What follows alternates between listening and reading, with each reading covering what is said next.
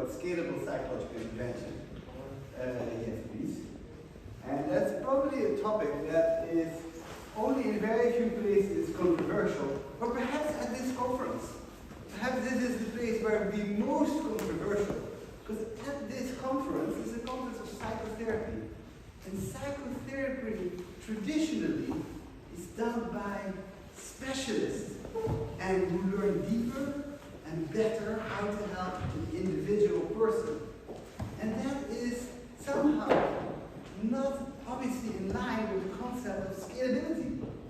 Because scalability is for many people to get something effective. Well, in psychotherapy, you often focus on how do you help one person as well as you can. And that, of course, thank you. And that, of course, is the essence of all the tensions we have in all public health debates. Public health, what is the dilemma in public health? How do you help support many people in the population versus how do you help one person in front of you best? It's a trade-off. Now, I work for the World Health Organization, so we're governed by member states. And what do the member states tell us? They say, please help us to do something good for many people. So we take the public health approach. That doesn't mean that we disavow, criticize, are unhappy with an individual clinical approach. No, the opposite. But the approaches that we promote are those that are scalable. Now for scalability, one needs to take a new lens. And it depends a little bit if you're coming from the traditional psychological interventions, a little bit how comfortable you are with changing the lens. So the lens of scalability is what innovation can we bring into the intervention to, thank you, reach many people. And so sometimes scalability is just getting the money together so we can train more people to do what I do. We just government needs to come up with the money, or private sector needs to put the money, and then we just have more of the thing. That's scalability. I think that's advocacy, and if you're successful, that's great. But we don't know any place on earth where there have been enough psychotherapists trained for population. We need not one, not even close to one. I was in Vancouver the other day, where enormous money is spent by the government on mental health, and huge crisis because it's not enough. So one needs to think in another way. So over the last 50 years, there has been enormous evidence on trials on psychological interventions in low-income countries. 2003 was the first one. Now there will be, and it used to say there will be 100, there will be hundreds. I mean, there's so many. We have one intervention here in Brussels, there's at least 10 trials ongoing. This is one. What's absolutely clear, the psychological interventions can be effectively delivered by non-specialists. Yes, they can be, if someone with a bachelor degree at your university without a psychological background can be trained up to give an effective psychological intervention. This is shocking to many specialists. I like to say it in this way, it's about the first line. The non-specialist can give first-line treatment equally effective as specialists. Shocking for most specialists. Of course, if the person gets stuck and there's a complexity, the non-specialist is lost. So you need the specialist for complex cases, and you need the specialist for deeper work. But just for the presenting symptoms, let's say for anxiety and depression, the most common presenting symptoms, first-line treatment, I'm sorry, specialists don't do any better in the first line of treatment. And there is many meta-analysis showing that. That's not just an opinion, this is a fact. This is not, I'll show this later, is that these simple interventions can also work when the problems are severe. So it's not just for common stereotypes, it only works for mild and moderate. For severe, you must have Not true. Simple psychological interventions can work very well for severe. I'll show it later. How is all of this happening? But on the left is a conventional way, on the right is a more scalable way. On the left is a specialist, traditionally one treatment manual per problem, many sessions, good assessment, good diagnostic workup. On the right is all the innovations that we are talking about. Task shifting to lay people involved with IT, self-help, guided or unguided, transdiagnostic approaches, sometimes not a full diagnostic assessment necessary, a few sessions is necessary to get the effect, and for many people, but not always, the focus on skills for self-management, which is more in the CBT tradition. But not necessarily, because IDT can also be made scalable. We are not an organization that leads on this or has led on this. There are topics that we lead on, but I don't think we are the first doing this. But we have also contributed a lot over the last 20 years to add much science to this. And what is different from what we do from most others working with this, that our goal is to bring our manuals open access online. Because much of these interventions and trials that have been studied on psychological interventions by non-specialists in different countries are not accessible easily. And we do also the work around it, like the implementation guide, how to fit in the system, etc. Here are some covers of published guides that we'll discuss later. Now, these interventions, and the whole thing of psychological interventions, they're all the same. They differ in scalability. And it doesn't mean that at least that one is better than the other. Just like I would never say that non-specialists, simple is better than specialists or the other way around. It's just for a different purpose. But if you look at the hierarchy, the least most scalable is the unguided self-help. A book or a thing that can just be made available online, or someone gives, and there's no, here you go, good luck. Then the second one is giving self-help material with guidance. Come back to me after a few weeks. We talk for 15 minutes, and I help you out if you get stuck. The evidence is that guided self-help works better than unguided self-help. That's the likely dropout rate of unguided self-help, which makes sense. Minutes, and I help you out if you get stuck. The evidence is that guided self-help works better than unguided self-help. That's the likely because of the dropout rate of unguided self-help, which makes sense. There's no encouragement. Then there's group and telephone delivered interventions, which is of course more scalable than individual. Then there's individual by a non-specialist, and then eventually move to specialists. Now, what's very important is to say, is all of this enough? No way.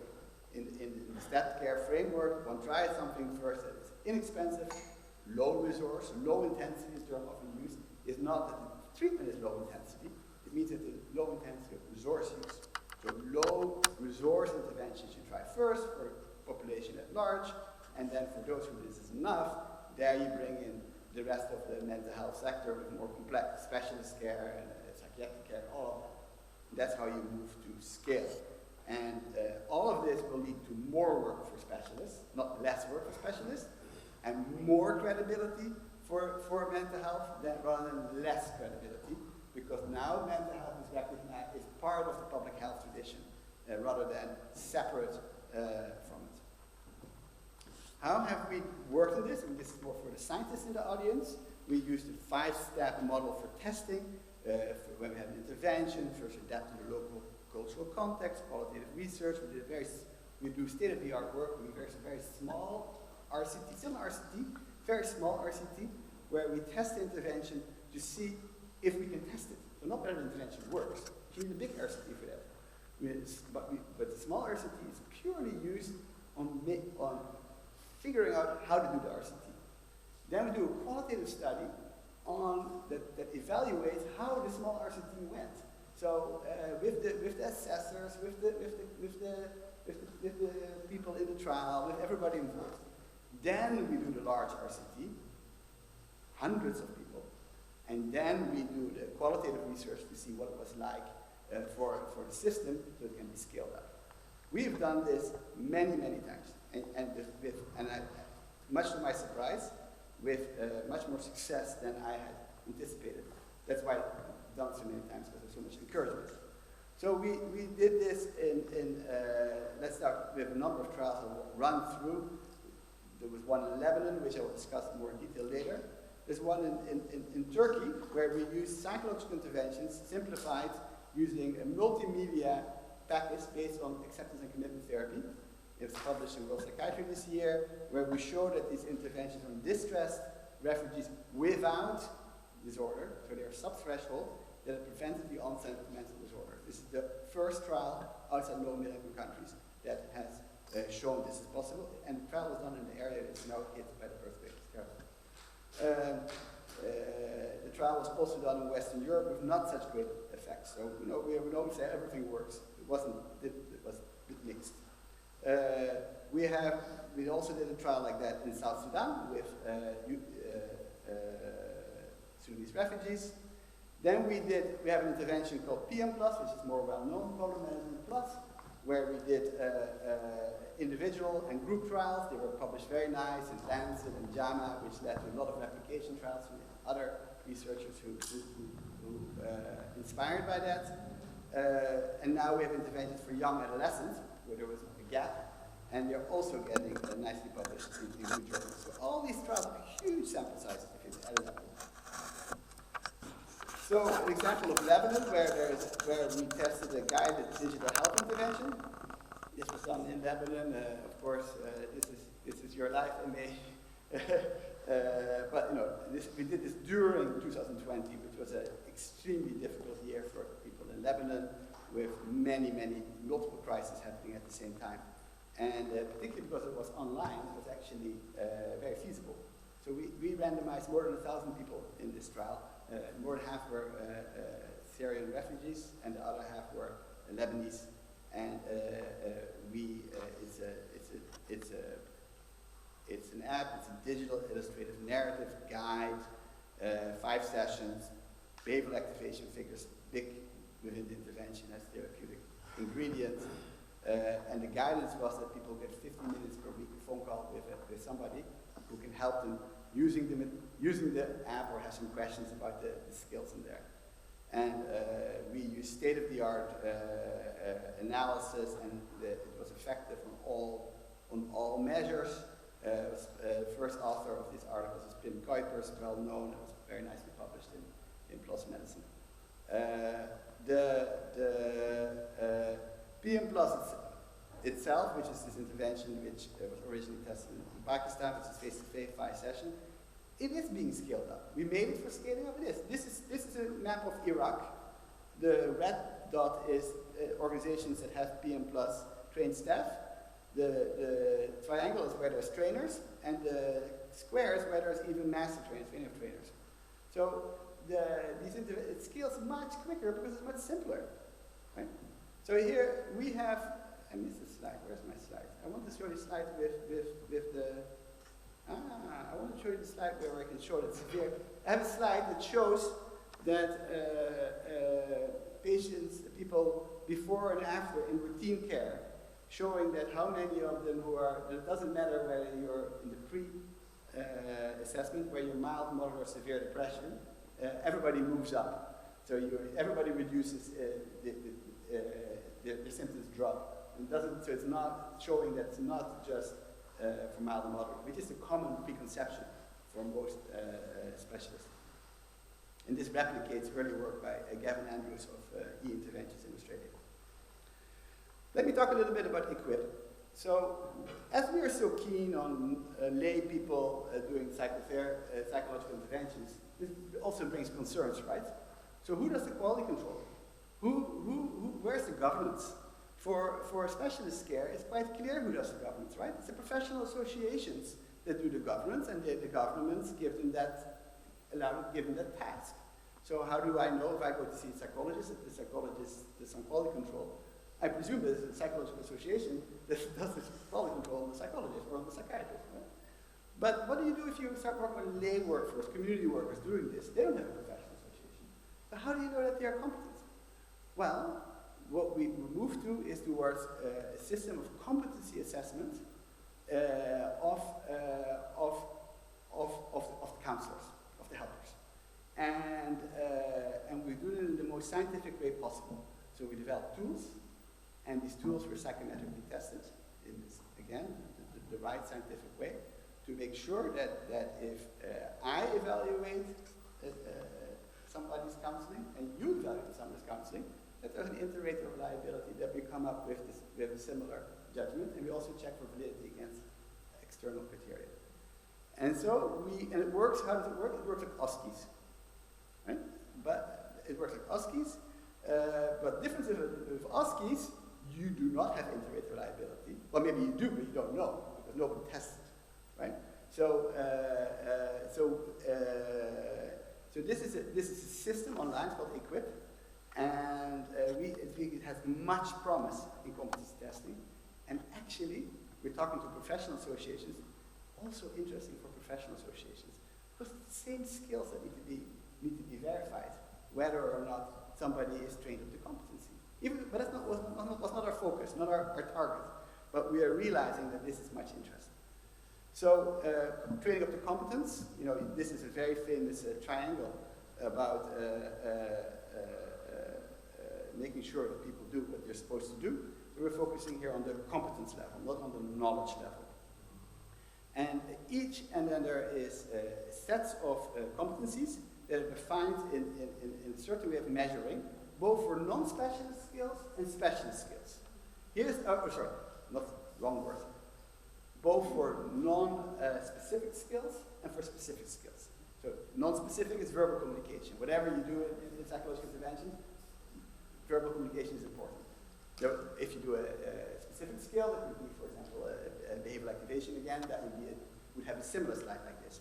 And for each competency, there are 3 levels that people get rated on, with high inter-rater reliability. And what's interesting is that we're also assessing unhelpful, potentially harmful ones, then basic and advanced. And we've done this for the adult foundational helping skills. There's about 15 of them in an instrument called ENACT. We have it for child and adolescent and for group. Then we have specific skills for specific packages like Problem Management Plus.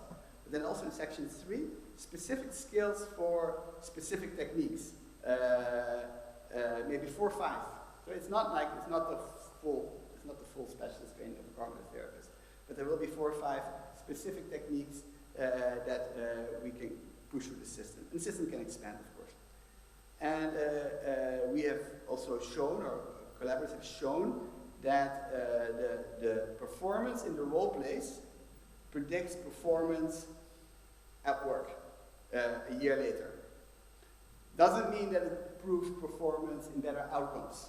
We haven't proven that. That's a general issue in competency training. That we all talk about competence and we're all working on training psychotherapists, but actually proving the link between competency and outcomes is still a research agenda. But we also show that using EQUIP, that you can reduce harm. So you can see that on this slide, in 3 different places, that where competency-based training was used, it was able to reduce, not only improve the helpful skills, but also reduce harmful behaviors, such as interrupting, such as minimizing the person, or ignoring the risk. People speak about suicide risk, etc. Now beyond that, because I think my time is almost up, we are making a guide on how to fit all of this into the system. So we're coming out later this year with a psychological intervention implementation manual, which will describe the planning of if one decides to add a psychological intervention to a public health system, or to education, or to healthcare, how to target the condition, what services you assess beforehand, how to pick the intervention, then how to adapt, how to translate, how to make it fit within the context, then how to select the workforce of non-specialists, how to train them, how to supervise them, how to ensure quality, going back to equip. And then it will have some, it has a chapter on identification and assessment, which is very much on making sure that the right person gets the right intervention. And then there's a monitoring and evaluation. And all of that there's a lot of excitement about this area of work. I'd say the overall impact, I don't want to oversell it. I think most places in the world, none of this is felt. So I think most places around the world, there is no access to psychological interventions for the average citizen. We are still very, very far to go to have impact that is felt. In the UK, there's the IAPT program that reaches many people, and there are some programs here and there, but generally there's very few public programs that have scale. So overall, what are we trying to do? We're trying to test in a proper scientific way a range of scalable interventions. We publish in open access. That's why we do it. If the other ones, if other interventions for colleagues and researchers who do this work would actually publish their work open access, their manuals, we wouldn't have to do this. We make competency assessment tools, and we're making an implementation manual to help with the integration of this in the real world settings in health and social care. Thank you very much.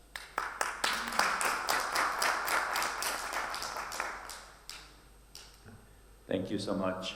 I believe our next speaker has arrived. Perhaps in the meantime we can take one comment or one question. Any reactions? Yes, Dr. Liu. Please identify yourself. Good morning. Thank you very much for the sharing. I'm Jen from the UK. It's really refreshing to see how implementation of this psychological intervention in using the non-specialists. So because quite a lot of efficacy studies and effectiveness study, I'm just wondering on the other side of the coin. So do we have any information around the possible adverse outcome? So because there's growing literature around harm from psychological therapy. I'm just wondering from the literature available, do we start to look into this particular aspect?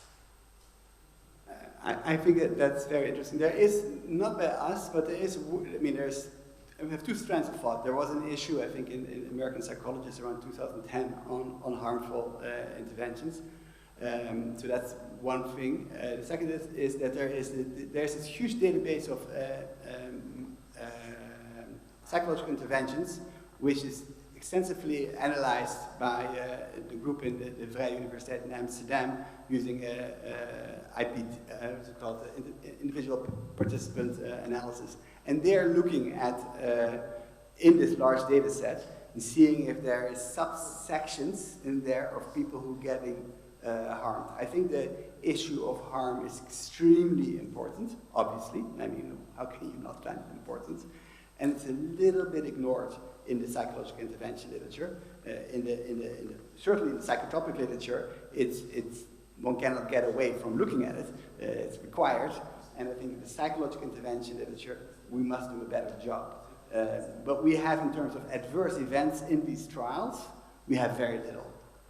So we have, and the dropout rates, it is not usually one way of, in meta-analysis, we look at adverse events indirectly, look at dropout rates, and we don't have a huge effects on differentiation on dropout rates. But it doesn't mean that there isn't a subgroup where actually potentially are getting hurt, and that the way to find that out is through this, through this individual participant analysis. Great question. Thank you so much. I think we have time for maybe one more question. Dr. Sneeder.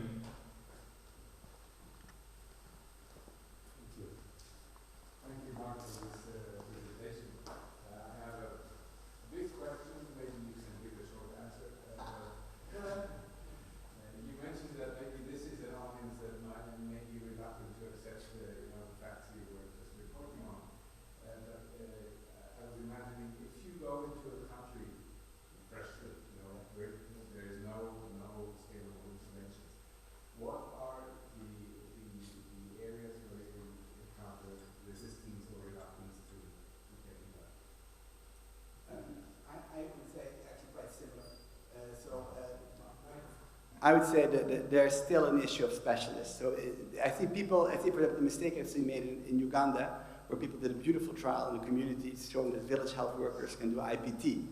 And far away, and in the capital, the psychologists in the capital and at the ministry say, these village health workers doing this, no support afterwards. So it's really, I believe in bottom-up and top-down approaches, but here I think it's really important to work through the top, get the specialists on board. And there's work for them. Supervision, measurement, improvement, follow-up, complex cases, enough to be done. Thank you so much for the question and for the response and for the wonderful plenary session. And thanks to my co-chair, Eme, for beginning this session. Now I have the pleasure of introducing our next speaker, Moussa Ba, a national from Senegal. He totals more than 40 years of experience in the field of mental health. He has been chief of the Critical Incident Stress Management Unit of the Department of Safety and Security of the United Nations since the creation of the department in 2005 to the date of his retirement in December of 2021. Prior to that, he was appointed by UNICEF as a program officer in emergency countries in Western and Central Africa. He joined the United Nations Security Coordination Office at the New York UN headquarters in December 2002 as a regional stress counselor in charge of the West Africa region and Department of Peacekeeping Operations missions. Dr. Ba holds an MD from Cheikh Anta Diop University in Dakar, Senegal, a PhD in Psychiatry and Behavioral Sciences, Dakar University and Paris 5, France, and a master's degree in International Health, Track Epidemiology in Complex Emergency Settings from Tulane University in the United States.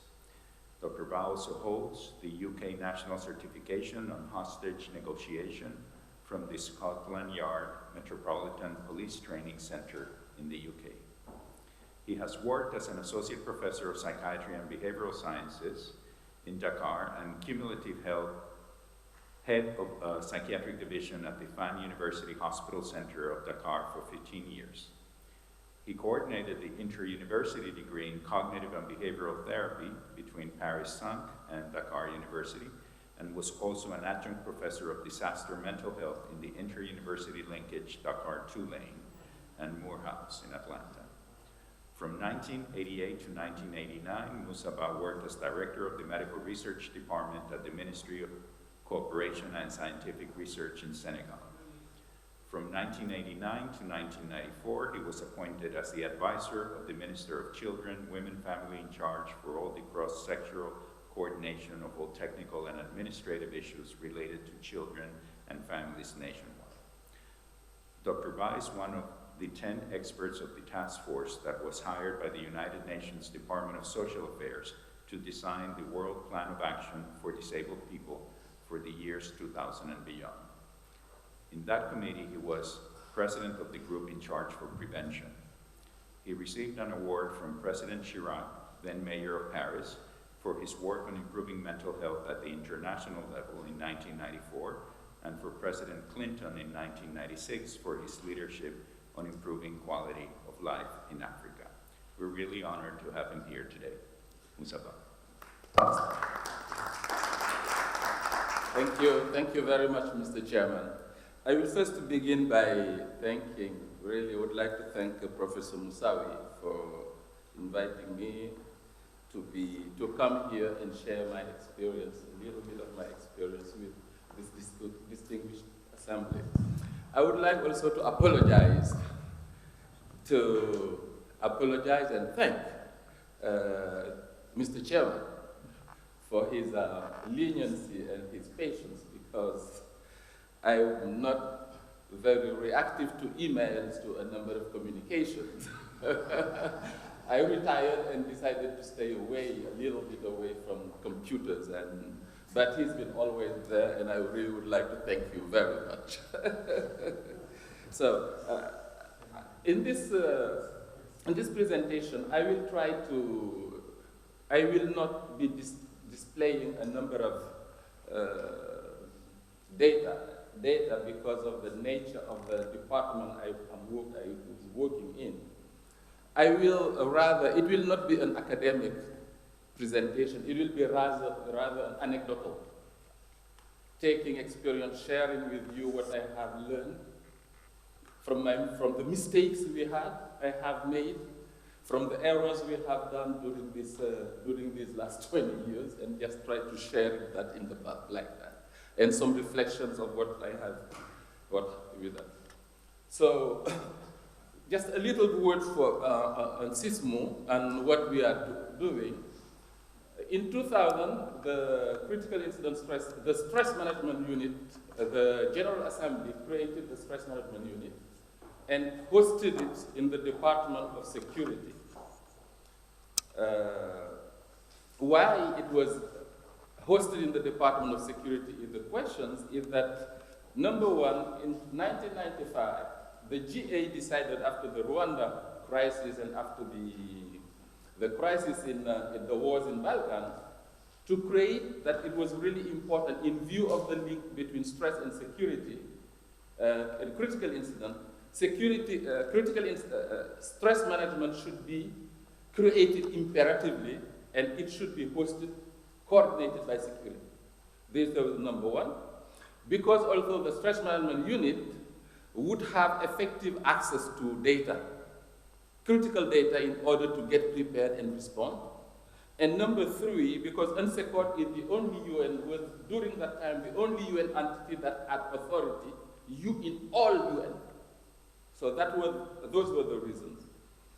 It was created in 2000, but was resourced only after 9/11, so that it became fully operational in 2002. In 2003, I joined in 2002, and we began working on that. But after the Iraq bombing, what happened is that the General Assembly decided that the Department of Safety and that security should be erected as a department, and the Stress Management Unit, in view of its importance also, changed its name to Critical Incident Stress Management Unit, and was also in the office of the Undersecretary General for Safety and Security. So this is how we ended up there. It was created with a mandate saying that the role of SISMO should be two-tiered strategy. This is what the GA said: one preventative and one response and policy. And the mandate was articulated in the following: policies, building policies for United Nations, ensuring interagency coordination for everything related to crisis and critical incident stress management, providing rapid response to all critical incidents, facilitating coordination provision of training and the management of stress. Everything, it was the preventative part, maintaining a roster and identifying roster of stress counselors available worldwide, and researching and assessing and monitoring the factors that will lead to stress and related field, and advising the UN leadership, taking appropriate decision, if not advising the UN leadership on decision mitigating measures, and chairing the interagency working group on stress and the management of stress and critical incident stress, to develop policies, procedures on that field. So that was the mandate. Now what we have, the program implementation model, we designed a program. We had SISMO at headquarters in the field. We had officers, the DPKO, DFS, and we were working also with agency funds and programs within the CIS working group. And on the ground, we trained also what we call the peer helpers. And those are the ones also who were supporting us. This was the system, global system. What I'm sharing today is the psychosocial well-being strategy for the frontliners that we designed after there was the paradigm shift in 2012. After the Nigeria bombing, we decided that UN used to, whenever there was a crisis, UN would evacuate. But from that time on, the General Assembly said that now UN has to remain and deliver its mandate regardless of the situation. And it was the paradigm shift to stay and deliver. So the GA and the said that it would be extremely important for SISMO also, not only to deliver the mandate UN system-wide for all UN personnel, but also to have a specific target and the frontliners. And what I'm sharing here today will be what we have done with the frontliners, who are the security officers, the counselors, medical officers, emergency responding resource officers, because the human resource officers also used to deploy with us. The UN leadership, globally, whatever, from D2 to up, and the line managers, the senior and line managers, the UN personnel critical, and all the UN personnel critical to the implementation of the UN mandate in terms of emergencies. For the UN leadership, what we do is that whenever a person is hired from the role of director to Under-Secretary General, whenever they come, we need to see them. Before they take office, we see them. We work with them, and whenever they go, we monitor and we continue. We have a specific role and a specific way of dealing with them. So the program that was designed is holistic. It is a program that is, we take people from the time they are hired to the time they leave. Assignment, we all check on them globally. And it should be the strategy also. It is now woven into the HR strategy of most of the departments. The organization, what we call in this program is that the organization, that the psychosocial well-being, I think yesterday the chair of the World Psychiatric Association was talking about psychosocial, and here it comes in here.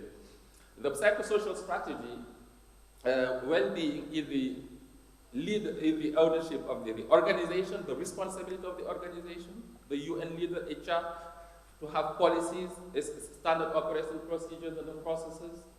The teams, each team, person who has a team, it's their responsibility to make sure that those social well-being of their staff, and also it is the responsibility of the individual.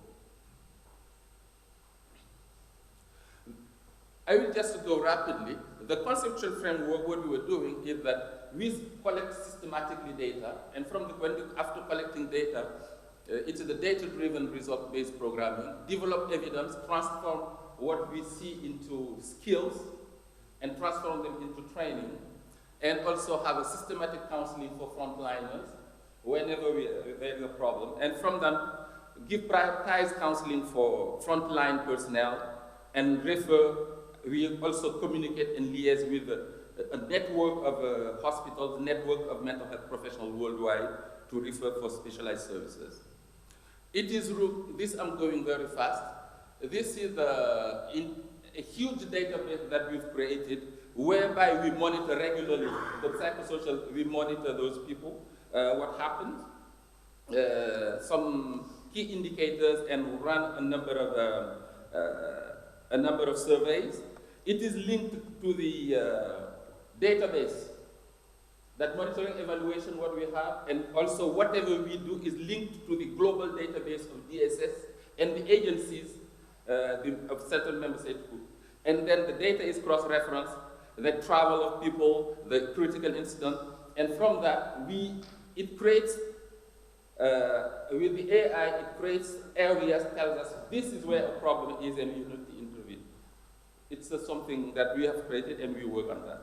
The lessons learned.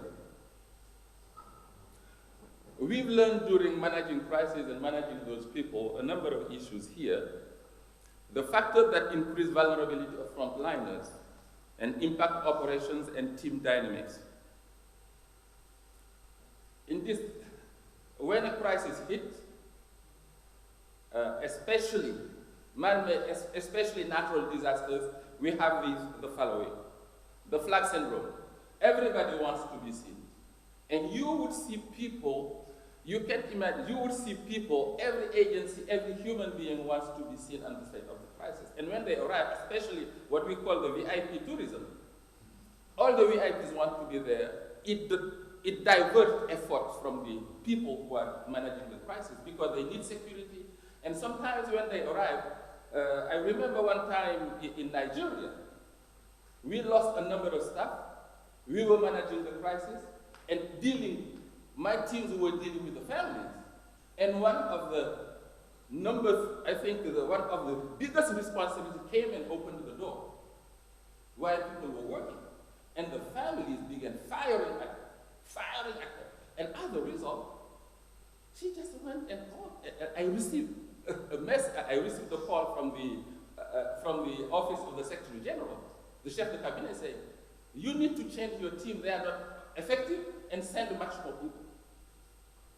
I said, no, this is not the issue. And it is a crisis that I had managed. The security officer was really, who was there, and the one who was leading the crisis was really stressed, and it was a big problem, a diplomatic problem that I had to manage. I had to stand and explain why and what. It's extremely important. We have that. The Flag Syndrome Agency funding program, everybody who is there, the INGO, everybody wants to be seen. And this is a big problem, and we have to manage that. And the flood of helpers. In Haiti crisis, I remember, we had everybody wanted to be there to help. But there were little space, because the country was destroyed, and everybody wanted to be there. And when we went, we were lucky, we traveled with the Secretary General in his plane. When we arrived, he said, no, all these people can't, there's not enough space. We advised to discuss with the member states to make sure that the help was staggered. And this is how many members said after discussion decided that, okay, we are not coming now, we will come in 6 months, we will come in 3 months. Some others decided that they will not go, but their boats will be in the other side. So managing all that takes a lot of energy. And from that also we worked on accrediting, agreement as target deployment, accreditation and clearance for the people who would come into the country. Culture sensitivity and appropriateness of intervention and what happened. Culture sensitivity of team members is something that we've learned that is extremely important. Long protracted political conflict and destruction of social fabric and mistrust in some countries, it is something that's extremely important. When there is a long protracted conflict, the social fabric is destroyed, and people are operate as in a, I would call some narcissistic behavior may happen. We may have revenge, we may have a number of issues within the communities. And what happened in the communities also happened with the people we are managing. So it creates a lot of problems. I remember in Burundi we had those people who came, were not culture sensitive and were kissing in the street. And people came just and took the lady and shot the lady and beat the guy. That was in Burundi. So these are the type of things you have to address many times. During the Pakistan earthquake, what happened is that people were coming outside, had their shots, were smoking, drinking, and voting in crime in 2005. And they were surprised that communities were really bullying them. They would not understand because the attitude was not culture sensitive. It's extremely important. And to correct that, we built a partnership worldwide with the mental health professionals worldwide at the regional, country, and community level. And we institute a certification training where, when we were doing that certification training, we worked with Mark von Amron here and developing the curriculum and seeing how we could implement it so that we prepare the people who would be working with us at least, so that the people who will be working with us will be prepared on our procedures. Poor preparedness is a problem. Mission euphoria. When people are not very well prepared, also, they come and they mission euphoria. They want to be everywhere and will not follow rules and procedures, and we end up having a lot of incidents to manage. Risk-taking behaviors happen. Poor harmonization of standards and procedures. We may have poor coordination issues. We may have a number of issues that happen. And key players don't understand also, if they are not well prepared, the rules and regulations. And instead of helping, we end up being the problem. And it happened when when SISMO was first created, and we learned from that. So everything I'm telling here comes from issues that we have learned and tried to correct. So we created, to compensate that, we had a field manual and the management of trauma and critical incident stress. We institute also regional cell meetings, whereby all the key players in a region, every year we meet, the security officers, medical doctors, counselors, mental health professionals, HR, leaders. We meet, assess the situation in the region, see the most potential threat that may happen, and once the threat happens, and run tabletop exercises on those threats. It creates a team dynamic, and people know, understand issues that they don't understand, and it creates team dynamic. People know each other, and when they are deployed together, they work better. And we also have an annual meeting whereby we have all the people we are working and meet, and when we see some gaps, we have specific training for them. I think that I invited in one of the last ones, Professor Musawi and Professor Sartorius, to build the capacities and some aspects that were missing in the team, and they graciously did.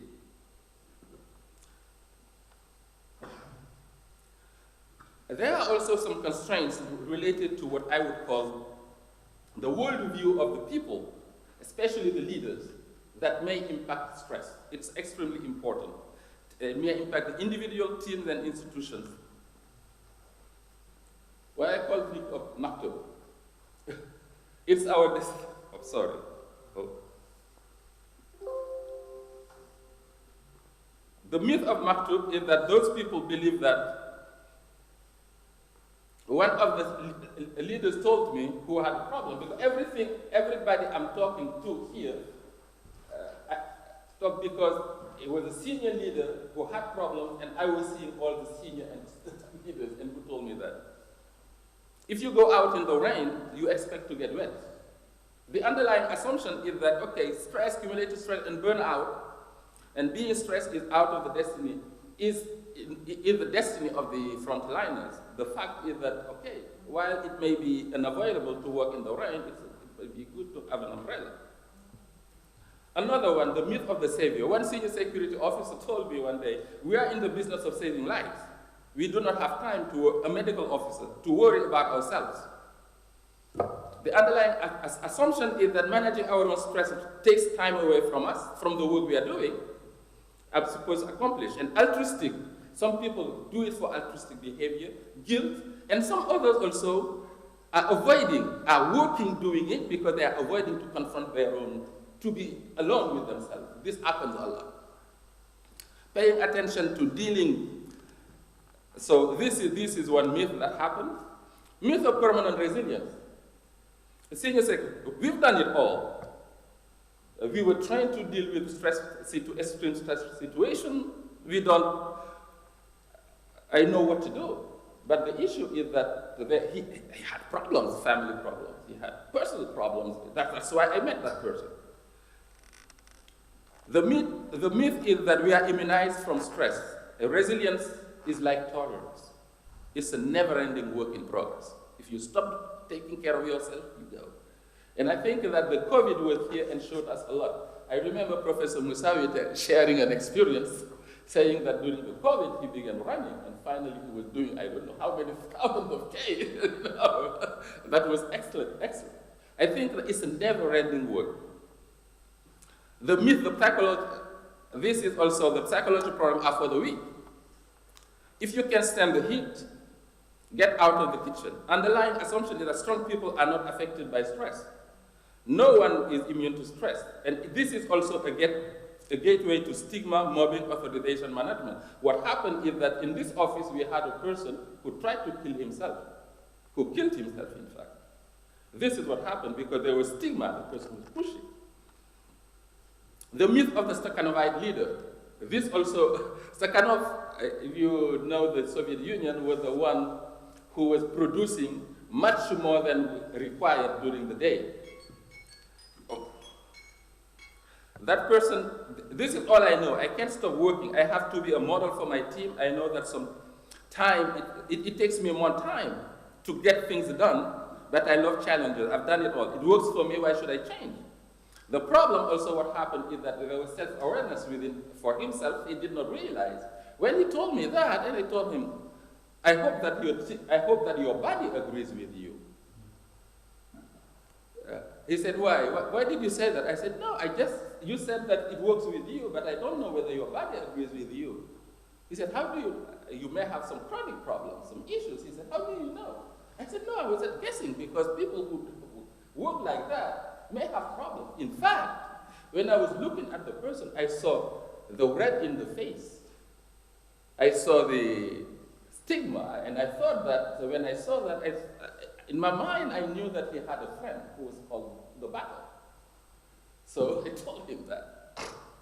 So it creates a lot of problem, cumulative stress, and also in the team, people would not stop. Because he was sending the mirror of a model of a person who is working, and the team would not stop, and they would just continue following.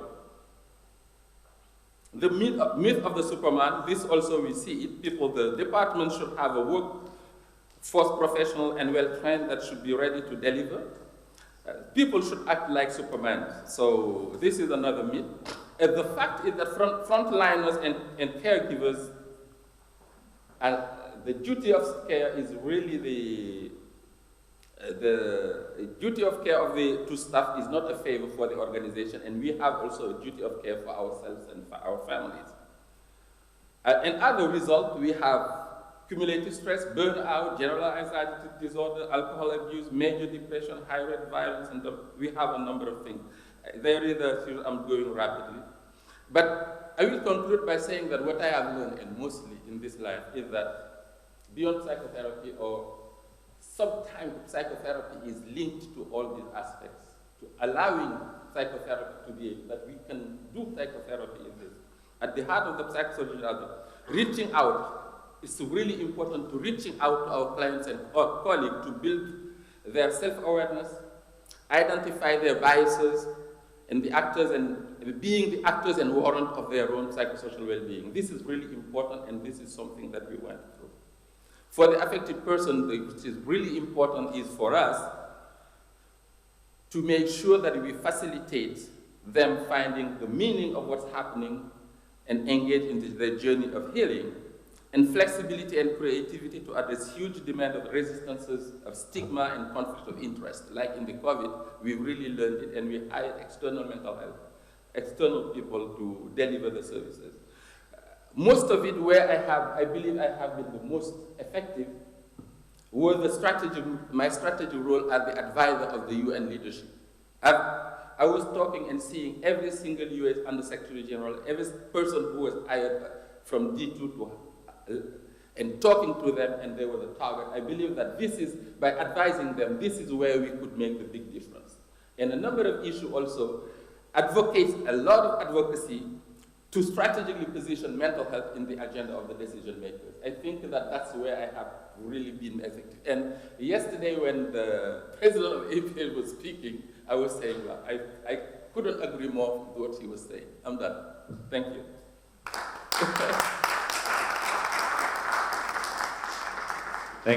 Thank you so much.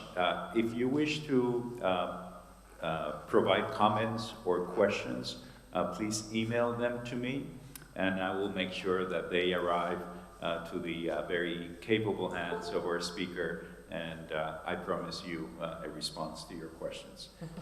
But in order to stay on schedule, now I have the duty and the honor, extraordinary honor, to introduce Professor Idriss Moussaoui, who's Professor Emeritus at Faculty of Medicine in Casablanca.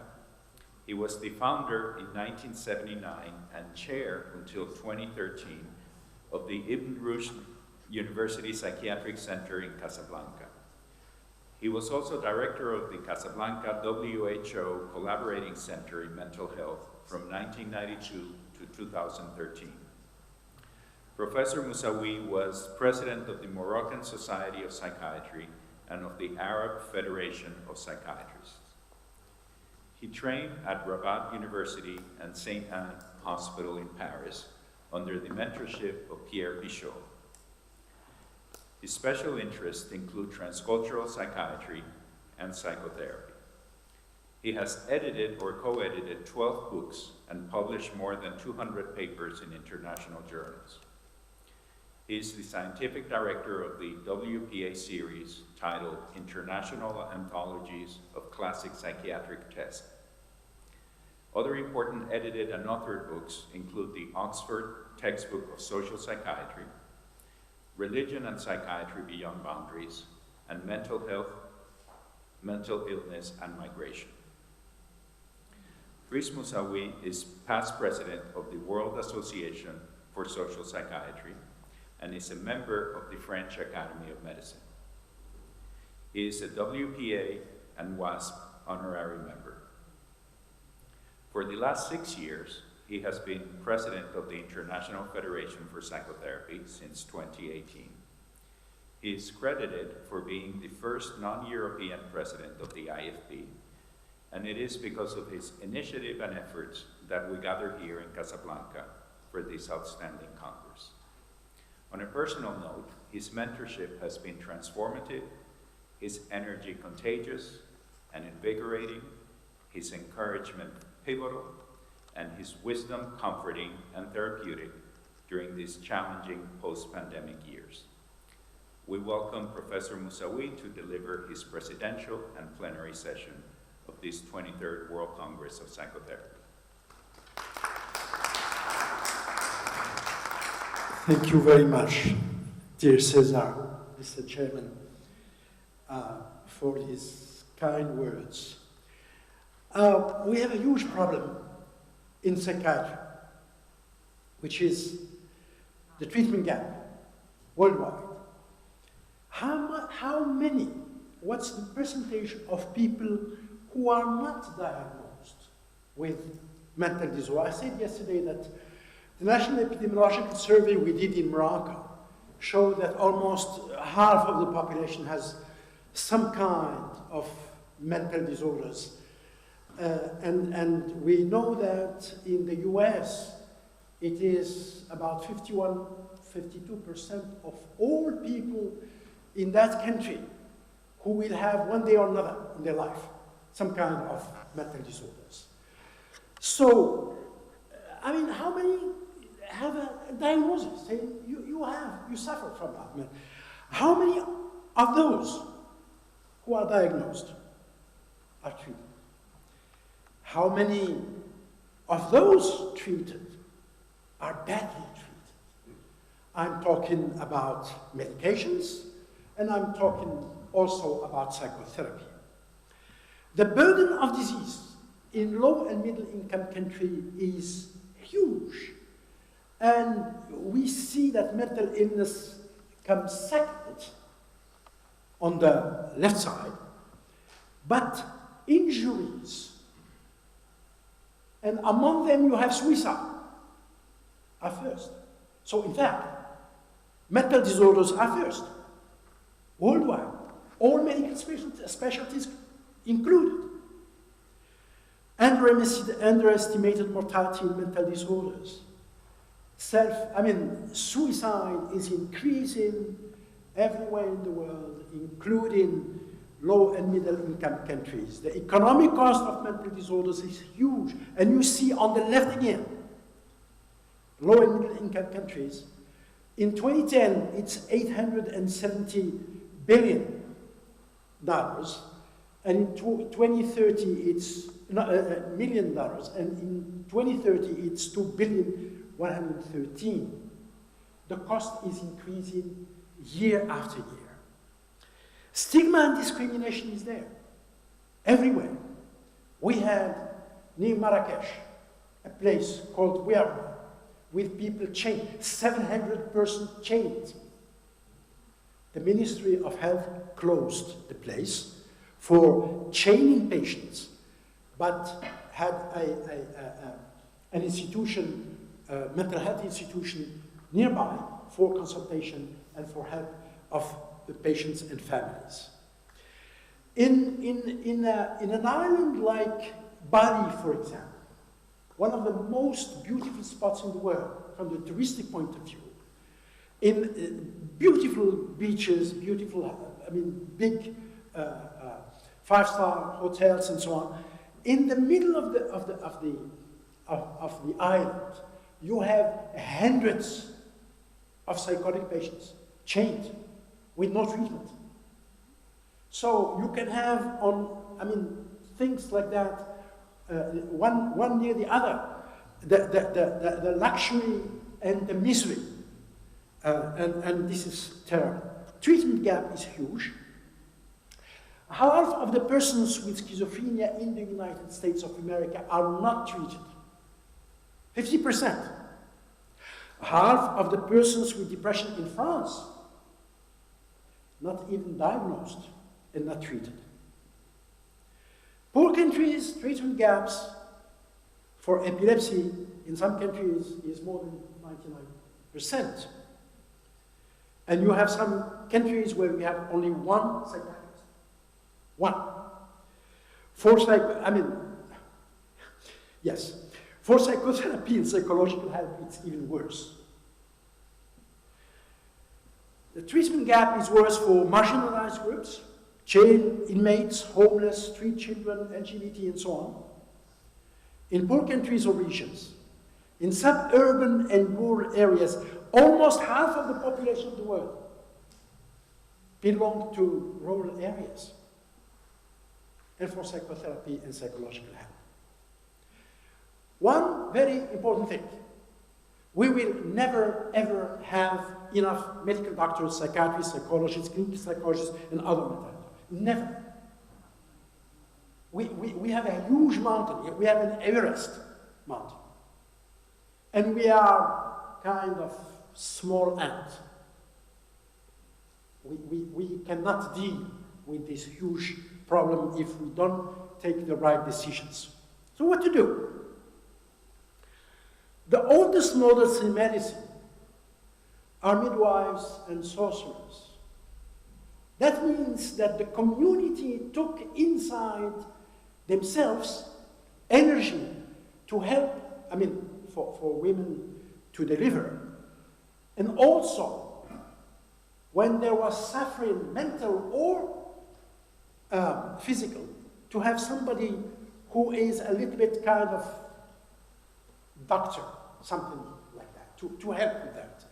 And they gave herbal medicine and so on and so forth, but prayers as well and psychological support. You mentioned Rahman. I'm extremely. What's happening in Pakistan is extraordinary. Very few mental health workers, very few. I have been there for 1 month in 1990. And I have seen extraordinary things in Rawalpindi, for example, near Islamabad. Somebody like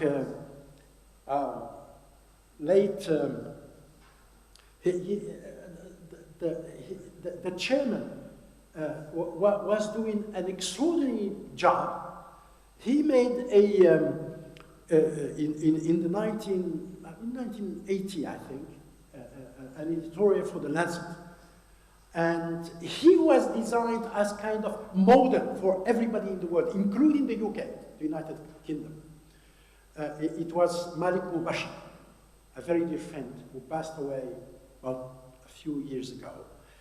And Rahman, in Pakistan again, with community health workers, doing a fantastic job.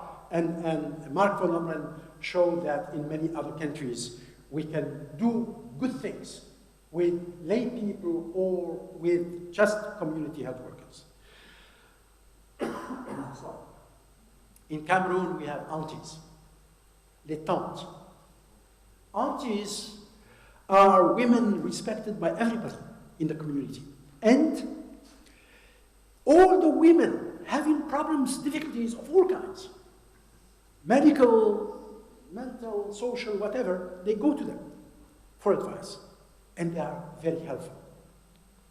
Community therapy in Brazil, very important, what's done there. I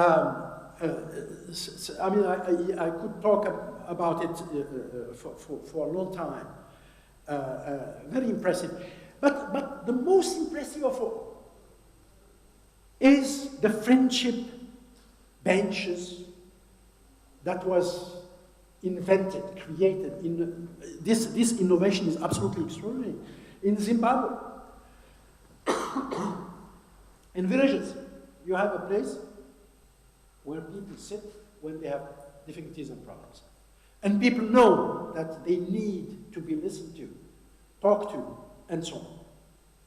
And it has been shown very clearly that we have evidence that it is helpful.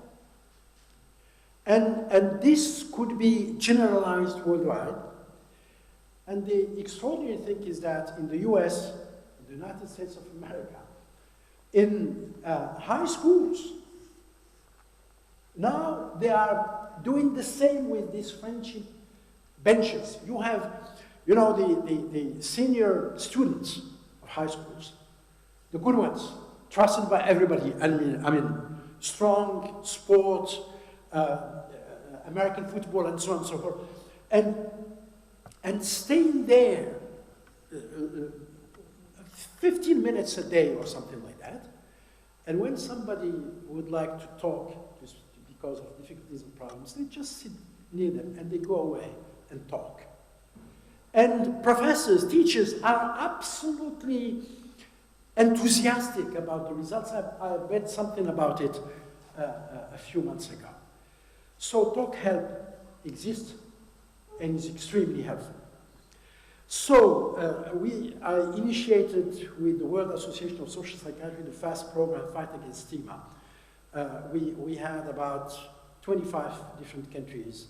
And I initiated here in Morocco a pilot project called Psychological Help in Rural Areas. It was initiated in 2019 and for 2 years to help women with perinatal depression and their families to empower female psychological helpers chosen in the village by the women themselves.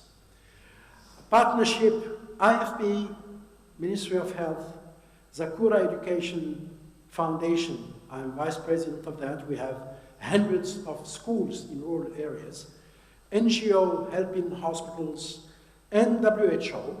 Thank you, Mark, and in Cairo, it was helped. We were helped as well. First step, I visited not 11, in fact 13 villages. In Larash, Kenitra, Sidi bin Noor, Jadida, Al-Walidia, many regions. And we discussed with people. I had some residents with me. We had sometimes very difficult roads. And I was very worried because I had residents with me. I mean, to have problems with these roads myself was not worrying for me, but with young people. We saw about 350 women, in fact a little bit more, almost 400, who gathered in the schools of villages and about 2 dozen men. Briefly informed about depression at large and perinatal depression in particular. We have done 2 prospective studies in Casablanca with hundreds of women, pregnant women, and we found that 20% of them, after delivery and before, had had depression. The interesting thing is that many attendees described publicly their depression. And I asked, you say you have depression. Please, tell me what did you feel? And they were recited, they were just giving all the symptoms of depression, including suicidal ideation and sometimes suicidal behaviors. Some of them asked to talk in private, and I was extremely impressed in rural areas, in villages, about the literacy concerning depression. When I came in 1979 to Morocco, the word depression in Arabic didn't exist, but we went through the media to talk about it and to tell people, and it seems that it worked.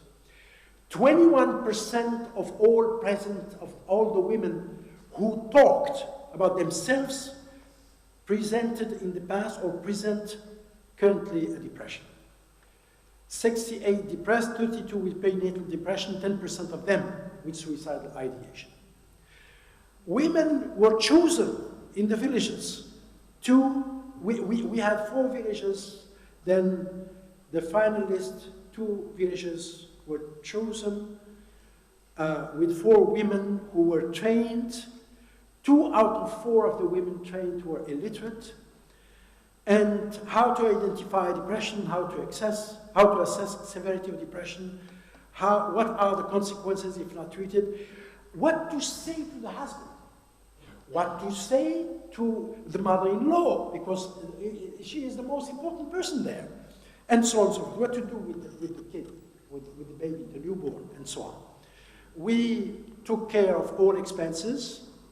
They had a telephone, they could call 7 days a week, 24 hours a day, and we visited the villages every month to start with. The first consultation we had, we were amazed. There was a huge tent near the school, about 60 women, some men waiting, and a tsunami of requests, 4 kinds. All medical problems came, eye illnesses. I was very proud to have made a diagnosis of a Hirschsprung illness in a child. And he was operated surgically, and he was cured from like cardiac disease, diabetes, but mostly psychiatric disorders. 43 patients in the 2 villages were seen, but the others were not happy because we did not have time with all the travel and so on. And it's a whole day. We started very early and we came back very late. We had residents helping. A present was given to the villagers, blood pressure monitor and thermometer. And one village, the funny thing is this. One village was very happy with the outcome, and had their medication given by the Minister of Health. The other was unhappy because they wanted medication handed to them. And this is the place, and Shaima is here with patients. This is another one. And from 24 September to 2019 till 20, we saw 194 patients, mostly women. COVID-19 stopped all trips around Morocco. We couldn't, it was forbidden to travel. It was impossible to consider telepsychiatry for technical reasons. From the anthropological point of view, complaints very often found in women was too much social pressure from the husband and the mother-in-law, too many children, not enough time for themselves, low confidence in corrupt health system in the nearest town, and poverty. Major differences between the 2 villages who were 37 kilometers one from the other. When we talk about Moroccan culture or rural culture, it's nonsense. I mean, the funny thing is that in the village where people were happy, the association of the village did not want to help. In the village where they were happy, the association didn't want to help, and the opposite for the other one. When they were unhappy, the association wanted to help. So there are subcultural differences. And as we said yesterday, I mean, with the medical students, and people are very different, but also villages are very different one from the other. Not a single word about traditional healing. We interacted for hours with them. They didn't talk about that. Interesting. I mean, most of the severe cases still hidden. Those contacted didn't come. And men were very reluctant. What? Helping women? And us. And why helping women? And we are the important people in the villages. But progressively, they were coming themselves for physical illness problem. To conclude, this is just the beginning. I mean, I hope that we will convince the Ministry of Health that this is important to do in other regions in the world, in Morocco. Consultations will resumed after the pandemic, but Now it's, the 2 years are over. And it's an interesting adventure with cultural issues. I think we can have, if we take more time, changes in attitudes. And we would like expansion of the program in Morocco, but also elsewhere. I talked to a number of people in Madagascar, in Armenia, and elsewhere, and they were very much interested. And I would like to thank Professor Nadia Kadri, Ben Jeloun, Salma Al-Kardi, and so on, Fatiha, and the foundation of Zakura Education, and so on, who were very helpful. Thank you very much.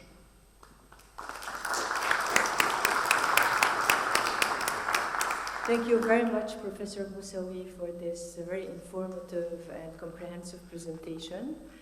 I have the pleasure now to introduce Dr. Dinesh Kumar Maham Lalbukha, who is a professor of mental health and diversity at the Institute of Psychiatry at King's College London.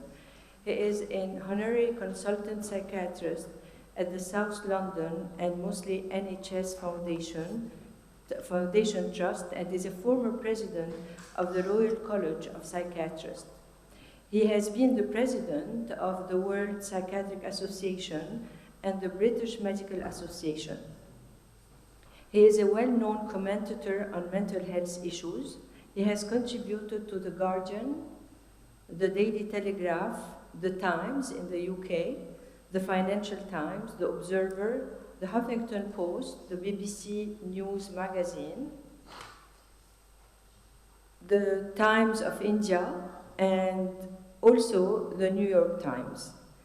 His research interests include topics across social and public health psychiatry, cross-cultural psychiatry, migrant mental health, professionalism in psychiatry, depression, psychosexual medicine, service provision, and decision-making. He has become an important authority on these issues, having published over 180 papers in peer-reviewed journals, 100 editorials and invited papers, 90 books, chapters, and edited 3 books. I think that he's not present in person. Video? Video? Yeah.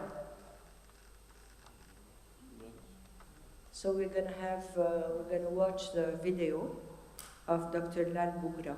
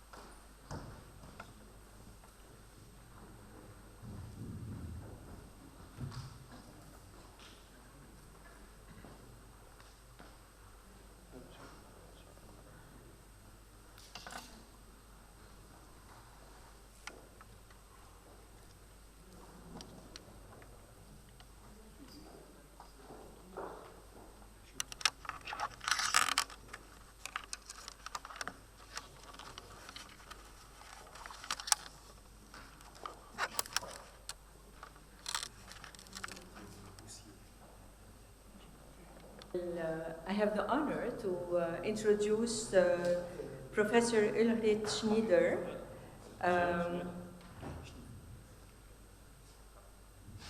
So Dr. Ulrich Schneider is a psychiatrist and licensed psychotherapist. He is Emeritus Professor of Psychiatry and Psychotherapy at University of Zurich in Switzerland. Until 2018, He was head of the Department of Psychiatry and Psychotherapy at the University Hospital in Zurich. His scientific activities are focused on various aspects of traumatic stress research, including epidemiology, neurobiology, psychotherapy, and pharmacotherapy for PTSD, resilience to stress, and more recently, refugee mental health and the emotional, psychosocial, and physical consequences of child maltreatment. But he was the past president of the European Society for Traumatic Stress Studies, the International Federation for Psychotherapy, and the International Society for Traumatic Stress Studies. In 2013, he received the ESTSS Walter Deluce Award for Distinguished Contribution to Psychotraumatology in Europe, and in 2016, the ISTSS Lifetime Achievement Award, Honorary Member, International Federation for Psychotherapy. It is my honor to introduce you, Dr. Schneider. Please.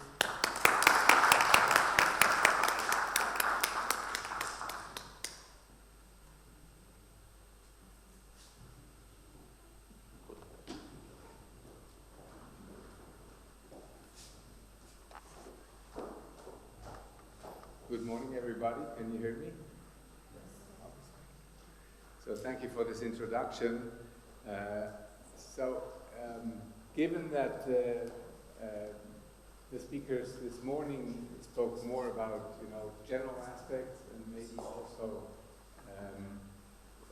psychological interventions that are delivered by non-specialists, I will now focus on psychological interventions that will be and have been and still are being delivered by specialists. So I will talk about the evidence-based psychotherapies for PTSD.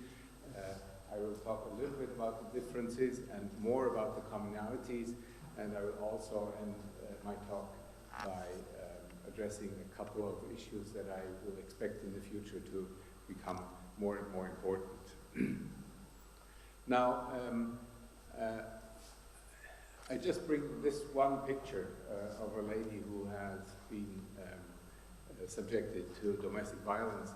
Trauma is everywhere. Trauma is a global issue. Trauma is happening all over the world. Trauma is especially happening in places where there is no psychological help and no psychiatric help at all.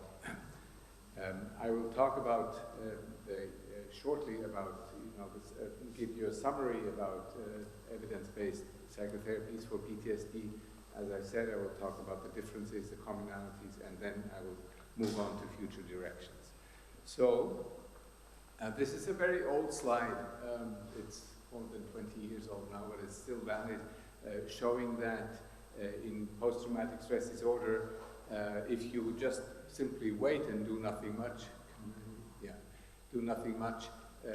of course that helps a little bit, but psychotropic medication helps significantly more. But the field of trauma treatment is a field for psychotherapy just because the effect sizes are significantly higher as compared to psychotropic medication. Also, we need to be aware of the cascade of psychological interventions after trauma. We heard about scalability of very low intensity psychological interventions by Mark van Ommeren this morning. And if we look at self-help, peer support, psychoeducation, or even a small number of group sessions, this is something that can and should be done by counselors. The highly trained, academically trained psychotherapists should, in my view, more focus on the evidence-based treatments, including exposure treatment, cognitive restructuring, etc., in the field of trauma treatment.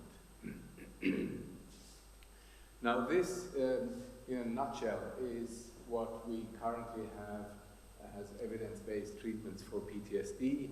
So we are in a very happy situation in the trauma field that there are a number of treatment protocols that really have demonstrated their efficacy across cultures and also with people suffering from PTSD plus a number of comorbidities, including psychosis, including suicidality, including substance use, etc.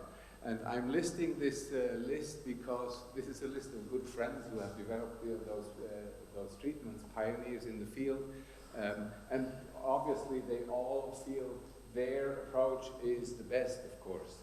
I mean, it just goes without saying. And this is the reason why I'm listing them in alphabetical order, because I don't want to prioritize anybody here. So Marilyn Cloyter, who is a good friend, developed skills training in affective and interpersonal regulation, so the STAIR, narrative therapy. Anke Ehlers from Oxford, UK, cognitive therapy for PTSD. Thomas Elbert in Germany, based in Constance, developed narrative exposure therapy, particularly for people. He developed it in populations in Africa, particularly. Edna Foa is maybe the pioneer, and her approach with prolonged exposure is the approach with the largest number of really well-conducted randomized controlled trials demonstrating their efficacy. Bertolt Gerstons in Amsterdam developed brief eclectic psychotherapy for PTSD with a more psychodynamic focus. Paddy Riesig, cognitive processing therapy, very similar to cognitive therapy of Anke Ehlers. And finally, Francine Shapiro's EMDR, eye movement desensitization and reprocessing therapy. So these are the approaches. Now, if you place yourself in the situation of a practicing psychotherapist, you will never be able to learn all this and apply this accordingly. So, of course, we have a number of differences across those approaches. For instance, the number of sessions, the number and the diversity of interventions may differ. Also, if you look at exposure, which is one of the core elements of trauma treatment, you have in vivo exposure, you have reappraisal of the event. If you look at the way the trauma is being processed, you have differences because one will ask the patient to give a verbal report, others will encourage patients to write about their trauma, imaginary experiencing with or without verbalization. Then also teaching and training coping skills. This is sometimes done as an introduction to treatment. Maybe sometimes you will do it along the treatment. Sometimes there's no explicit attention to skills strengthening. And finally, the integration of traumatic memories itself with other positive life events, creating an autobiography of the lifespan is something that is being done versus, for instance, in Edna Foa's approach, exclusive focus on the trauma itself. Now, as I already announced, I will move on to talk about the commonalities because, you know, I myself am not a pioneer of trauma treatment. I did not develop my own treatment approach, so I'm free to just look at it from the distance. And what I can see when I look at these approaches, and I did learn all these approaches personally, the commonalities really outweigh the differences by far. Maybe our pioneers will disagree with that, but that's my personal view. Now, the commonalities, I identified especially 6 separate entities. One is psychoeducation, and I will talk a little bit more about that. Then the second is emotion regulation, or can call it coping skills. Then exposure, of course. Then cognitive work, cognitive reprocessing, cognitive restructuring. And then the focus on emotions, of course. I mean, this is something that is common in all psychotherapeutic fields, but in trauma we may focus more on the fear and shame, but others also focus on grief and sadness, and moral injury, also one of the more complex emotions, is being addressed in some of the approaches. And finally, you know, an ultimate goal of helping a patient with a trauma history is to reorganize their memory process, which is fragmented in most of the cases, so that the patient is being more able to create a consistent trauma narrative for himself or herself. Now, let's go to psychoeducation. Psychoeducation is not a simple thing, by the way. I mean, it's being done in the beginning, it's being done in the middle, it's being done at the end of the treatment. It does provide trauma survivors and also their relatives with information on the nature and the course of post-traumatic stress disorders or reactions, because people sometimes just simply don't understand how is it possible that an experience which may not even involve physical injury, how can such an experience can create those symptoms? So psychoeducation also identifies and helps to cope with trauma reminders. It also discusses ways to manage the stress related to the reminders and the you know, the flashbacks, etc. And finally, and importantly, psychoeducation also facilitates the therapeutic interventions. It optimizes patient cooperation and prevents relapse. Secondly, coping strategies. They are usually taught and trained in the beginning of treatment. Sometimes they help the patient to improve their capacity to self-soothe and tolerate distress. They help identifying, recognizing, and accepting the presence of conflicting and opposing emotions. And of course, as I mentioned, it's also in the name already in Marilyn Cloyter's skills training, they take really center stage, at least in the first half of that approach. Let's move on to exposure. This is sort of the centerpiece of trauma-focused treatment, trauma-focused CBT in particular. However, if you look at those approaches which I mentioned, in all of them there is some form of exposure to the patient's memory of their traumatic experiences. It is, of course, most strongly emphasized in NFO's PE, prolonged exposure, where she applies imaginal exposure and in vivo exposure. But in all others, we also can find it. For instance, in EMDR, you have those horizontal saccadic eye movements which you elicit in the patients, while the patient focuses on their traumatic experience without even talking about the trauma, but thinking of it. In cognitive therapy, you work on the hotspots. In cognitive processing therapy, you use a written account of the trauma. In brief eclectic psychotherapy for PTSD, Bertolt Gersons would call it catharsis, because he has that psychodynamic background. In essence, in my view, it is all about exposure in some way or another. And of course, as an individual psychotherapist, you need to develop your personal style, and you need to maybe pick and choose the elements which you find most helpful, which you like to apply in your therapy sessions. Now, cognitive work is, in my view, sort of the second most important element in trauma treatment. You work on the hotspots, you use Socratic dialogue, you change dysfunctional attributions and negative interpretations, and also you encourage the patient to engage in behavioral experiments. In CPT, you also use Socratic dialogue, cognitive restructuring. In PE, prolonged exposure, EMDR, and brief eclectic psychotherapy, the cognitive work is part of the second phase of integration and re-evaluation in that approach. Narrative exposure therapy, it is part of the meaning, what they call the meaning making.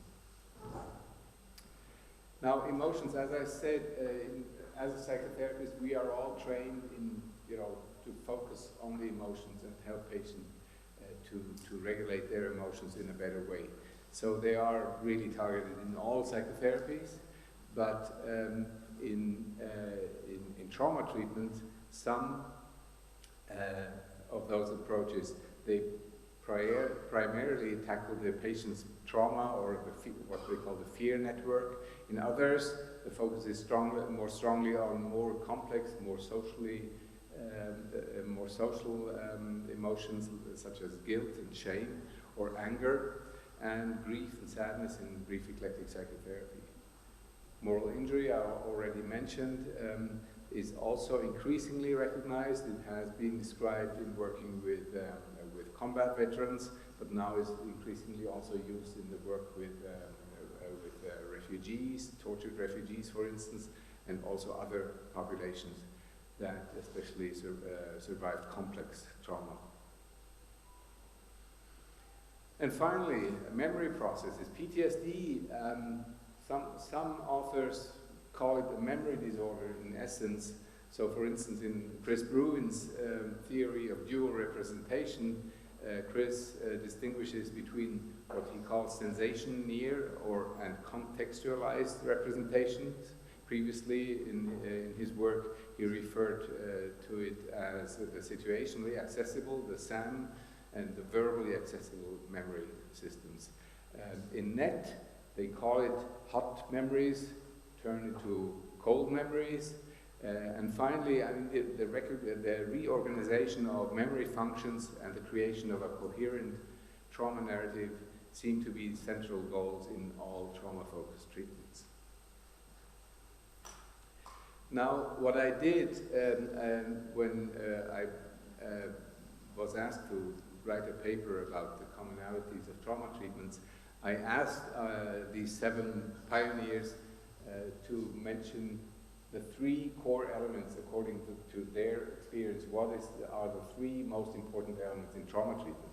And this is what they said here. And as you can see, there are a number of mentions that are being mentioned several times. So emotion regulation, exposure, and cognitive work seem to be sort of, there is the most of consensus across those approaches. And I wrote that paper together with our good friends a couple of years ago in the European Journal of Psychotraumatology.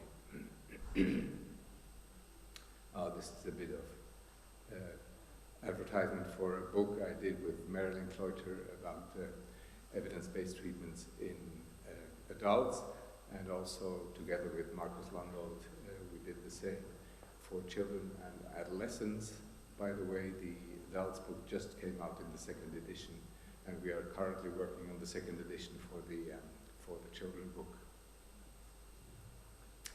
Now, a few words about future directions.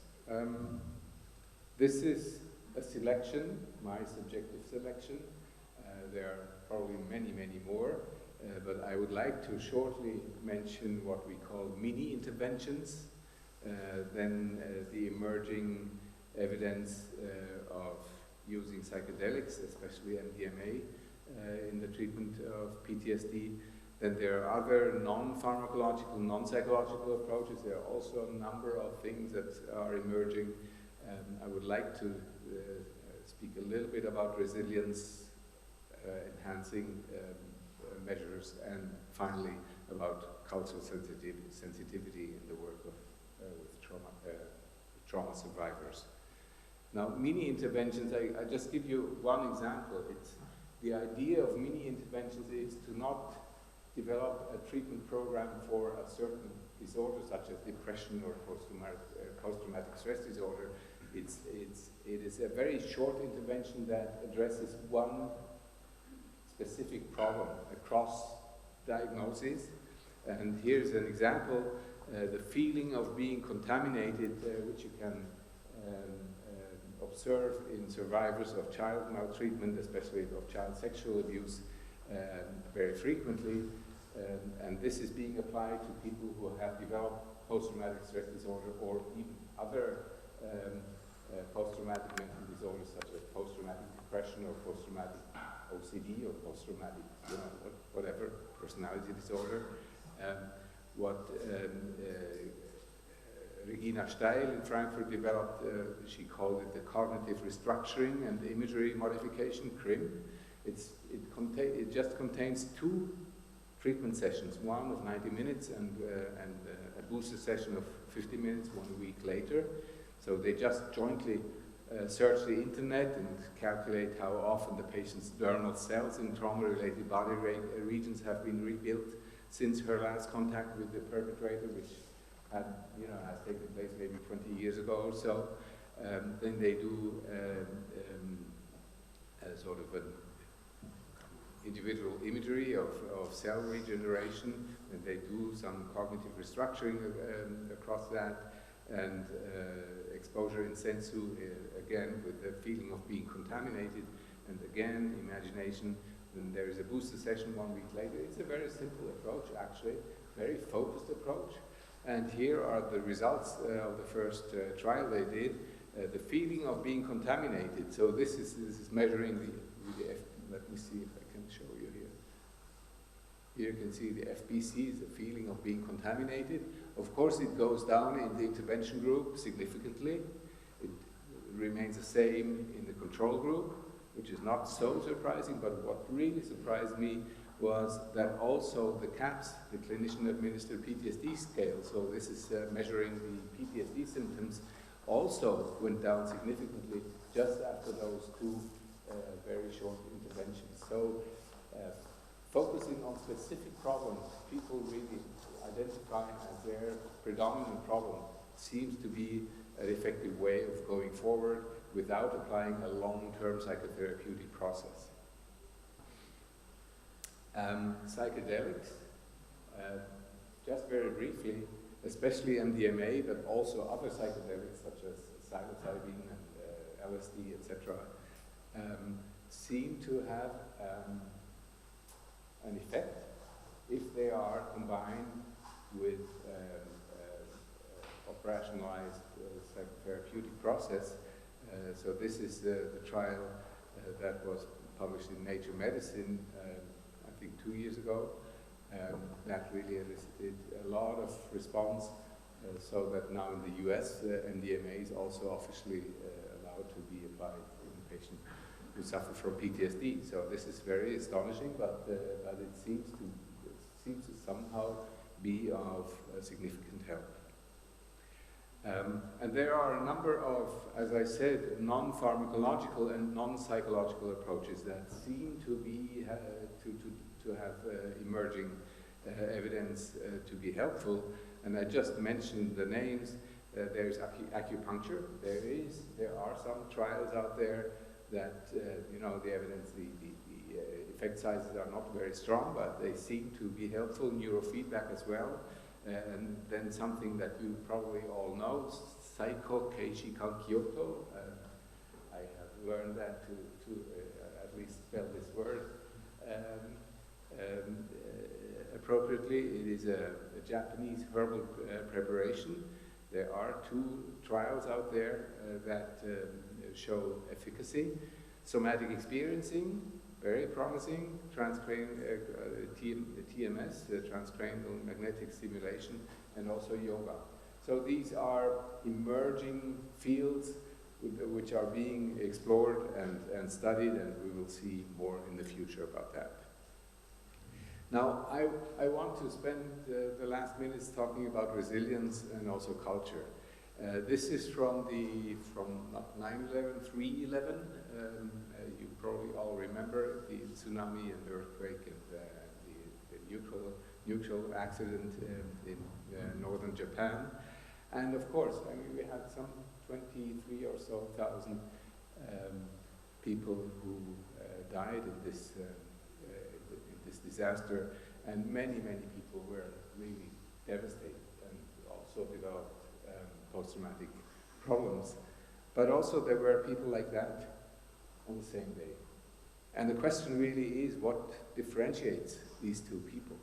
Why are some people devastated? Why do some people develop psychiatric problems and others somehow seem to strive, somehow seem to be able to keep up their humor? So what does this really, what is it about? So resilience is unfortunately not so well defined, but what we know is that we understand resilience as a personality trait that moderates the negative effects of stress and also is able to promote adaptation. Resilient individuals are being described as having self-esteem, self-confidence, curiosity, control of the environment. They have satisfactory interpersonal relationships, and they tend to show adaptive behavior in all sorts of areas of life. Now, in my view, this is a helpful slide. It's not very clear, but here, let me see here. This is what I understand as resilience. So you have, if you look at pre-disaster, or let's see if I can show you here. You have an emotional level here at pre-disaster. You have a quite strong stress reaction, but the stress reaction goes down back to normal very quickly. So this is what we understand under resilience. This would be resistance. You have no reaction at all. And this would be chronic PTSD. So you have the same stress reaction, but people are not able to come back to baseline after the danger has passed away. Resilience is connected to a number of concepts, and I will not have the time to discuss all this, but you have positive emotions such as optimism, gratitude, humor, you have social support, you have cognitive flexibility, you have post-traumatic growth, but also more neurobiologic concepts such as extinction process, reward system, etc., neuroendocrine factors. So many concepts play into that concept of resilience, and the question really is, can it be trained? And the answer is yes. There are a number of approaches that actually actively train resilience. For instance, tailored cognitive behavioral resilience training, which is published as a pilot study a couple of years ago in the Journal of Traumatic Stress.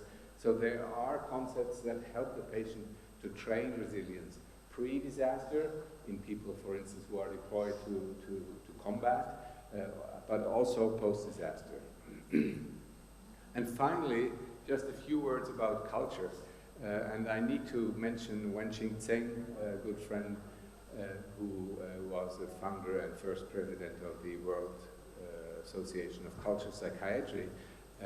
He was practicing as a professor in Hawaii, and he published this wonderful book about culture and psychotherapy, defining culture as a dynamic concept referring to a set of beliefs, attitudes, and value systems that derive from early stages of life through enculturation and become an internal mode of regulating behavior, action, and emotion. And he really emphasizes that culture is specific for each individual. It is much more important than ethnicity or race. And also culture is not static. It is changing continuously through the generation in response to environmental demands. So if we look at psychotraumatology from a culture-sensitive viewpoint, we would say, and we need to acknowledge that our traumatized patients, of course, they come from all over. We cannot take for granted that they all speak our language or share our cultural values. We need to increase our cultural competencies, which is a challenge, of course, and sometimes, it's a burden. What I want to say is that culture-sensitive trauma treatment would take into account the cultural dimension in any given interaction between a therapist and their patient. And but it's not only a burden, it's not only a big challenge, it's also an enrichment of our work and will provide us with opportunities of mutual learning between the therapist and their patients. So, let me conclude. As we have seen, the commonalities of empirically supported psychotherapies for PTSD, they outweigh the differences by far. And they are primarily psychoeducation, emotional regulation training, imaginal exposure, cognitive work, targeting emotions, and also the reorganization of memory functions. I also think that psychotherapy for PTSD should be complemented by interventions that are aimed at promoting resilience. And finally, culture-sensitive psychotherapists will always try to understand the cultural components of a patient's illness and help-seeking behaviors, as well as their treatment expectations. And I will end with a Chinese proverb: grant yourself a moment of peace, and you will understand how foolishly you have scurried about. Learn to be silent, and you will notice that you have talked too much. Be kind, and you will realize that your judgment of others was too severe. And I've talked too much now, so I will stop. Thank you. Thank you very much. Again, we will take questions and comments over email so that we can move on to our next plenary speaker. Our next plenary speaker will be Dinesh Bugra, and we will show you a video of his presentation with a PowerPoint. Unfortunately, he wasn't able to be here in person. He was already introduced, but we couldn't find the video. But now that we have located the video, I will give you an abridged introduction for those of you who walked in late or weren't here for the introduction. So Dinesh Bugra is a professor of mental health and diversity at the Institute of Psychiatry at King's College in London. He is a past president of the World Psychiatric Association and former president of the Royal College of Psychiatrists as well. He was also president of the British Medical Association. His research interests include topics across social and public health psychiatry, cross-cultural psychiatry, migrant mental health, professionalism in psychiatry, depression, psychosexual medicine, service provision, and decision-making. So now we will be watching and listening to Dr. Bugra.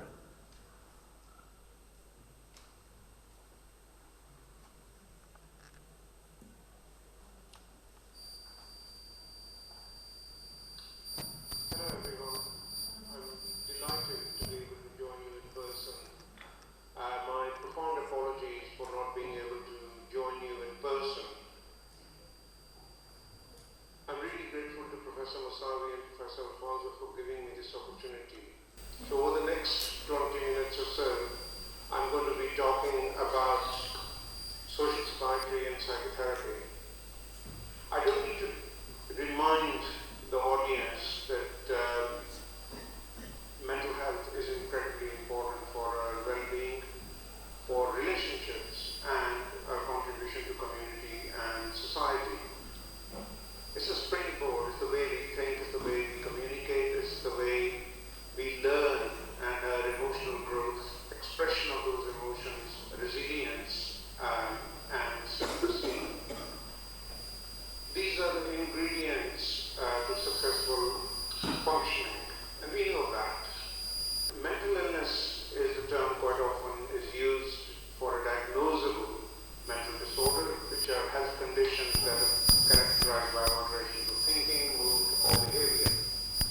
And one of the key things that we need to remember is that these changes not only cause distress and impair functioning, but these are very, very strongly influenced by cultures.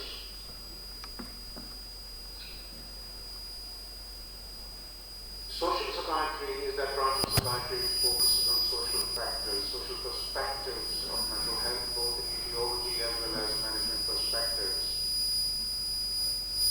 Quite often patients present to clinicians with symptoms of mental distress in mood, thought, or behavior changes. As I said, that's how mental disorder is defined. And on occasion, patients will identify these problems themselves. Sometimes their relatives would, sometimes their family or community or culture would. And we know that social psychiatry is concerned with epidemiology, the study of relationship between mental disorders and social cultural processes. And it's about social influence, how social structures impact upon individuals. Social psychiatry is the study of etiology.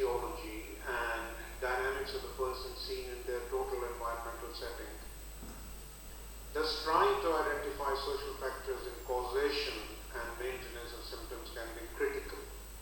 How we as clinicians engage with patients, their families and their carers.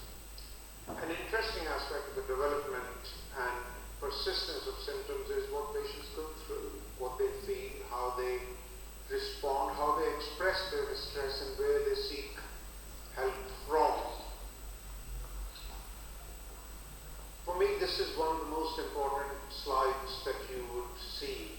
Leon Eisenberg in 1977 created a clear distinction between disease and illness. He defined disease as dis-ease, which focuses on pathology, whereas patients are interested in social ramifications of that disease, their symptoms, the distress they're experiencing, and how it affects their social functioning. And that is what is termed illness. The tragedy is that quite often clinicians are interested in disease rather than in illness, whereas patients, their carers and families are interested in illness. We know from our clinical experience that most patients can live with their symptoms as long as they have roof over their heads, have some money in their pocket, have something to do during the day, have some relationships. Things that all of us want. And this distinction is particularly crucial for psychotherapy. We know the considerable work done by Michael Marmot and the WHO Commission on Social Determinants, that social determinants affect everyone in the society. We know that things like poverty, unemployment, overcrowding influence our mental health and well-being. But, and that's a big but, the WHO still thinks that these determinants need to be conceptualized and a commitment made in trying to understand the impact. And in order to reduce health inequalities, efforts are needed across all social gradients. But also, it is crucial to see that these health inequalities are related to social policy, the type of government. And social determinants are not independent. They're influenced by geopolitical factors such as natural or man-made disasters, earthquakes, volcanic eruptions, tsunamis, hurricanes, floods, droughts, and man-made disasters such like wars, conflict, deforestation, arson, terrorism, etc. And all of these, plus many others, impact on nations, and then communities, and then families, and subsequently on individuals, so kind of creating a pyramid. And they're also likely to lead to internal and external migrations. We know social determinants are impacted upon by political determinants such as politics, ideology of the government, internal and external factors that affect politicians. They're affected by economic determinants such as wages and the role capitalism plays. And then there are commercial determinants, the impact of fast food, alcohol, tobacco, multinational companies, and their culture and their influence on the local economies. Then there are cultural determinants which are to do with perception of health, and geographical determinants which are to do with regional and national variations. So, just to illustrate that the social factors, cultural factors influence individual factors which emphasize, produce whether the patient is, an individual is healthy or ill. And from a psychiatric perspective, it is absolutely vital to bear in mind that biopsychosocial, spiritual, anthropological models of illness are absolutely critical in understanding not only the causation of psychiatric disorders, but how these are managed. And there are psychiatric determinants, and particularly in therapeutic engagement, these factors play a major role.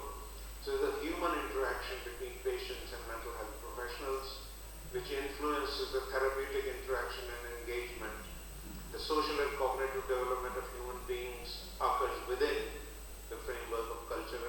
society, and the practice of cultural psychiatry, therefore, influences social and cultural milieu at a number of levels. In order to look at therapeutic engagement, particularly when a patient comes to see us and is sitting in the clinic and is discussing things, even when mental illnesses are simply managed by medical intervention, economic, social, environmental factors around the individual must be taken into account in order to improve health outcomes. And this is where psychotherapy comes in. Recognizing, acknowledging, and understanding by the mental health professional the patient's belief of what they think caused their mental illness and their distress can facilitate therapeutic alliance and therapeutic adherence, irrespective of the fact, whatever the type of intervention is.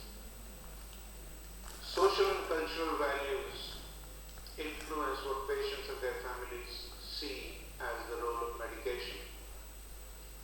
We know there's considerable amount of work done, particularly in Western Europe, in the UK, in the USA, and elsewhere, where it has been shown that ethnic minority groups have a very low adherence to medication. Now I want to come back to that because that's absolutely crucial. There also been shown, particularly a lot of work done in the USA, that higher blood levels of antipsychotics in Asians, and yet they have low response to treatment. And of course, that could be due to a number of factors like physical variations, differences in diet, differences in nutrition, body mass, and linked to other substances that people may be taking at the same time. And it's also quite likely that the impact of medication which is being prescribed is going to be influenced by the use of complementary and alternative medicine. So from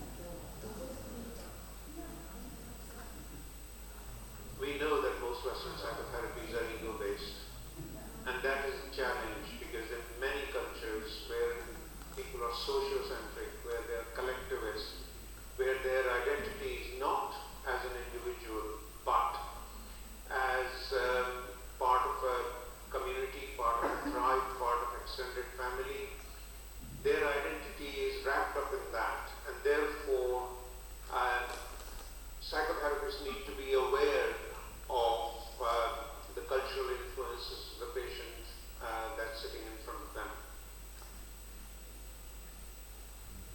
We know that cognitive behavior therapies have been used across cultures, but there is a challenge there. If we use, again, Beck's cognitive triad, I am a failure, my future is bleak, and I've let everybody down and the world is a horrible place, that all depends upon how you define I. And if that I is part of that egocentric self, then cognitions are going to be different.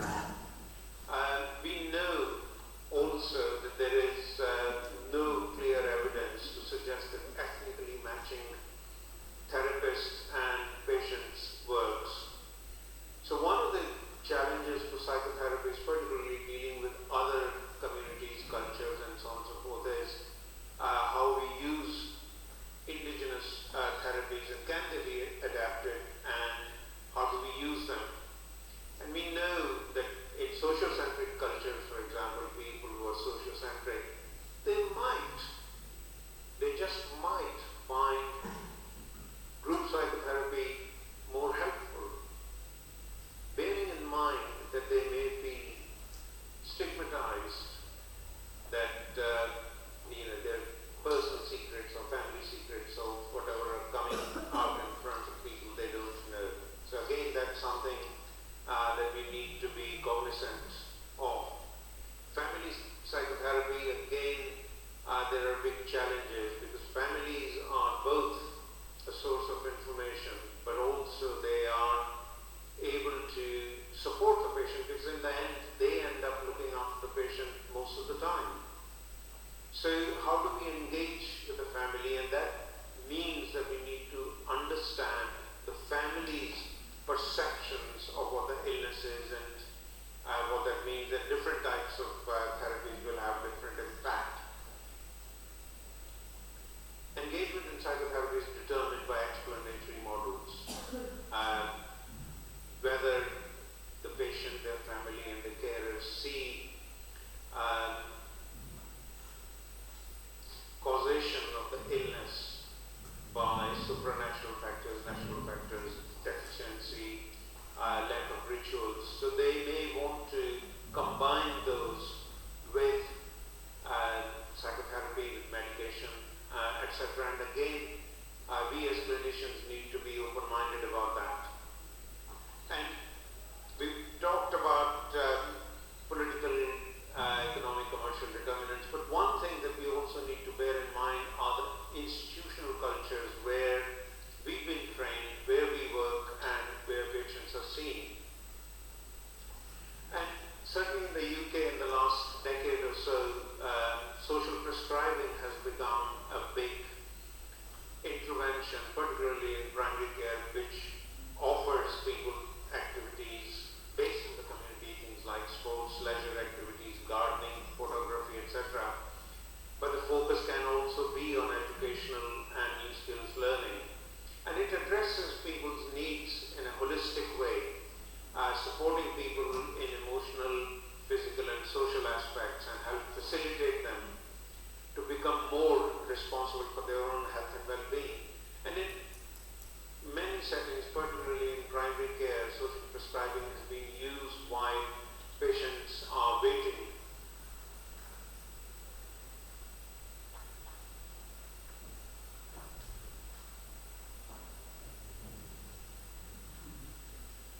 For models of disease, they used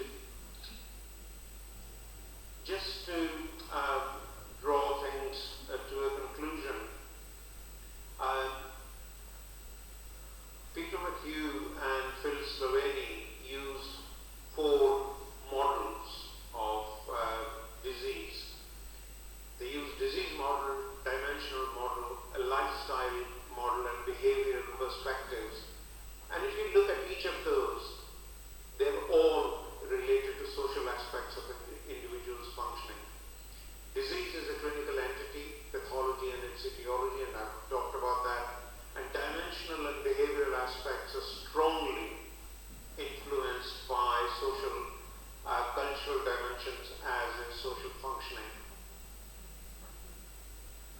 Policies in the field of education, employment, social care, housing, criminal justice, poverty alleviation, social security, social welfare, benefits, community development, immigration, and beyond, these all need to be coordinated and linked together for improved outcomes in mental health. Health cannot be seen in isolation.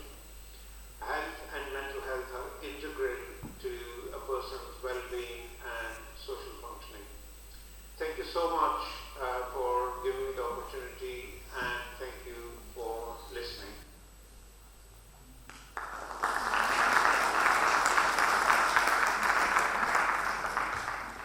We will send Professor Bugra our gratitude and our thanks for providing us with the video. And as mentioned before, he apologizes for not being able to be here with us in person. Now we have a coffee break, tea break for half an hour, and then we assemble in this room again at 11 a.m. promptly for 3 more half-hour plenary sessions before the lunch activities. So coffee break for 30 minutes. Yes, and the General Assembly at 12:30. So coffee break, 10:30 to 11, and back to this room.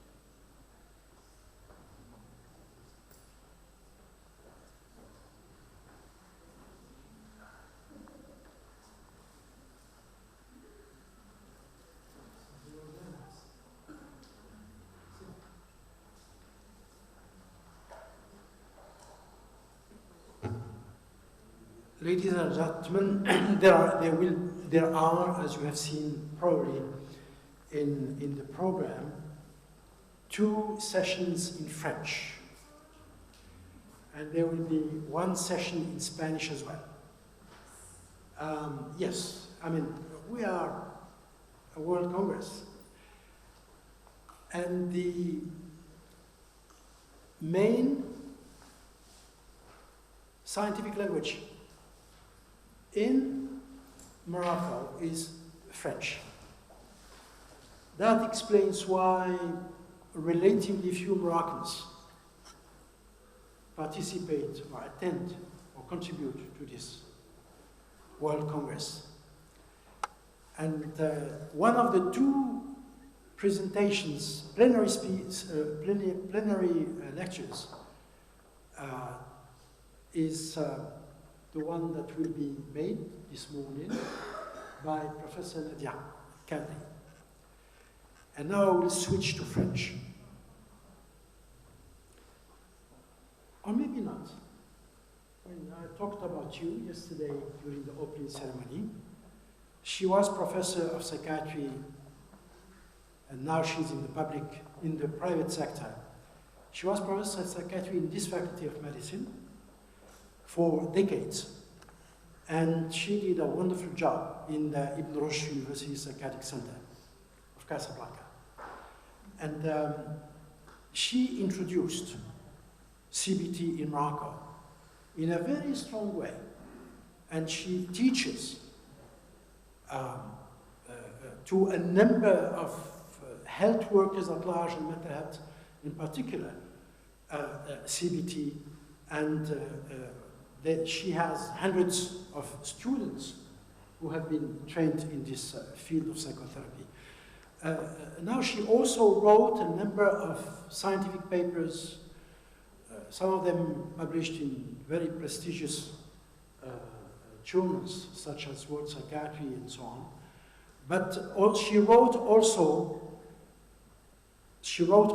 a number of books for the general public on psychology, psychiatry, and so on.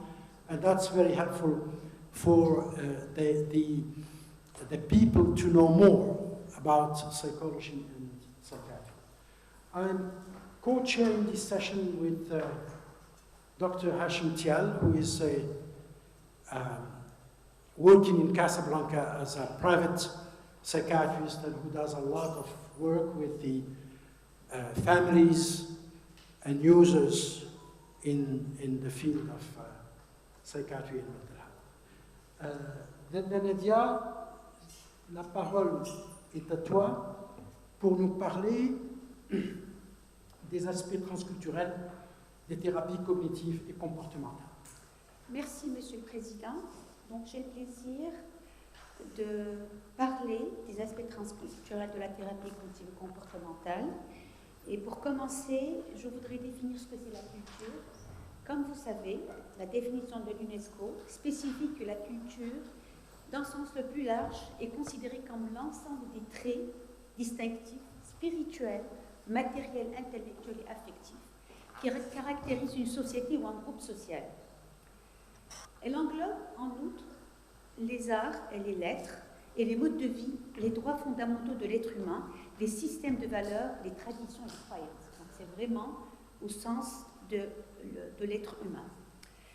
Et puis, bien entendu, dans ce cas-là, la culture, c'est un ensemble de postulats qui englobe des valeurs, nos croyances, que nous partageons au sein d'un groupe social. Et donc, il donne des significations particulières aux événements en fonction de ces valeurs. Et, bien entendu, elles définissent des normes sur lesquelles en fonction desquelles nous agissons. Alors, vous savez que les facteurs culturels influencent la santé mentale. Et je donne un exemple des facteurs culturels qui influencent la santé mentale au Maroc. La religion, surtout la religion qui est spécifiée par le hadith et le Coran. Et dans ce cas-là, la religion, elle spécifie, elle met en place beaucoup de choses par rapport à nos vies. La religion et spiritualité, sachant qu'il y a beaucoup de types de religions au Maroc. La religion qui est dictée par le hadith et le Coran, mais d'autres, notamment, je dirais les croyances parareligieuses, qui les gens pensent que c'est de la religion, mais en fait qui remontent qui sont beaucoup plus anciennes que l'ère de l'islam. Le ramadan au Maroc est une obligation légale, au moins en public, et qui change la vie des Marocains et de tous les musulmans pendant un mois dans l'année. Au Maroc et dans les pays musulmans, en dehors de la Tunisie, la polygamie est autorisée, c'est-à-dire que monsieur l'homme a le droit d'avoir 4 femmes. Et puis, la sexualité a un seul cadre. Cet après-midi, j'aurai un workshop avec Jennifer, on va en parler plus spécifiquement. La sexualité est régie par un seul cadre, qu'est le mariage. Toute sexualité en dehors est interdite, entre guillemets. Et puis, l'homosexualité en tant que telle est interdite. En matière de facteurs culturels concernant le genre et la société, je pourrais dire que la femme a un rôle de seconde citoyenne dans les pays arabo-musulmans, dans la mesure où l'héritage est protégé par le garçon, c'est-à-dire que vous pouvez avoir une femme pilote qui voyage à travers le monde et qui a un frère qui est handicapé sévère, mais c'est lui qui va la protéger des autres familles si les parents décèdent. La femme perçoit la moitié de ce que perçoit le garçon par rapport à l'héritage, et la femme ne peut pas perpétuer le nom de la famille. C'est-à-dire, la famille, le nom de la famille disparaît s'il n'y a pas un garçon. Et puis, parmi aussi les facteurs culturels, les croyances par rapport à la maladie, qui sont beaucoup régies, comme on verra tout à l'heure, par les croyances parareligieuses. Et puis, on dit que les liens familiaux sont très forts entre les uns et les autres. Cependant, c'est un concept qui est en train de changer du fait de beaucoup de changements sociétaux. Quels sont les objectifs de ma présentation? Donc, c'est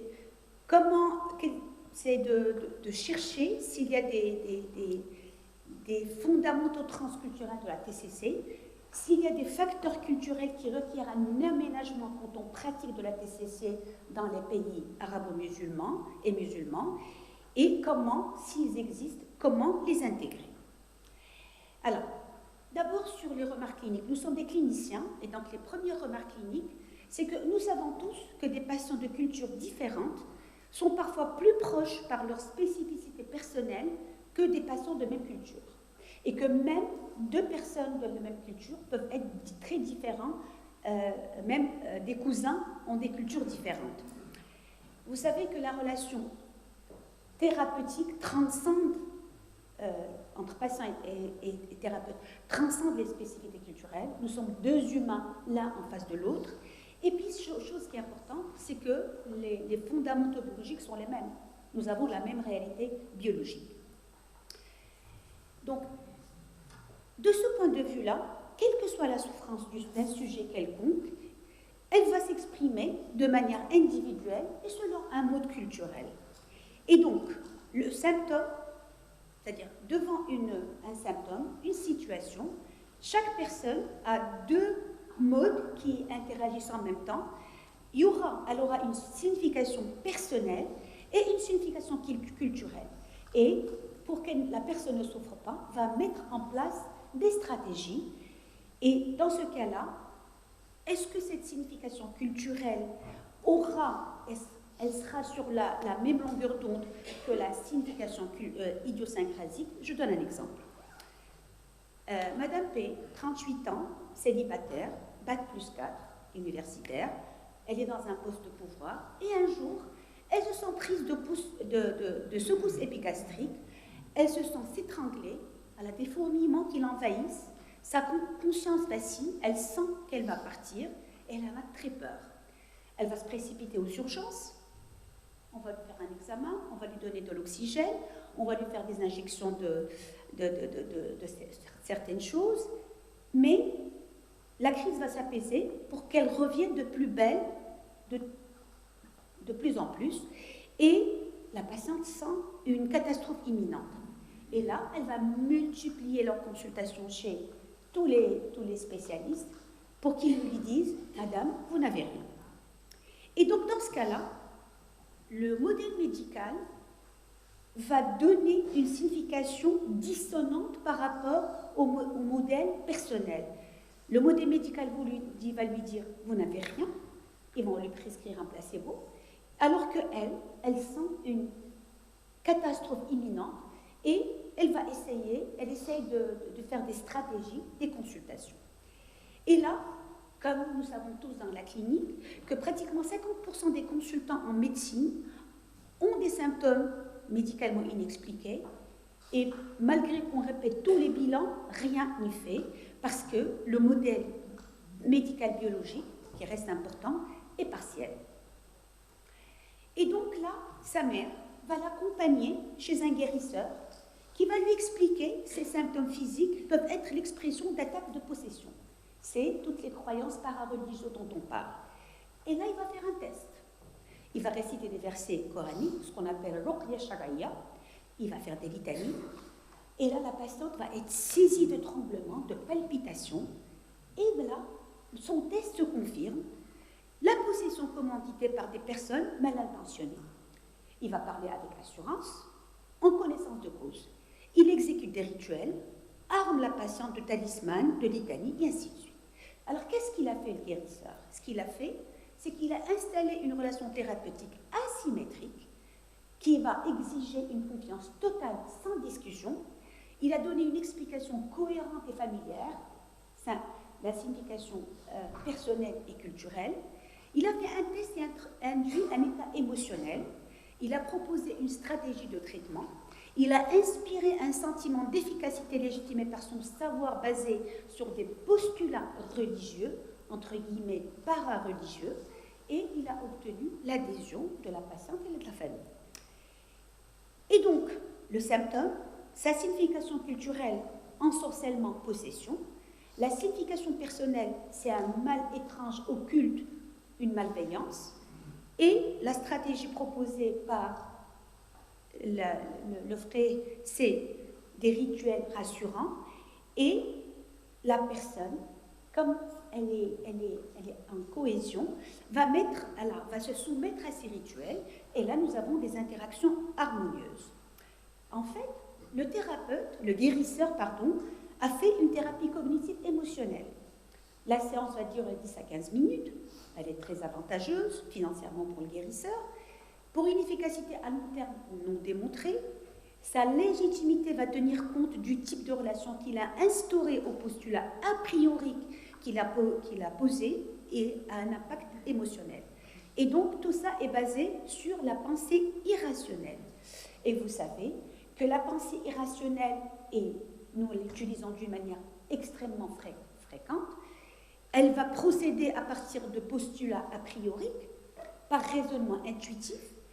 Elle va intégrer dans sa logique la possibilité de transgression du réel, des règles du réel, c'est-à-dire la permanence de l'objet, la spatialité, la temporalité, la causalité, et elle est inaccessible à la vérification scientifique. Et donc, les limites de ce modèle magico-religieux, c'est le fait qu'il y a une relation thérapeutique qui est asymétrique, exclue de la remise en question, et là, tous les abus sont possibles. Et il exclut l'évaluation de son efficacité sur le long terme, et surtout, il va empêcher ou retarder le traitement de désordres qui peuvent s'aggraver par des méthodes scientifiques. Et nous avons des milliers d'exemples de ce genre dans notre pays. Et donc, dans cette équation qui est très connue par les TCCistes, qui donne la gravité de la perception de la chose, qu'est-ce qui s'est passé? C'est que la gravité, c'est celle de la possession, multipliée par la probabilité qui est certaine du guérisseur, son efficacité à elle est anéantie, donc elle est dans la soumission, et le guérisseur étant tout puissant.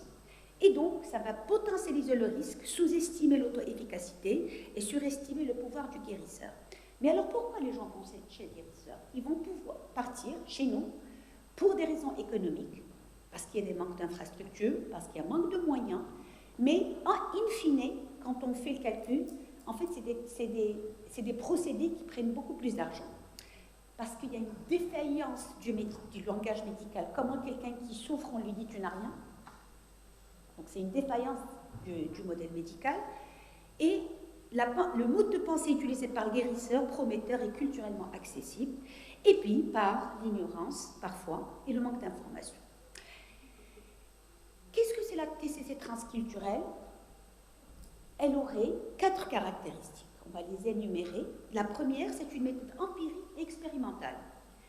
Est-ce qu'elle est plus accessible à cette culture ou d'autres? Alors, qu'est-ce que c'est l'empirisme? L'empirisme, comme vous savez, c'est un mode de savoir acquis par l'expérience qui met en rapport le sujet avec son environnement, qui est légitimé qui tient à la vérification expérimentale.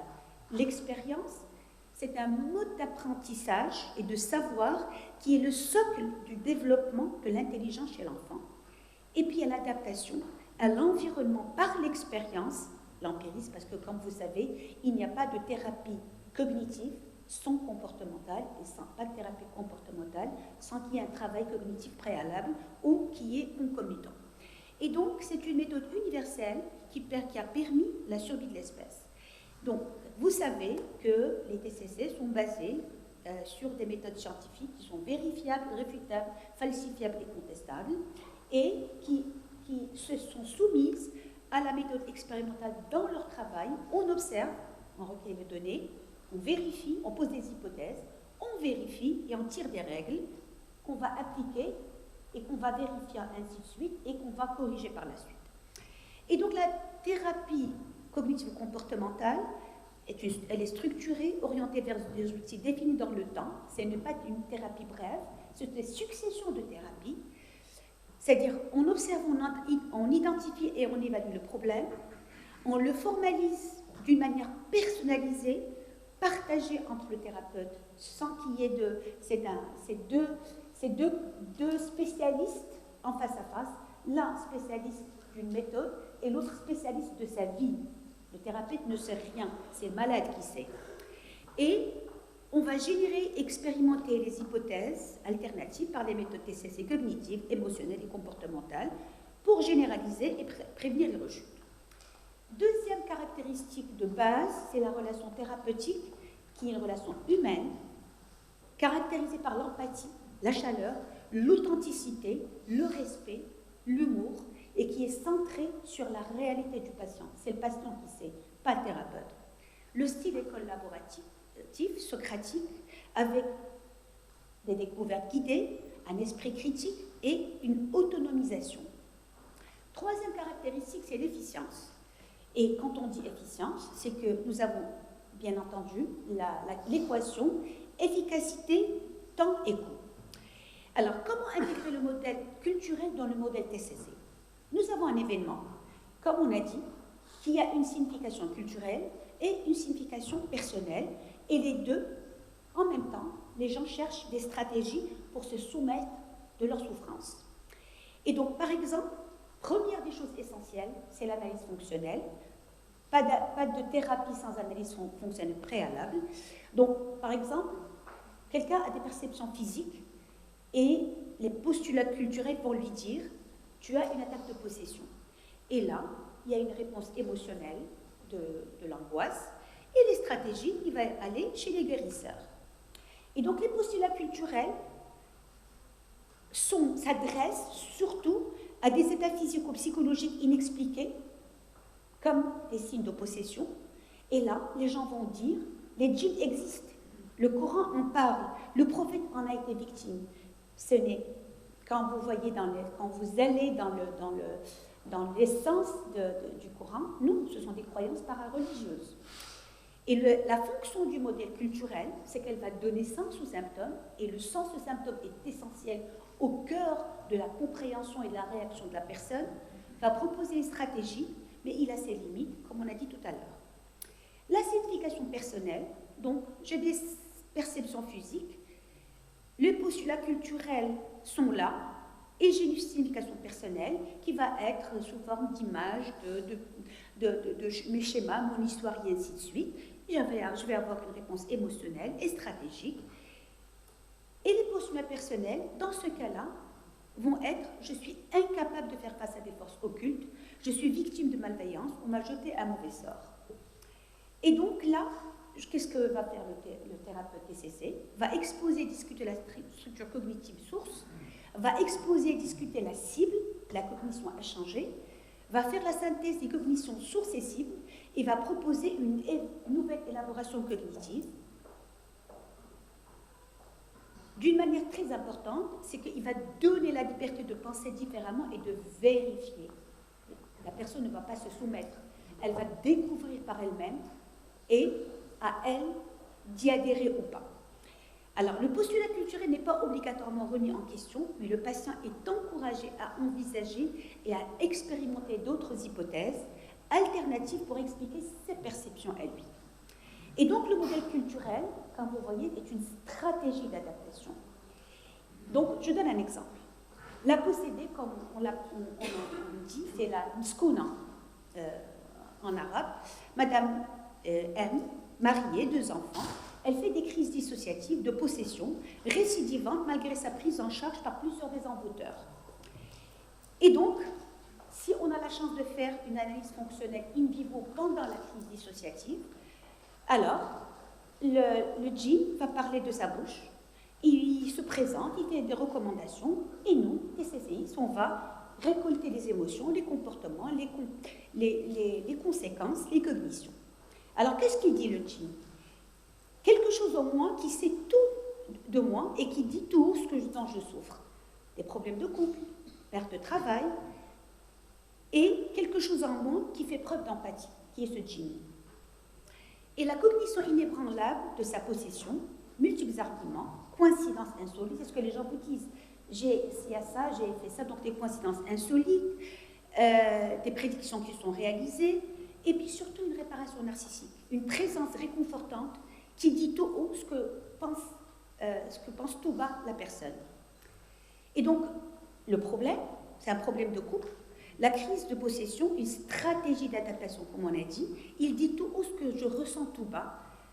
Moi, je ressens de l'inconfort, de la colère, de la tristesse, et là, quand je suis en crise de possession, je dévoile tout cela avec un sentiment pénible de dissociation, de perte de contrôle, et un certain soulagement avec une réparation narcissique. Le second problème et en fait, le problème de la patiente, c'est les problèmes conjugaux, les difficultés de communication qu'elle n'arrive pas à en parler, personne ne la comprend. Secondairement, les crises de possession. Ce n'est pas le problème, parce qu'au contraire, ça la soulage. Et le problème de l'écho de la famille, ce sont les crises dissociatives de possession. Alors, deuxième exemple, ce sont les postulats religieux. On sait que les convictions religieuses donnent un sens de cohérence à la personne dans son monde. D'où la réaction émotionnelle forte qui émerge dès que les convictions religieuses personnelles sont discutées. Nous avons plein d'exemples. Salman Rushdie qui vient d'être attaqué et en est un exemple depuis 30 ans qu'il en souffre, et d'autres. Alors, la pensée religieuse vs la pensée scientifique. La pensée religieuse est basée sur la foi. Elle est considérée de manière a priori, comme une vérité. Elle n'a pas besoin d'être vérifiée. J'y crois. Sa légitimité est transcendante. Alors que la pensée scientifique est a posteriori, le doute est systématique, la légitimité des arguments est basée sur la preuve. Des exemples cliniques. Donc, les obsessions blasphématoires qui sont très fréquentes au Maroc et dans tous les pays où la religion est prégnante. L'islam, le judaïsme, le christianisme. Et donc, j'entends, ma tête me dit « Dieu n'existe pas », et là, je suis pris d'angoisse, de peur, parce que je suis un blasphémateur et je suis mécréant. Et donc, je fais des rituels. Et je lutte contre cette idée qui me vient et qui est en train d'ébranler ma foi. Et donc, les postulats religieux sont le blasphème est interdit et tout s'ébranle. Et donc, on sait que les obsessions blasphématoires, rappelez-vous la signification personnelle et culturelle, le postulat individuel des gens qui ont un trouble obsessif-compulsif, on les connaît, c'est la fusion pensée-action, c'est la responsabilité, la culpabilité, et les postulats religieux, le blasphème est interdit, et donc je suis un mécréant, et là, je risque d'aller en enfer. Donc les postulats religieux sont rigidifiés par les postulats individuels dysfonctionnels. D'accord? Et donc, je dois me soumettre, alors, deuxième exemple, c'est les parents, la relation parent-enfant au Maroc qui est très soumise à l'abnégation. Et des fois, nous n'avons pas toujours des parents aimants. Nous peut avoir des parents tyranniques qui exigent des choses, qui disent ça, c'est-à-dire soit que tu te soumets à ce que je veux, même le choix de ta femme, donc des choix importants. Si tu ne te soumets pas, tu es srout et donc tu risques d'aller en enfer. Et donc, les postulats religieux sont l'abnégation aux parents et les postulats individuels qui sont l'assujettissement, peur de l'enfer, et le self-sacrifice. Et là, je dois me soumettre. Et donc, je renonce à tous mes droits. Alors, comment on peut distinguer les postulats religieux des postulats personnels? Alors, la TCC ne remet pas en question les préceptes religieux, mais met en évidence de manière socratique leur interprétation rigide et excessive par les propres postulats dysfonctionnels du patient. Elle établit la distinction entre postulat religieux et postulat individuel, deux choses différentes. Ne me dites pas 5 minutes encore. Elle travaille sur les postulats personnels du patient qui peuvent être remis en question, mais pas les postulats religieux. Et donc, la TCC est une thérapie laïque qui respecte les religions. Le thérapeute TCC est un spécialiste TCC et non des religions. N'est pas un homme de religion et n'a pas à parler au nom de sa religion. Le thérapeute qui parle au nom de sa religion parle de ses convictions avec risque d'être un thérapeute prêcheur, d'avoir un effet bourreau et rentrer dans le débat religieux, et là, il ne va pas s'en sortir parce que ce sont deux choses parallèles. Quatrième caractéristique, la TCC est droit universel. La TCC doit remettre en question les postulats culturels qui les contredisent. L'homosexuel est un méprisable et maudit. Les problèmes de couple, la femme au service, je vous ai dit tout à l'heure, au Maroc, dans les pays musulmans, la femme est une citoyenne de son second degré et elle doit absolument obéissance totale au mari. Et là, on lui dit, il vaut mieux les affres du mariage que la honte du divorce pour la femme. Et troisième chose, les droits des enfants, la violence, qui est autorisée dans un but bien sûr sain, éducatif, et puis la sexualité, qui est un gros pavé.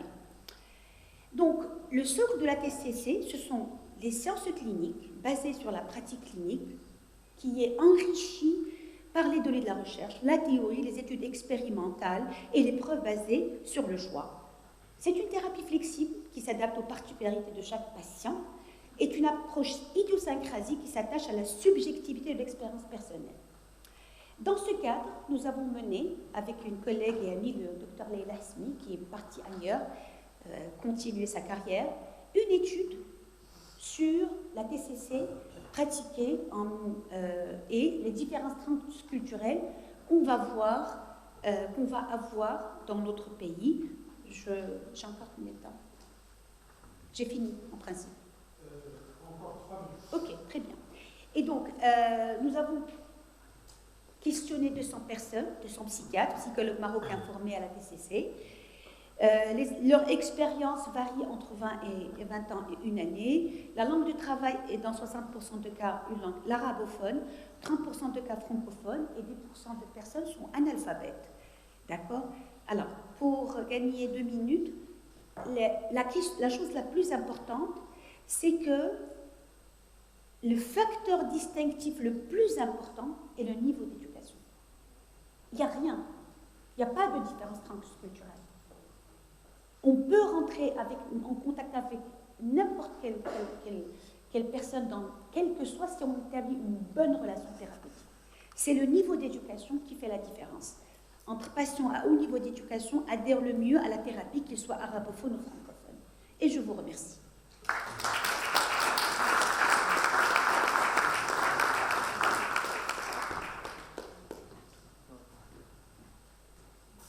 Merci beaucoup, Nadia, pour cet excellent exposé sur un sujet extrêmement important. Nous allons passer à l'exposé suivant et je passe la parole au docteur Hachim Thiel pour présenter le professeur Fiammetta Kochi, qui est membre du board. Oh, sorry. No. Yeah, sorry. I mean, yeah. I did not present in Arabic, but it might happen. Professor Fiammetta Kochi from Italy, from Milano, is a member of the board of the International Federation for Psychotherapy for the past 8 years or so, more than 8 years. And she's also the editor-in-chief of a very important journal, that is the official journal of IFP, which is the psychotherapy psychosomatics. You have a number of papers you can outside if you are interested with this journal. And Professor Fiammetta Cocci, who is also the Secretary General of IFP, is responsible about the newsletter of IFP. And we all worked very hard during the past 4 years. Really, it was a pleasure working with you, Fiammetta. And the presentation is about the journal, about your experience of editor in that journal, how to publish research and clinical articles on psychotherapy in high impact factor international journals. And the floor is yours.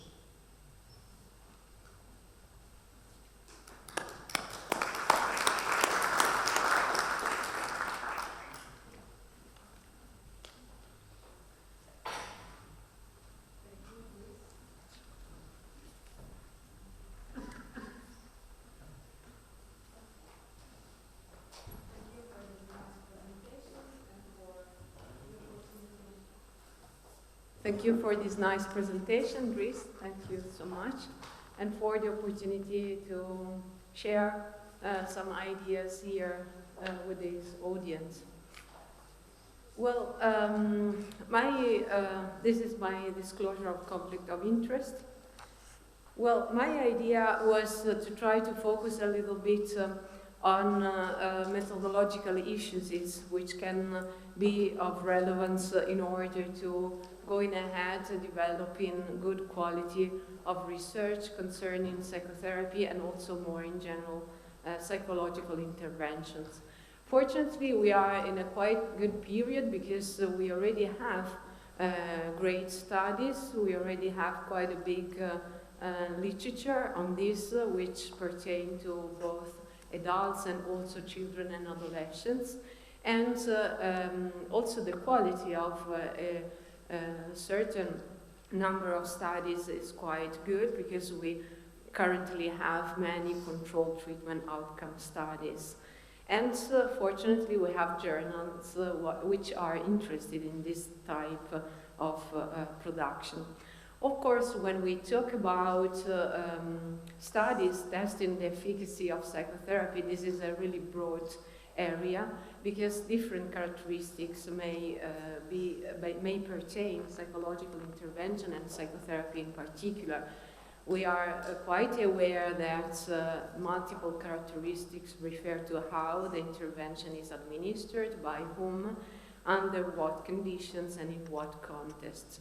Usually, and this is what I will speak mainly about, the point of departure and the dominant model is, of course, considered the individual psychotherapy, which is typically delivered face-to-face to the patient in a clinical environment, which can mean that the patient can be an out or an inpatient, and the environment can be public or private, depending also from the clinical realm in which we work, and of course the health professionals have been trained.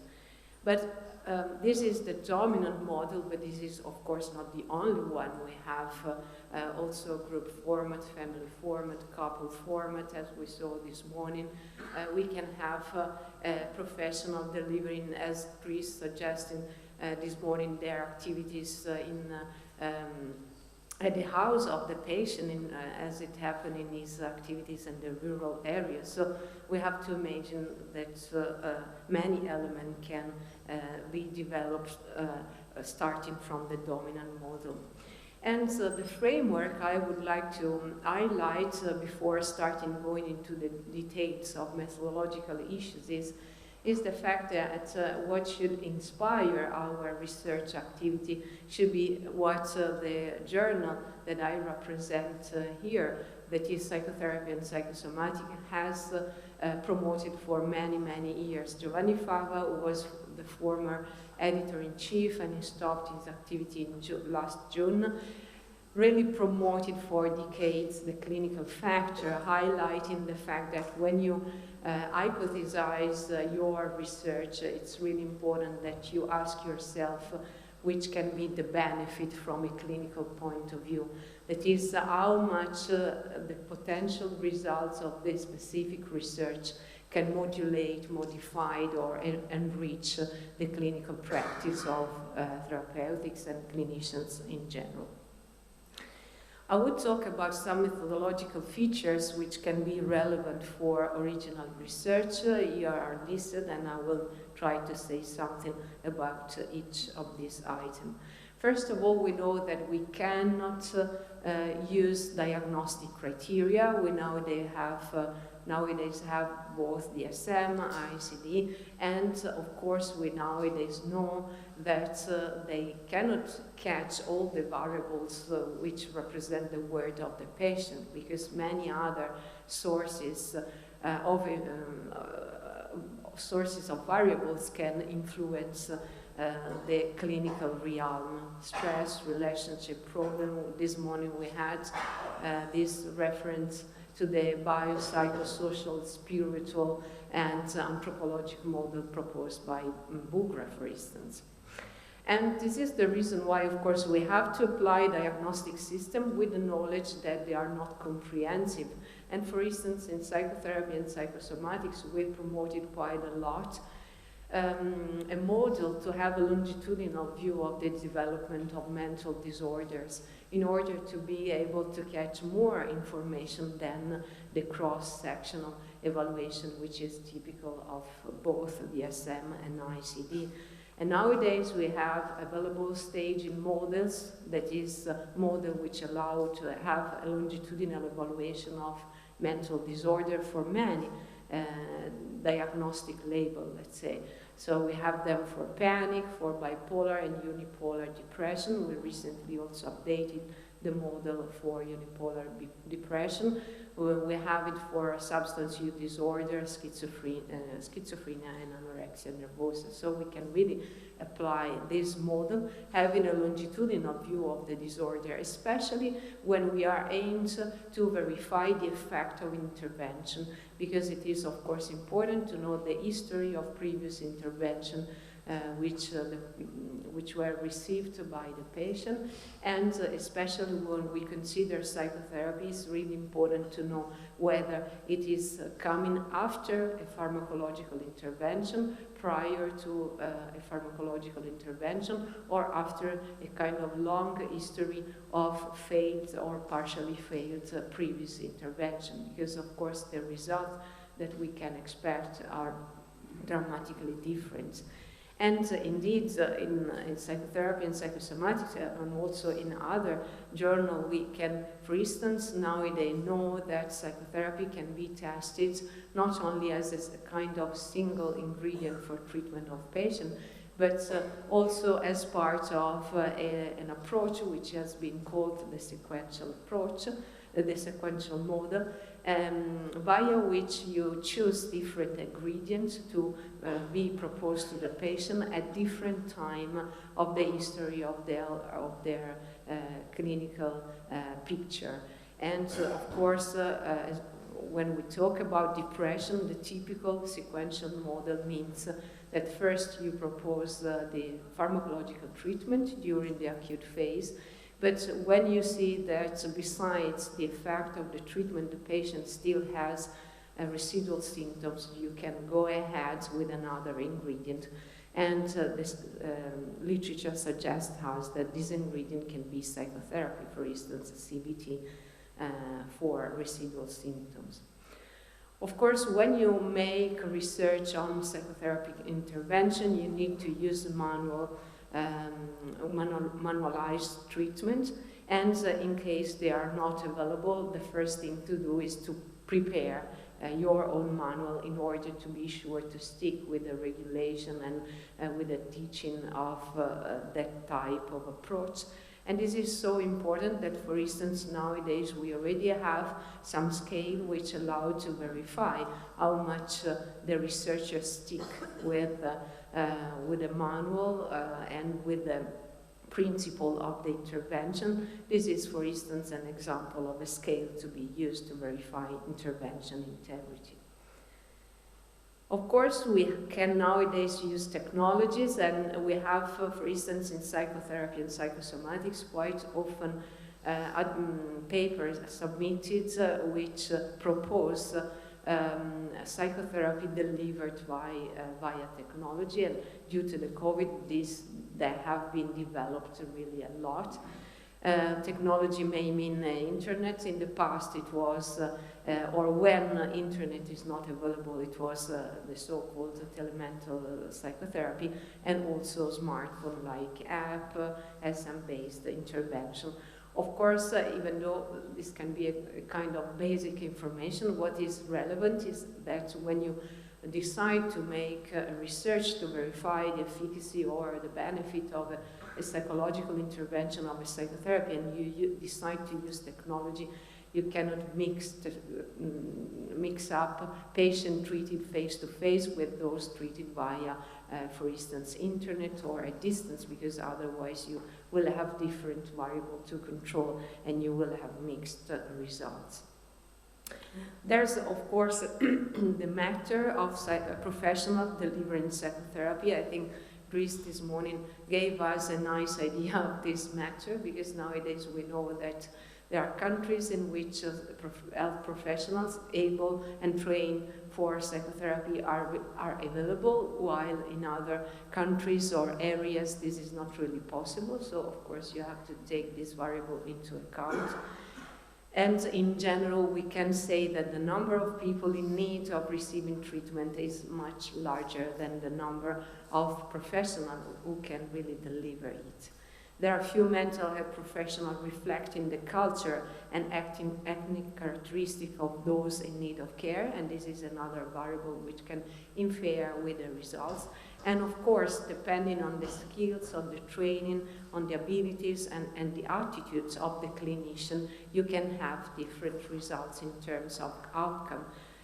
For instance, well-trained clinicians, clinicians of long experience are widely known to increase the possibility to show the benefit of a certain psychotherapeutic intervention.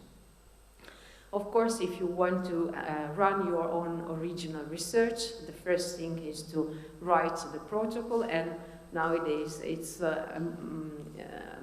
often required that the protocol is registered. Also under the suggestion of the World Medical Association, which declared that this is important in order to guarantee transparency in research. And there are several repositories in which you can register your protocol, and depending on the design of the protocol, you can decide to use one repository or on another.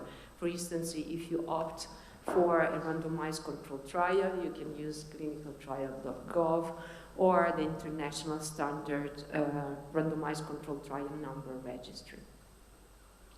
And of course, in case you register the protocol, in order to stick with transparency of what you declared and what you are doing, you have to not to go far from what you declared, because it is nowadays a problem, the discrepancy between what has been declared in the registered protocol and what is done and then published in the paper. And of course, the design which is warmly suggested to verify the effect of a psychological intervention, and in particular psychotherapy, is the randomized controlled trial. We have nowadays nice guidelines. These were the one proposed in 2008, but they have been updated in 2017, also for non-pharmacological treatments, the so-called CONCERT guidelines, for instance. And they really highlight a lot of methodological strengths in order to run a randomized controlled trial when you want to verify the benefit of psychotherapy.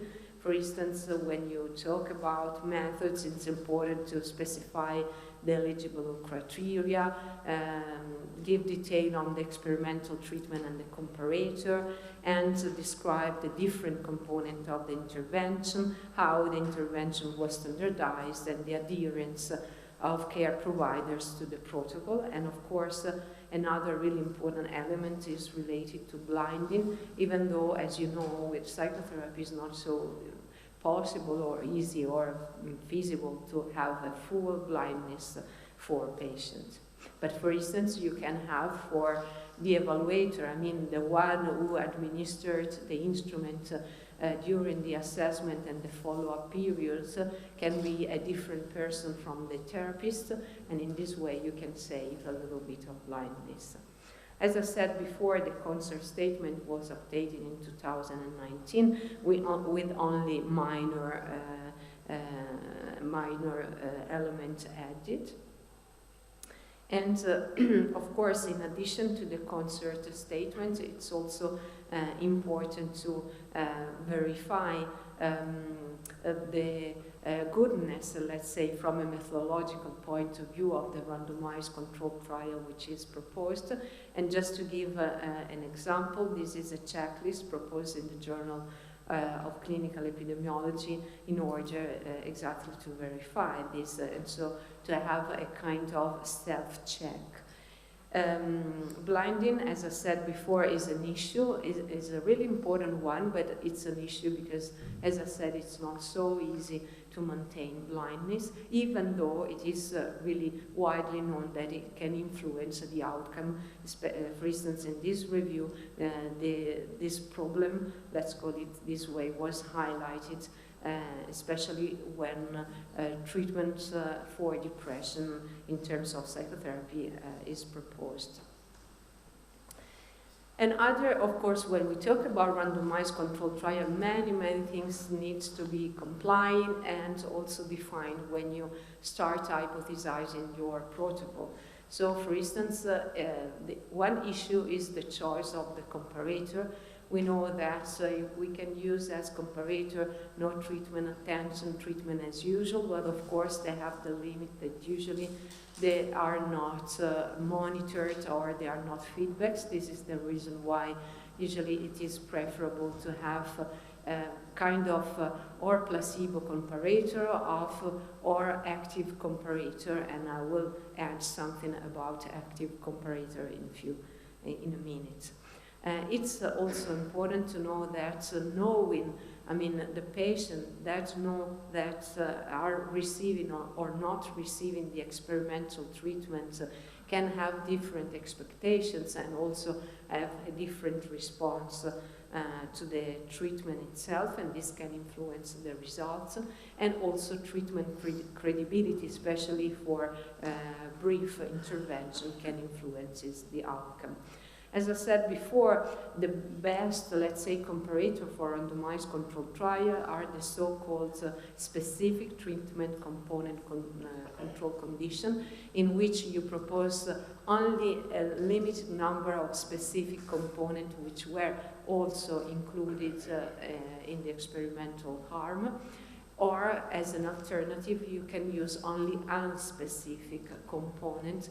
That is, you do not mention what is specifically related to the technique, which is part of the experimental design. For instance, a rather common unspecific intervention is an intervention which is generally focused on lifestyle, healthy lifestyle or psychoeducation, if compared, for instance, to CBT or to interpersonal therapy and so on. This is, I think, a nice instrument which can allow a researcher to verify transparency of their methods when applying randomized controlled trials. Of course, another issue is related to the assessment of clinical significance of change, because it is quite common to have not only a baseline assessment, but also an assessment during the treatment, at the end of the treatment, and as much as possible follow-up.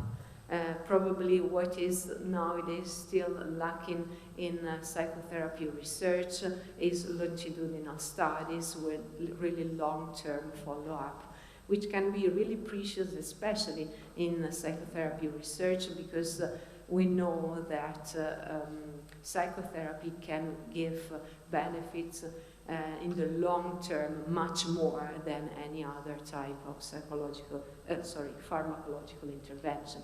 So this should be enriched in order to have more strength when we can propose psychotherapy to our patient as an alternative to pharmacotherapy. Psychotherapy and Psychosomatics in 2018 proposed methodological recommendation for trials of psychological interventions. Presenting here a kind of sum up of the points. Some of them have been already treated before in this talk, and they were already presented by other authors. I would like here only to highlight the fact that, of course, when we run a randomized controlled trial, we can also decide in some cases to run and use an adaptive design, which means that you can change a little bit the ingredient over the time based on what is coming out from your results in order to have more information during the same trial. Or you can use dismantling design, which means that you try to understand which is the specific benefit of each ingredient in order to disentangling which ingredient can be really an added value if compared to another one. In addition to this, of course, and based on this also methodological recommendation, it's important when we assess the patient to identify the instrument which can really add validity and add information, because each instrument we use is an investment of time of both the patient and the clinician, and so we have to be on the safe side, which means that we have to be sure that it really adds something to what we already know. And of course it's important usually to have together not only self-reported measures but also clinician-reported measures. And as much as possible, especially psychotherapy and psychosomatic, is promoted the relevance of those measures which comply to the clinimetric principles, that is measure that can really fit with the needs of the clinician. And of course, as we as clinicians, we need to know what is really able to produce a difference over time, and we need to rely on sensitivity. And so, of course, we never have to forget that psychotherapy can have side effects.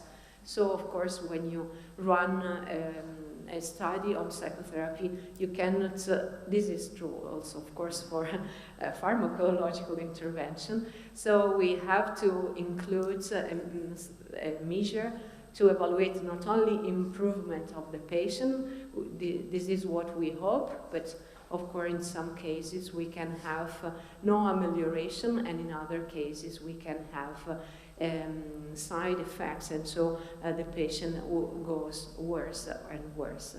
And this has to be taken into account. And so the number of participants who display deterioration after treatment should be measured, not only the number of those who go into remission or have a kind of response to the treatment.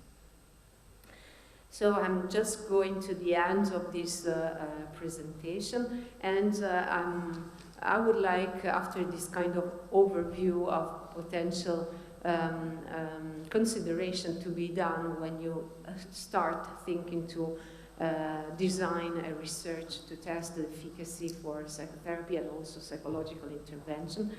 I'm now pleased to quote Alban Feinstein, who wrote in 1996, If clinical research uses the wrong measures to assess efficacy, if subjects included in clinical trials fail to represent the patients who are encountered in clinical practice, if diagnostic tests are not thought through so that clinicians can apply them properly, and if cause and effect are confused in epidemiological studies, the result of science become merely academic.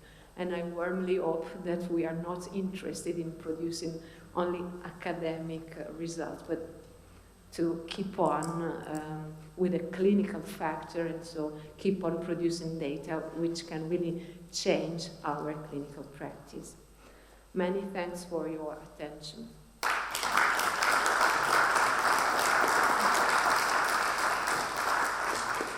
Thank you very much, Fiammetta. Impressive talk. That's very helpful indeed. And I urge all of you to subscribe to Psychotherapy and Psychosomatics. It's really, I have learned a lot from that journal, and it is of excellent quality. So, I mean, you have the possibility of subscription just nearby when we finish this session. I'm very pleased to welcome Professor Raffanelli from Italy, who was the chairperson, who is the chairperson of the IFP Research Award. And we will listen just immediately now to the presentation of the awardee of this year. And I think that we are going to have an excellent presentation. Thank you very much, you and all the members of the committee, for the work done. I would like you to present maybe the jury and this prize and what it means before presenting the awardee himself. Very good. Thank you very much, Professor Moussaoui. I really thank you for inviting me at this important Congress, and I'm honored to be here as the chair of the International Federation for Psychotherapy Committee. And we proposed the nomination of Tobias Krieger, since he is a very important researcher in the field of psychotherapy. And I'm honored to be here and to introduce Dr. Tobias Krieger, who is a psychologist and a cognitive behavioral psychotherapist. He got his PhD from the University of Zurich, and now, currently, he serves as psychotherapist and clinical supervisor at the outpatient clinic at the University of Bern in Zurich. And he is also at the same university. He is also a group researcher leader, and his research topics range from process and outcome in psychotherapy, and treatment of depression, as well as internet-based interventions. And he is author or co-author of a number of scientific papers on indexed journals, and recently he co-authored a book on the psychotherapy of loneliness, and it is on this subject that he's going to present his lecture. And the title of his lecture is Loneliness, the Rediscovery of a Clinical Phenomenon. So please, it's my pleasure to introduce you, and please, it's your turn.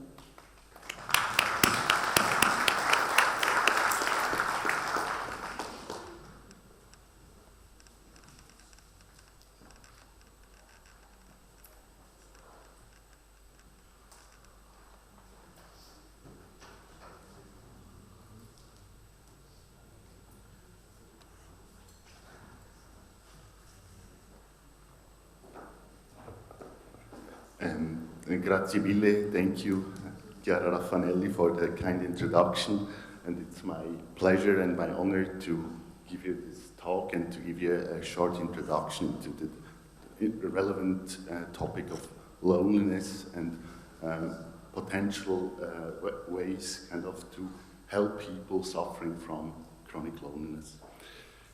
If I'd ask you to point out on this slide which bird is the lonely one, I think many of us would say probably this bird is the lonely one. But it's kind of the nature of loneliness that it's fully subjective. So we don't know whether also this bird is the lonely one.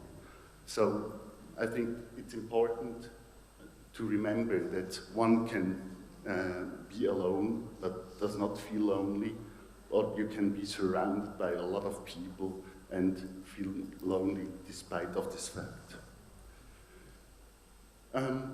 Although kind of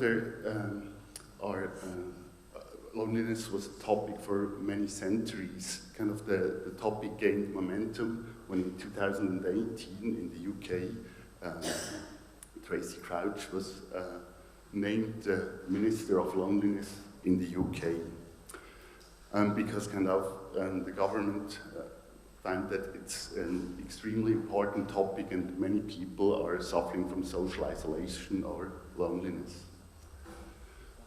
Other countries have followed, such as Japan, for example, but also I think Australia and many other countries kind of have followed this plan kind of to have strategies kind of to tackle loneliness in the community. There's this famous study that was done in 2015 that showed kind of that loneliness is associated with increased mortality and that it's a risk factor, that kind of the association between loneliness and increased mortality is kind of named as the new or old smoking. And last but not least, we all were kind of confronted with the corona pandemic, and here also the topic gained much more momentum, and it was also kind of many people said we have to do something about loneliness because many people suffer from loneliness. Here again, kind of what is loneliness? It is a subjective social isolation that is kind of a painful or is a feeling that is arising when the quantity or the quality of one's social relationships is perceived as dissatisfying, and it is not equal to objective social isolation. And kind of in empirical studies you only see quite small or modest correlations from objective social isolation and subjective social isolation. So it's not equal to solitude or being alone, and it's important to differentiate between situational loneliness. I think all of us have kind of had feelings of loneliness now and then. Transient loneliness, kind of when a loved one dies, we feel lonely maybe, but it kind of we get over it after a while. And chronic loneliness, kind of an important kind of term that shows that kind of the functionality this loneliness would have kind of has disappeared. Since loneliness is a subjective construct, it's important to assess it by self-report measures, and you can either do it directly or indirectly. So you try not to use the word lonely or loneliness, since it can be since loneliness is highly stigmatized and also self-stigmatized. So people may not open up and to say, yes, I feel lonely. When we look at the frequency of loneliness or increased levels of loneliness, there's an overview that was recently published, and you see that for many countries you have some estimates, but for different age groups it is not there are a lot of countries that need more data on this topic. Here just some examples, and of course it's really difficult since there is no well-defined cutoff. What is the cutoff? When is does loneliness become chronic or problematic? And so you use descriptives, how many people feel lonely or suffer from chronic loneliness. Here's another study that I already mentioned, that loneliness, it shows that loneliness is associated with increased mortality, and that the association is in magnitude comparable to non-risk factors such as smoking, obesity, or lack of physical activity. And this is partly due, of course, that loneliness is associated with poor health. This association has been shown in many different countries already. And part of it is that loneliness impacts physical and mental health. Here are some examples regarding physical health, studies that have shown that loneliness predicts these detrimental health situations, but also, of course, mental health, depression, social anxiety, common mental disorders or suicidality can be predicted by loneliness. And here, an important question is loneliness the chicken or the egg? And many studies show that it's the chicken and it's the egg. So loneliness predicts mental health, but mental health also predicts loneliness. And I think that's really important, that also people who have a poor mental health have limitations to maintain or establish social relationships. If we look at this graph, then we can see that indeed, and this is what many people assume, that in old age it increases dramatically, loneliness, but you see some other peaks during lifetime, and if you correct for universal predictors of loneliness, you see that even in younger ages, loneliness is higher. And it's important that there are also some age-related predictors such as work status, relationship status, and last but not least, income. So there are also structural factors that have impact loneliness. If you ask people who feel lonely what they think, what the reasons are, they feel that they have personal deficits. They report having traumatic interpersonal experiences during childhood or adolescence. They have an unfulfilled desire for intimate relationship, or separation experiences, or they are part of a socially marginalized group.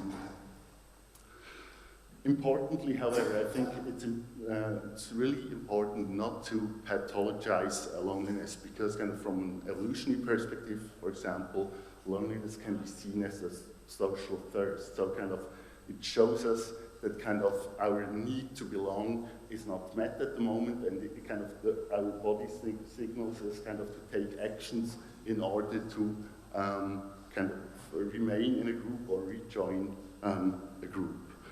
But as I said, it can become chronic, and here is a model proposed by Kachopel, kind of how one can get from situational to chronic loneliness, and kind of a vicious circles starts to run. So if there is a situation and you feel lonely, then kind of you have this ambivalent motivation, you want to reconnect, but because of the experiences you made, you kind of want to self-preserve at the same time, and this is associated with biased information in processing in social situations.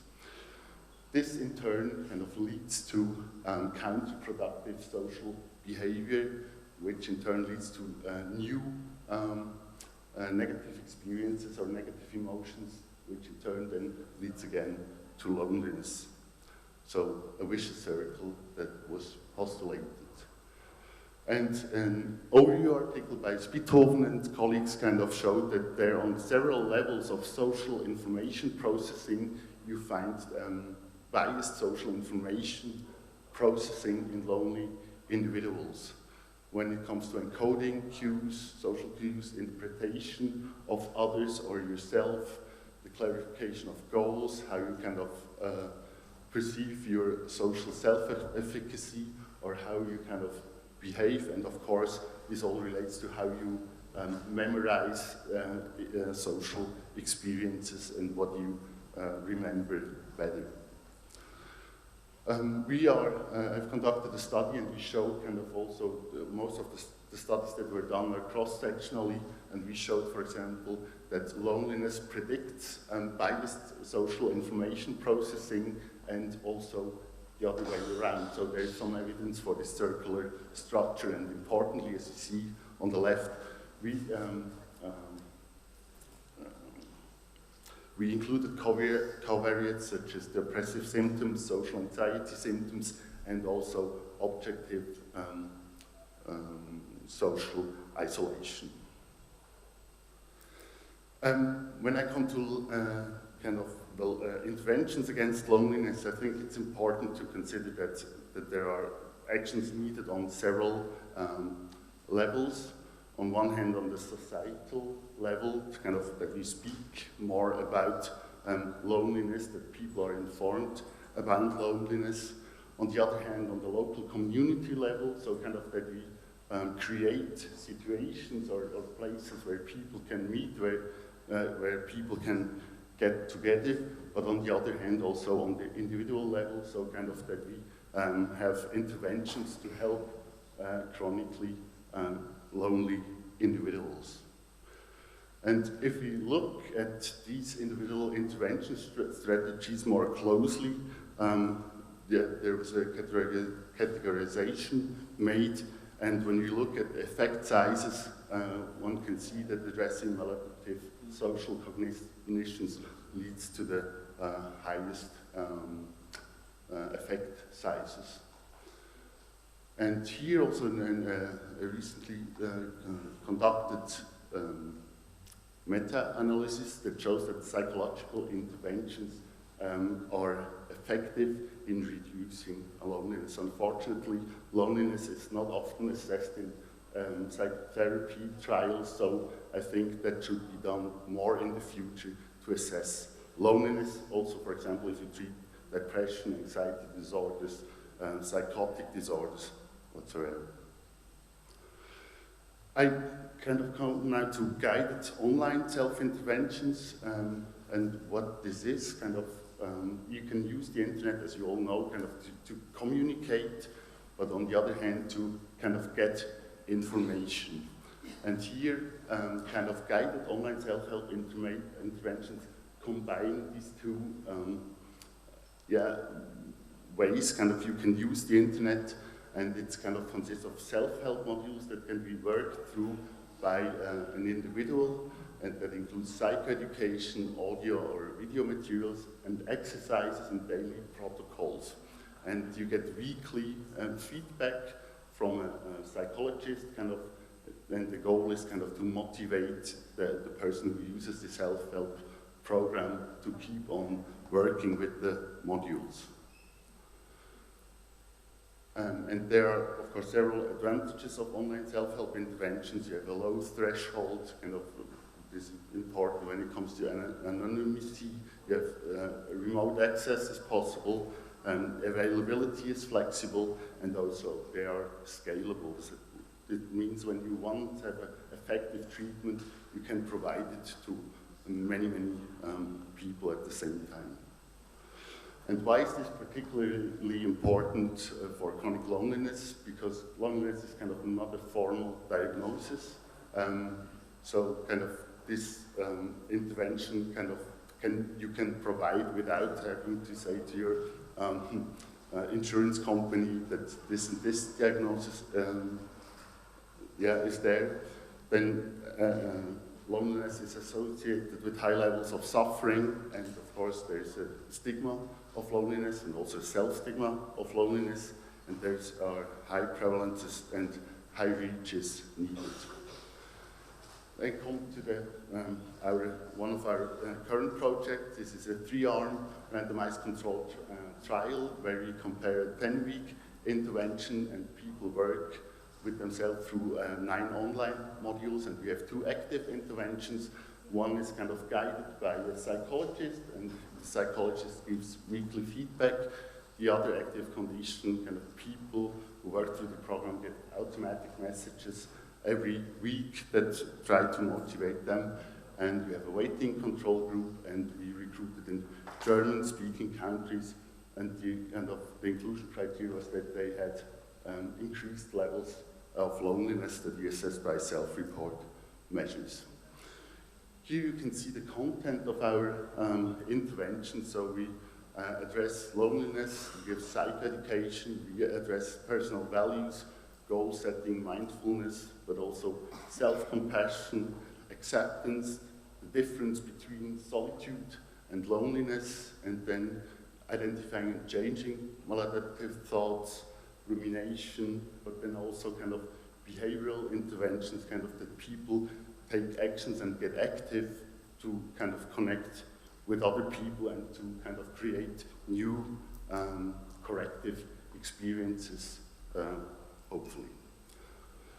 And this kind of work is based on work that has been done with our colleagues that we work together in Sweden, not Switzerland, Sweden, and Kell and Anderson and colleagues who have already conducted 2 studies with a similar intervention.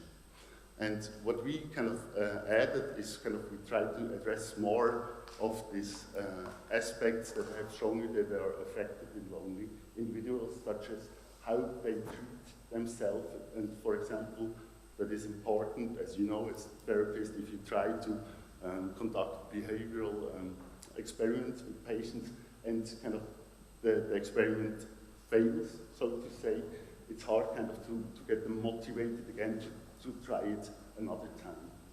And so kind of to have a self-compassionate attitude and say, it was hard, it was a hard experience, but nevertheless I'm going to try it again. I think this is really important. Here a flowchart of the study. We are still conducting follow-up assessments, so I'm going to present the first results at the post-assessment, and we randomized around 250 participants. The sample size, it's interesting, kind of the range that from people included ranges from 18 to 80 years. About 3/4 were female, 3/4 lived without a partner, and what is, I think, an impressive number, the mean, or the average length of loneliness they reported was about 11.5 years. And only, is the glass half full or half empty, but 50% around had a kind of a diagnosable psychological disorder, which we assessed with a standardized clinical interview. The primary outcomes, here you can see kind of what we expected or what we hypothesized, that kind of the guided intervention lead to a significantly steeper decrease in loneliness. and also a kind of the automatic feedback had some effect. If you look at within effect sizes, we find large effect sizes for the guidance condition within, moderate to large effect sizes for automatic messages, but also in the waiting list there was some change. And when we look at between effect sizes, we find moderate to high effect size when we compared guided to the waiting line condition, and also guided was superior, kind of in contrast to when participants only get automatic messages, and there was no significant difference between the automatic messages and the waitlist control group. So that means kind of human contact seems to be important and to facilitate the use of such an intervention. Because it was mentioned before, we also kind of checked reliable change, and it was about 50% of the participants in the guided condition that report significant clinical, significant reliable change because of the intervention. Here's some participant feedback, which I think is important. For example, the program motivated me to contact other people. I wouldn't have done that before because of my negative thoughts. It has sometimes almost overwhelmed me how many positive experiences I have been able to make. I almost feel like Alice in Wonderland. So that was a feedback we got from a participant after kind of the intervention. But on the other hand, we also got some feedback for people who don't like themselves, a wonderful program. For myself, an email or a phone call helps more. So this shows kind of that, kind of to conclude that the intervention is effective, but it's not kind of the holy grail for every person who suffers from chronic loneliness. And we will go deeper into the data and find predictors and also mechanisms of change of the intervention. To conclude, I hope I was able to show you that loneliness is a prevalent, important phenomenon across countries and cultures, and that situational loneliness should not be pathologized and can be helpful, also kind of to motivate people to kind of be aware of their feeling and to take action, kind of to do something against their social thirst. But when it becomes chronic, kind of loneliness loses its adaptive function. It predicts debilitating health conditions, is associated with distorted cognitive and emotional processing and unfavorable social behavior, and interventions against loneliness seem to be necessary on several levels. On the individual level, interventions tackling socio-cognitive aspects of loneliness are most promising, but for some people, it might be necessary to combine them with kind of more social interventions. We have promising results from our study, which kind of replicate studies that were conducted in Sweden, and I think another important point is that to be effective in other countries and other cultures, especially cultural adaptations of interventions, may be necessary. For example, we know from research that in some countries, kind of contact to family members is more important than to friends, and so kind of it kind of depends what the source of the loneliness is, kind of, and how you can alleviate it. And with this, I conclude my talk, and I hope I use the word correctly. Shukran, merci, and thanks a lot to you, to the audience, and to many other people. Thank you.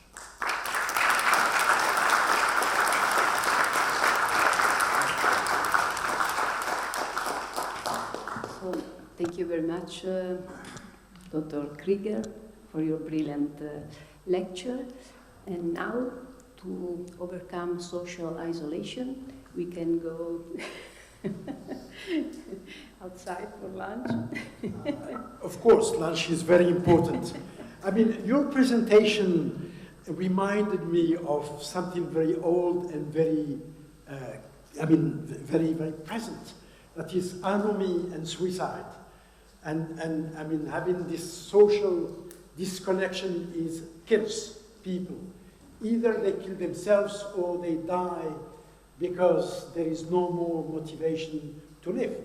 So thank you very much. It is indeed something extremely important. And it reminded me of a number of patients I have who suffer from loneliness plus something else. Thank you very much.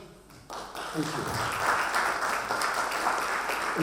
Ladies and gentlemen, now it is time to eat, to drink, to enjoy, but we have also the General Assembly of IFP here in this room.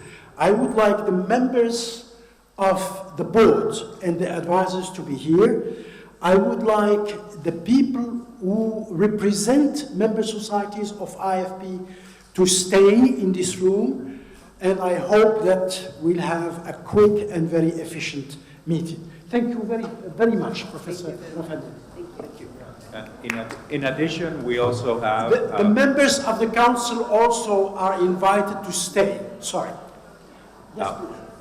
In addition to lunch, we have two activities in the outside area. One is an art exhibition of some beautiful photographs, and a very important poster session of many of our presenters who are doing the research posters today. So today's research posters and tomorrow clinical posters. The presenters will be standing by their posters ready to answer questions for you. Thank you.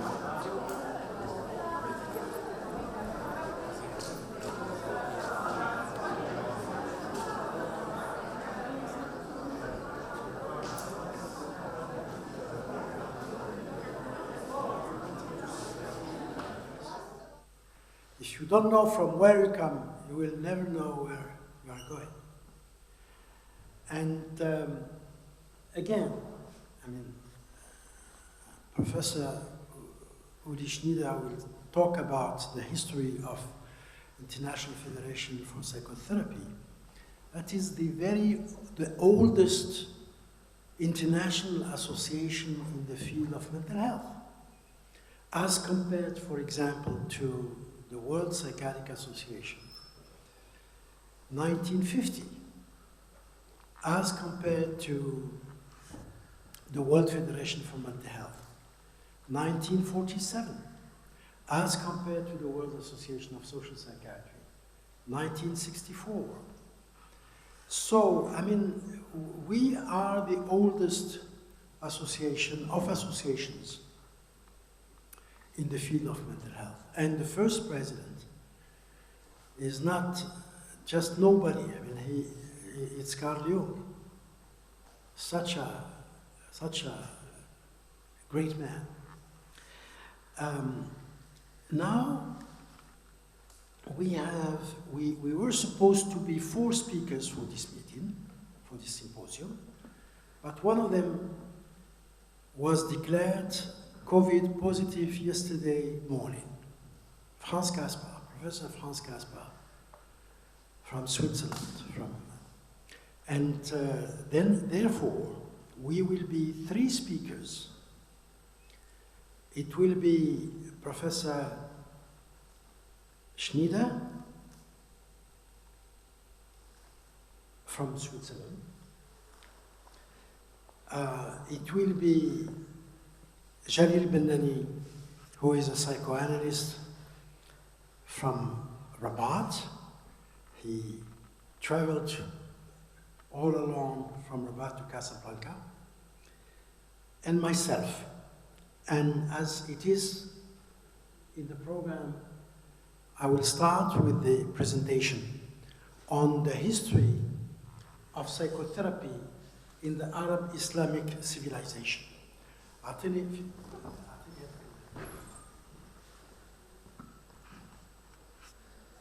We have another person who is absent from this symposium, who is Professor Nova Sartorius, who was supposed to co-chair with me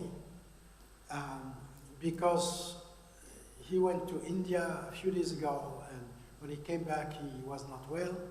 He's 88 years old, and his wife was ill as well, so he couldn't join, unfortunately. So I will co-chair with Professor Schlier. Yes.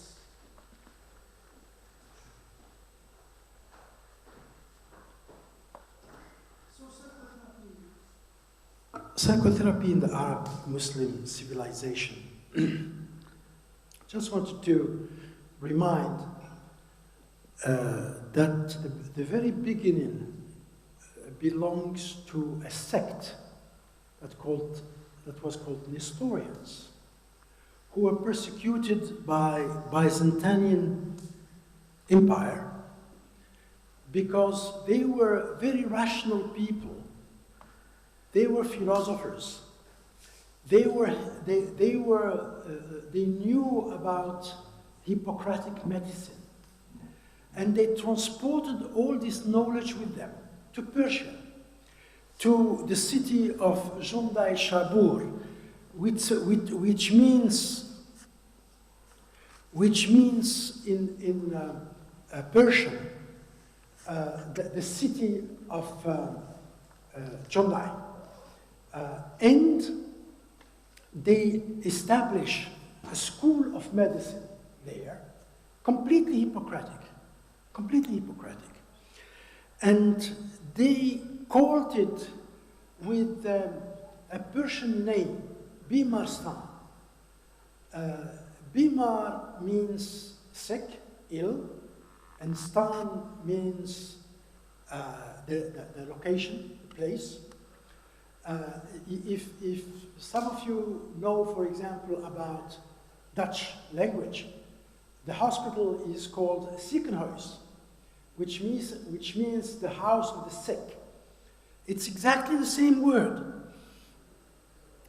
So one of the Arabs went to study medicine in Jundai Shabur. His name was Al-Harith ibn Kalada, and he was brilliant. And there is a documented text that shows a discussion between the emperor of Persia, Khosroes, and himself about health, about food, about medications, and it's pages and pages that exist still about this man. And the funny thing is, the interesting thing is this sentence from the Prophet Muhammad, who said to sick persons, go to Al-Harith ibn Kalada, he is a doctor. He's a medical doctor. He didn't say like Jesus, come to me. That you are blind, you will see again. You are dead, you will be alive again. No, he helped with prayers, of course. But he said there is medicine that has to be respected. Muhammad, the Prophet, lived 62 years. Hygiene was something extremely important for him. And his wife, Aisha, his preferred wife, said that he took 12 different medications at the end of his life. And there is a book called Prophetic Medicine, At-Tib Nabawi, with the main knowledge of his epoch in medicine. If I'm telling this is what explains that Hippocratic medicine became so strong everywhere in the Arab Islamic civilization, because they followed the path of the prophets. So, creation of Maristans everywhere. I mean, they took the model of Jundai Shabur when Persia was conquered, and it disseminated in all big cities.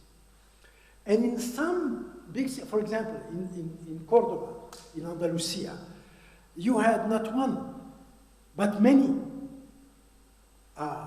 Bimarstans. The bee disappeared and it was contracted into Marstans, only. And there is, in Morocco, a beautiful description of a historian that was contemporaneous with the Almohade dynasty, that was the 12th century, in Marrakesh.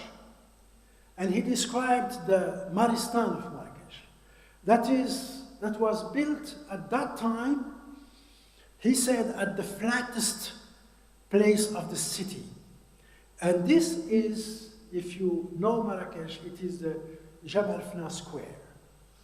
And he said that the king, and in fact the emir, the prince, he was not a king, he was an emperor. I mean, the empire of Morocco went from north of Spain till Senegal until the desert of Egypt. It was huge.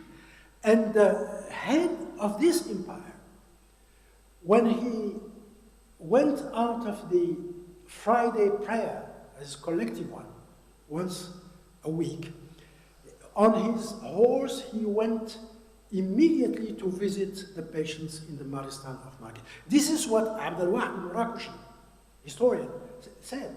He saw that. And he described marble, he described fountains, he described gardens, he described, and people, he said that people received medications and clothes, new clothes, and everybody could be hospitalized, whatever is the religion of the person, being from Marrakesh or not, and so on and so forth. And when they go out, when they are poor, they are given money and new clothes. So there was a kind of social security at the time, which is absolutely interesting.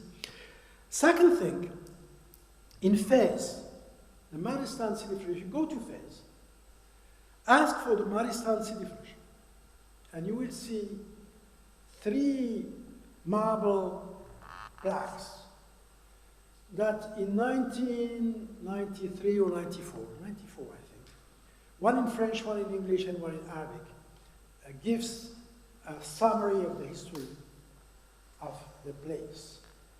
It was built during the Marinid period. That was the 14th century. And it worked, it functioned until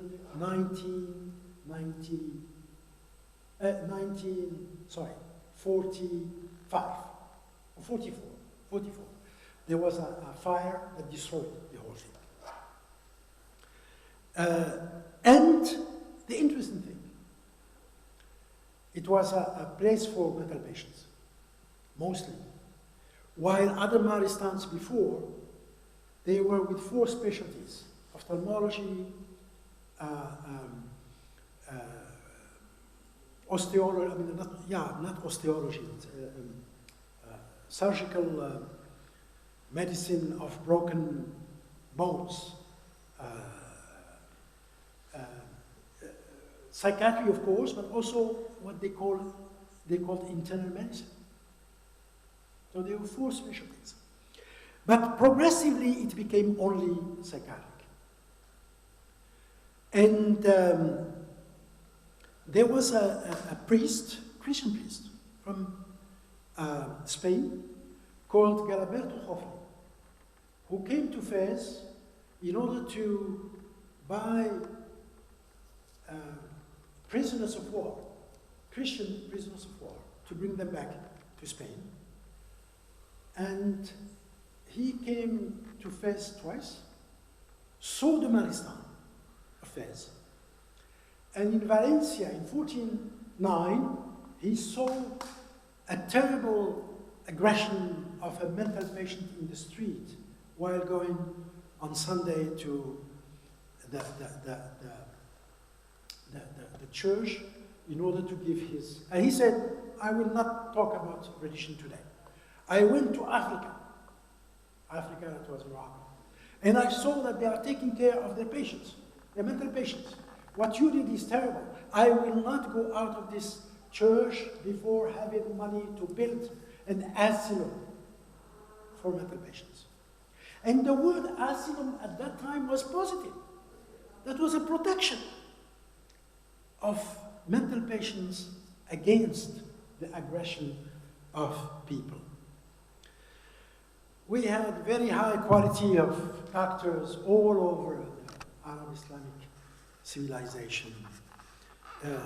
Al-Razi, Ibn Sina, Ibn Tufayl, Ibn Rushd, Ibn Zor, Maimonides, who was Jew. Almost all of them, except maybe Ibn Zor, were philosophers and with a huge knowledge. This is the Maristan phase. Now, they sell plastic and things like this. In 1994, when I organized for the Moroccan Association of History of Medicine a meeting there in Fez with a number of colleagues from France, with the French Association of History of Medicine, we asked that this place becomes a museum of Arab Islamic medicine. And the answer was no, but I just knew recently that the council of the city of Fez decided to give money for this museum to exist now. And I'm so happy that what we did in 1994 finally paid off. These are the three plaques. This is the place of herborists. That was the pharmacist at that time. And the pharmacists were just near the hospital. This is Maristan of Saleh near Rabat. This is the Maristan of Saleh near Rabat. This is what is still existing from the Maristan of Granada in Spain. And it is just near the Alhambra castle, but completely closed. Nobody can visit. And I asked in 1996, I had the opportunity to see the King of Spain, Juan Carlos, and I said that would be extraordinary if this place could become a museum as well. Psychotherapy, Razes, from Persia. That was the 10th century. The 9th and 10th century described the concept of psychotherapy, علاج نفساني. And that was interesting. There was a prince who knew that he was a great doctor, who was paralyzed. And he asked for his help. And he tried many medications, many herbs, this and that. Nothing helped. He said, I have a treatment for you, but I need the 2 best horses of your kingdom. So he said, okay, that's good. Okay, you go to the hammam and you stay there. I will come at 9 a.m. about, and I will treat you there. 9 a.m. nobody, 10 a.m. nobody, 11 a.m. nobody. Where is he? We don't know. 1 p.m. he enters and starts insulting the prince and saying, you terrible man, you sent your people working with you, and we had to cross a river that was, I almost died there. You're a criminal. What? He became furious. And then this man who was paralyzed walked, he just walked to him and run after him with his, he almost killed him. But his, the person who worked with him, as well as, there were 2 horses, the best of the kingdom, and they fled from the country. And he wrote a letter, please forgive what I did. I wanted to cure your paralysis, and that was the only way. I did علاج نفساني. psychotherapy. I'm talking about the 10th century. Ibn Sina, Avicenna, the prince of all doctors, medical doctors, Persian as well. And this man, I mean, there was a prince who was completely melancholic, depressed, severely depressed. And he came and said, I mean, he tried a number of things, asking questions, family, and this and that. And he took the pulse like this and say, who knows the city well? You, okay. Now, neighborhood by neighborhood, go ahead. One neighborhood, the heart rate went up. And this neighborhood, street by street. One street, the heart rate went up. This street, family by family. One family went up. In this family, person by person. And for the name of one person, the rate increased tremendously. He was in love. I mean, some said with a woman of that family. And he had a melancholia of love. I mean, la maladie d'amour, as they say in French. But some others say that he was in love with a man, but nobody knows exactly the situation. And there was another delusional melancholia. I mean, a delusional melancholia of somebody who he said, you need to kill me. You need I need to die. Why that? Because I'm a cow. You should kill me. And after having tried a number of treatments, nothing happened, it didn't improve. And Avicenna came dressed as a butcher. And he said, let me see this cow. And he was examining and said, no. This cow is not enough flesh. Needs a lot of food, a lot of water, eat, and we'll see if this cow becomes enough fat, then I will kill the and he started eating in order to be killed. And after 2 or 3 months, it stopped. I mean, melancholia stopped. So this is to say, this existed during Hippocratic times. Of course, I mean, it's the same school of thoughts and so on. But it is kind of psychosomatic way of dealing with things. And Ishaq ibn Umran, he was a Jew in Kairouan in Tunisia, and he wrote a beautiful book on the 10th century on melancholia, in the 10th century on melancholia. It's a beautiful book because the prince asked him to do something about that because he was bipolar and he was the last of the Aghlabid dynasty. Decline of Hippocratic medicine. In that civilization, the decline came from the persecution of intellectuals and philosophers. Decline in technology. Printing was never accepted, and kind of democratization of knowledge. And everything was closed, borders and so on. Ottoman Empire did not stop the decline. It went along with this. And the consequences of the decline is that the Turkish medicine was very ill. In the 19th century, there is an episode of cholera epidemics in Aleppo in 1904, where the people said, we have miasmus, that's bad smells in the air that kills people, hundreds of people every day. And you need to have walls higher, much higher.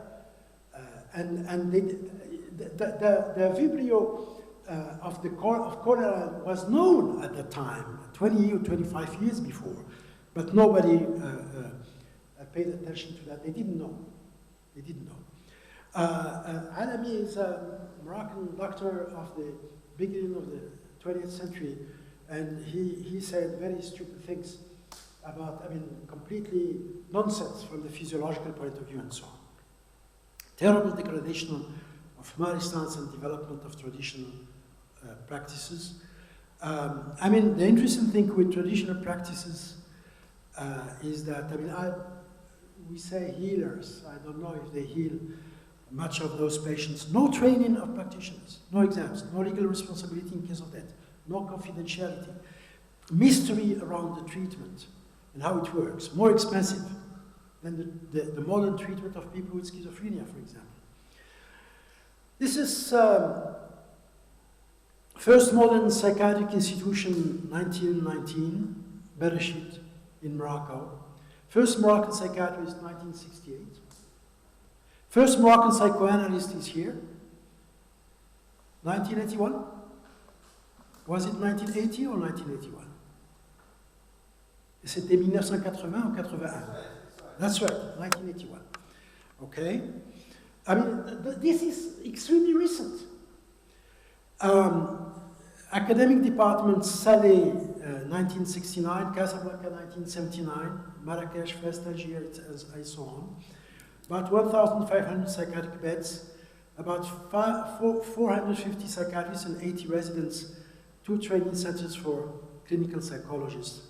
But we have also Nadia Kadri, who introduced CBT in Morocco recently. It was 15 years ago, something like that, and doing a lot of training in this field.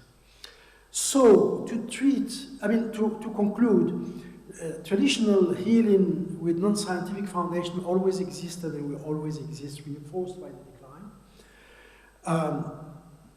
It opposes in many ways the spirit of Islam. There are a number of sayings of the Prophet: search for science from cradle to cemetery, even in China. And he was very, with the Hippocratic medicine.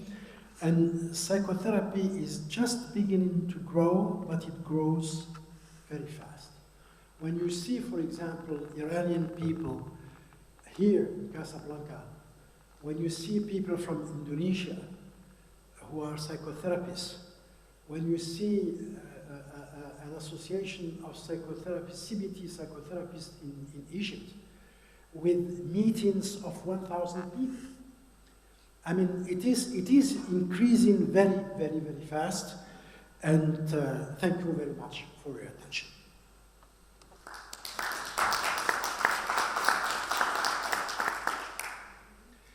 I think that the next speaker is, I don't remember, is it Udi or Jean? It's written.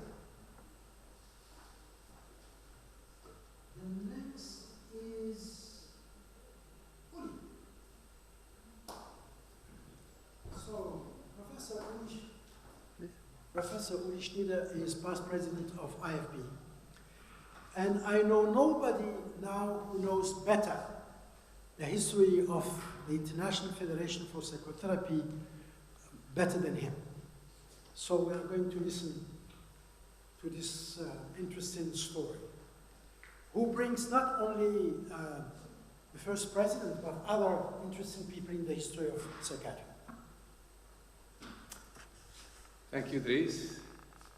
Ladies and gentlemen, I was asked to say a few words about the history of the IFP, which was just renamed into WFP, World Federation for Psychotherapy, about an hour and a half ago.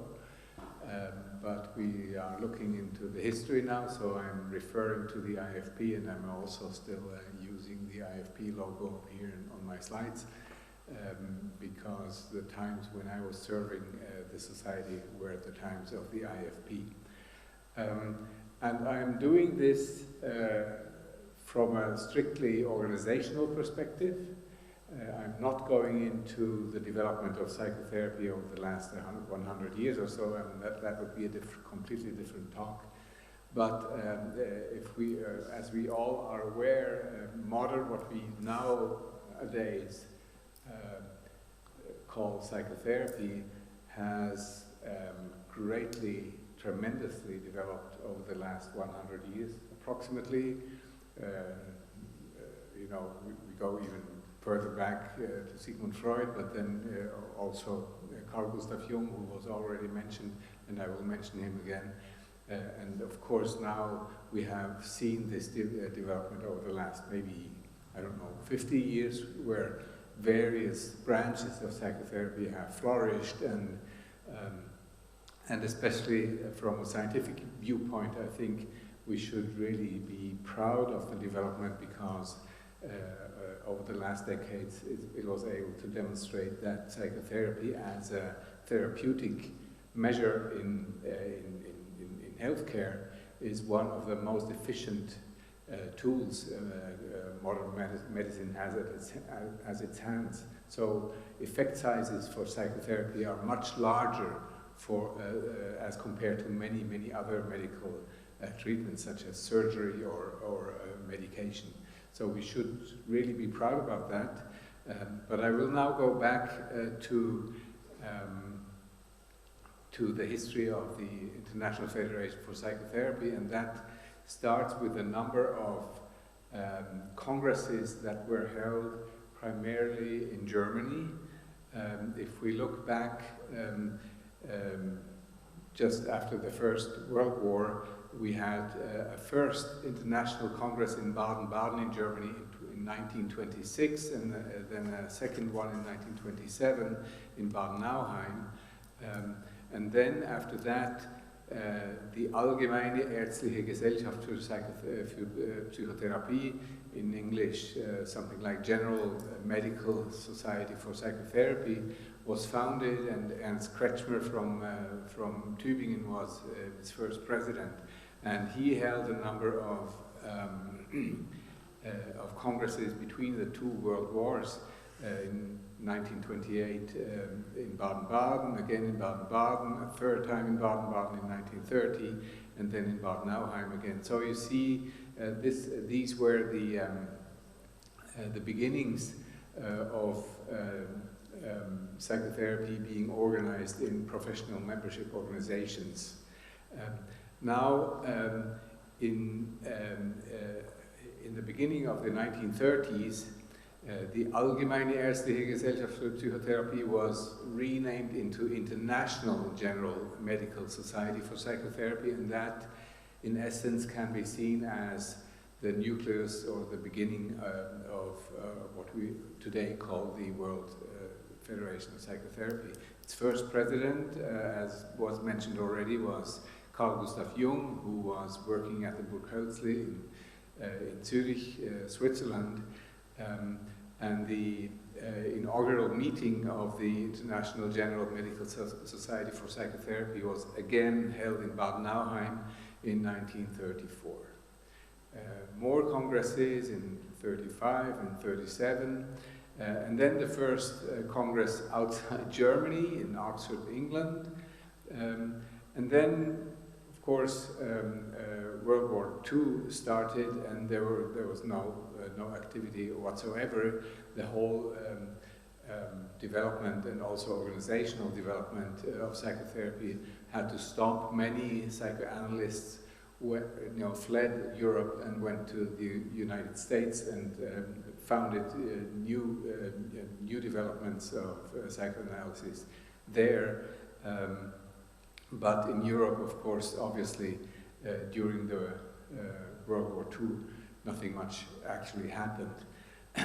Then the whole thing was resumed in 1948, and I'm just listing the congresses and the congress themes here. And as you can see, on a triannual basis, there were congresses all over Europe until 1979. And then in 1982, the first Congress outside Europe happened in Rio de Janeiro, interestingly enough, about psychotherapy and culture, which is now today again an important issue, of course. And then if we look further, we see, and I marked in yellow those congresses that were held outside outside Europe. So we saw Opatia, then Lausanne, then Hanover, and then 1994 in Seoul, South Korea. That was an interesting congress, especially for me, because it was the first time I joined IFP and I became treasurer there, and I really remember that remarkable congress there in Seoul. Then we went back to Europe in Warsaw, in Trondheim we had a congress. And then also in 1994, that was the time where Edgar Heim was president of the IFP. I think, no, it was even, it may be in 1994 when the international, the IFP was renamed because at the time when he became president, it was called the International Medical Federation for International Federation for Medical Psychotherapy. It was restricted to MDs exclusively, and it was thanks to Edgar Heim's far-sighted view, of course, to include psychological psychotherapists, psychologists, clinical psychologists also in the IFP. So he dropped the medical and renamed it as International Federation for Psychotherapy. And also at that time, interestingly, we moved from congresses every 3 years to congresses every 4 years. And now we went back to congresses every 3 years, of course. So we had the first, the second congress in an Asian country, in Kuala Lumpur, in Malaysia, in 2006. Then we went to Shanghai in 2014, and to Casablanca now, the first IFP or WFP Congress on African soil, which is a remarkable achievement thanks to Driss Moussaoui. If you look at the presidents of the IFMP or IFP, you see that after its revival, after World War II, Medard Boss, the Daseinsanalytik pioneer, took over as president. And as you can also see, there are a number of Swiss colleagues who served as presidents. P.W. Schneider from Switzerland, then it went to Norway, and then I already mentioned Edgar Heim, who was president for 10 years, then went to Germany, then myself served as a president for two presidential terms, and then Franz Kaspar, who is supposed to be here. He's staying at the hotel, unfortunately, because of COVID. And now, another remarkable point is that with Driss Moussaoui, who took over as president in 2018 and served until exactly today, when he stepped down, stepping down, okay, it's the end of the Congress, so he's going to step down tomorrow. Driss being the first African president of the society. So this just gives you maybe a glimpse and an overview of the development on the organizational level, but coming to the end of my short input here, I would like to show you the mission statement of the International Federation for Psychotherapy. It was approved by the board in 2004, and I just read it to you because I really think it is sort of the essence of what we try what we strive for. So the IFP is a worldwide umbrella organization for psychotherapy. The Federation is open to professional societies, to institutions, and also to individual members. The WFP now aims to promote and endorse and maintain high professional and ethical standards of psychotherapy in both practice, research, and training. Furthermore, the WFP fosters a worldwide intercultural, interdisciplinary dialogue and mutual learning among psychotherapists, psychotherapy researchers, psychotherapeutic orientations, traditions, and related sciences. And fourth, the WFP provides a platform for the development of theories, methods and treatment approaches, and promotes the integration of psychotherapeutic thinking in clinical and also in non-clinical fields. So I think this is, in a nutshell, what we as an organization try to contribute to the development of psychotherapy on a global level. And with that, I think I thank you for your attention. Thank you.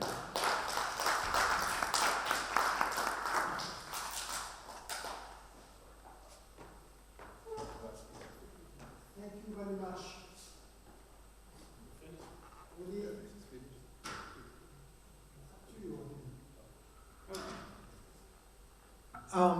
We will have discussion at the end of the session. Two things.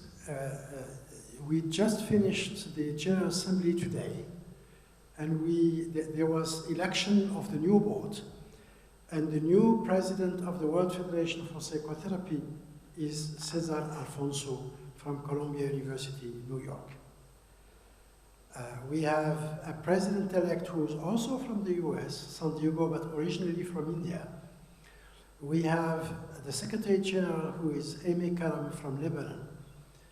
She is a clinical psychologist, and we have François Ferrero from Switzerland, who is treasurer of the WFP. So the interesting thing is that North America didn't exist before. Now it will exist, definitely, and something important is happening here. The second thing, when I was a resident in St. Anne Hospital, Professor Pichot, my teacher, my mentor, called me and said, I have the son of the very first president, Kretschmer, who was also a psychiatrist. I'm talking about 1974-75.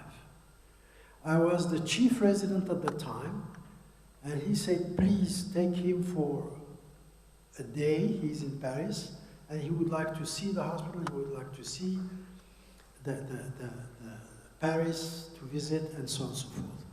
And I spent a whole day with the son, psychiatrist, of Ernst Kretschmer. So this is all a small historical point, and he was kind of not very talkative person. He was kind of,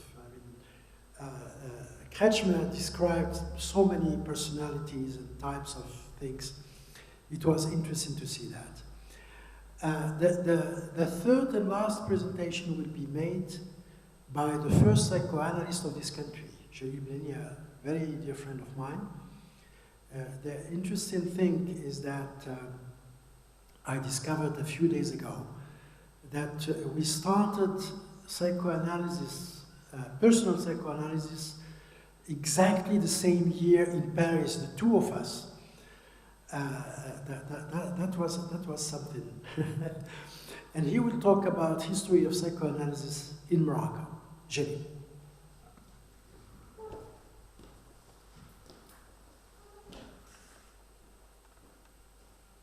No PowerPoint. No PowerPoint. Directly. Donc je me mets là. Ah. Ok, merci.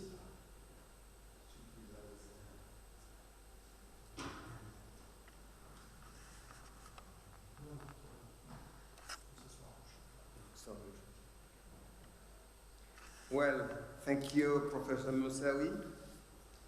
Glad to be here with you.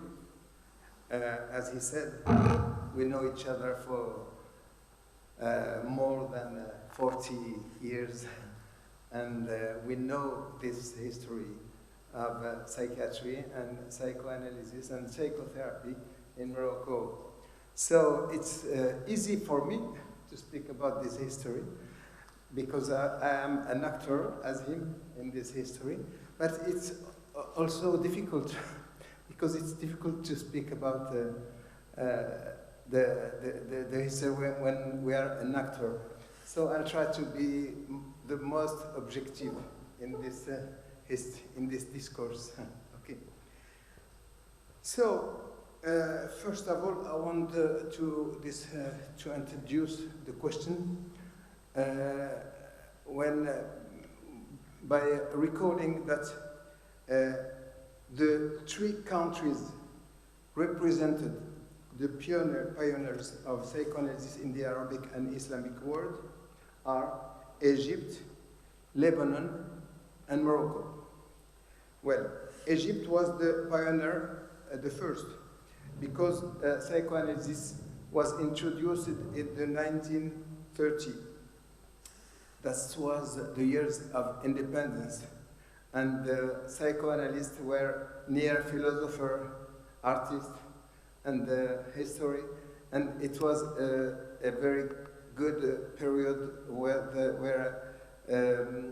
the thought was free, you know, because after this, about the 1950, and it was more difficult, and then in the 1960, there were nearly no psychoanalysts in Egypt because of political reasons. Because psychoanalysis is linked to freedom and democracy. It is very important to say that.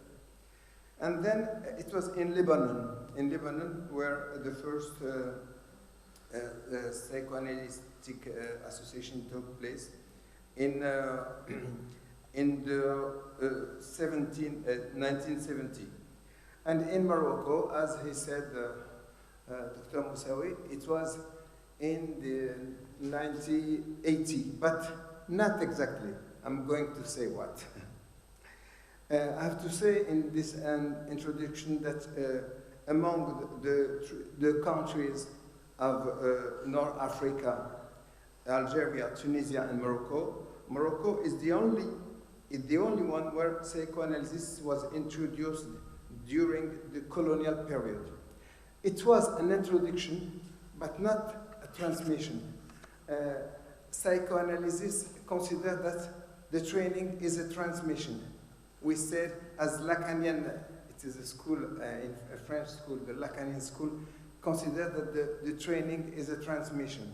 It is not like a diploma of university.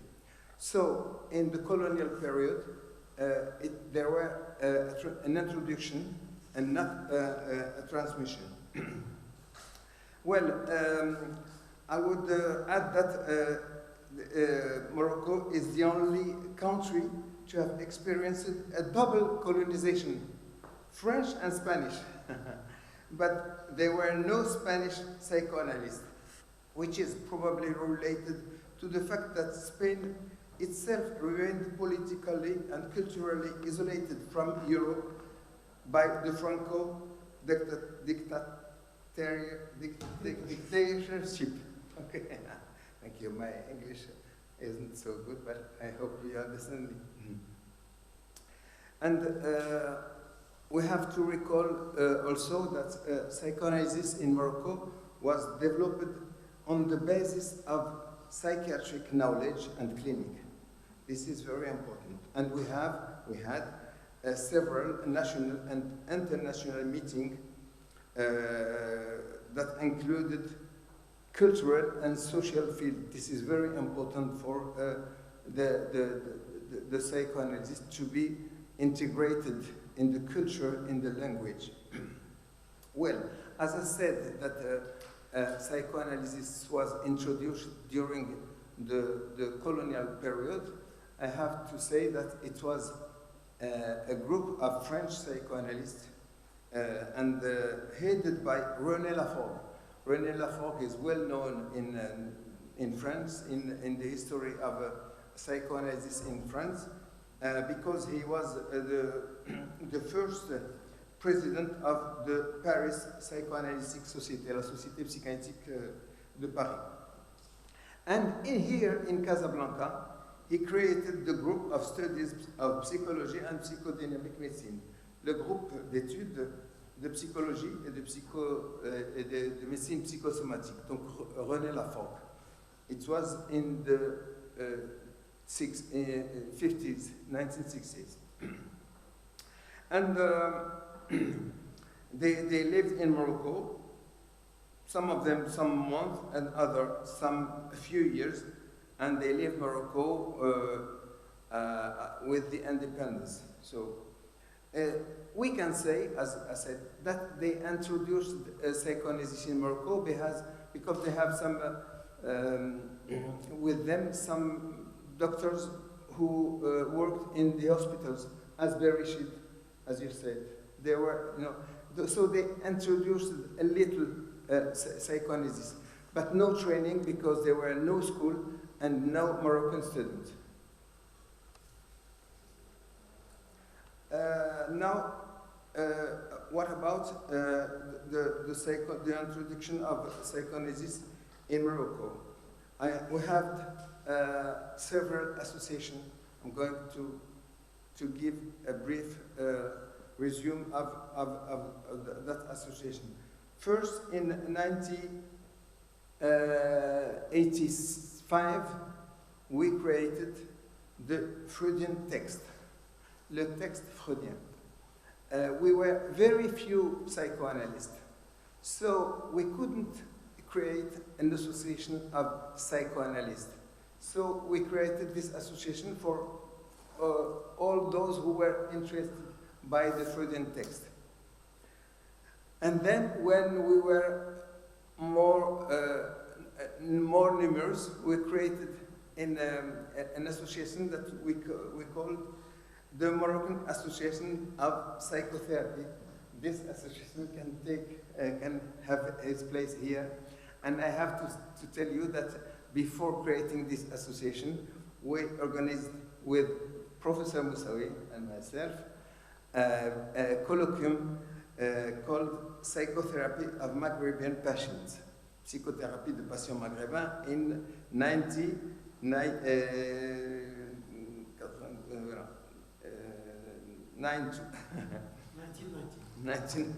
Okay. So that was 1/3 of a century. Yes. 33 years ago.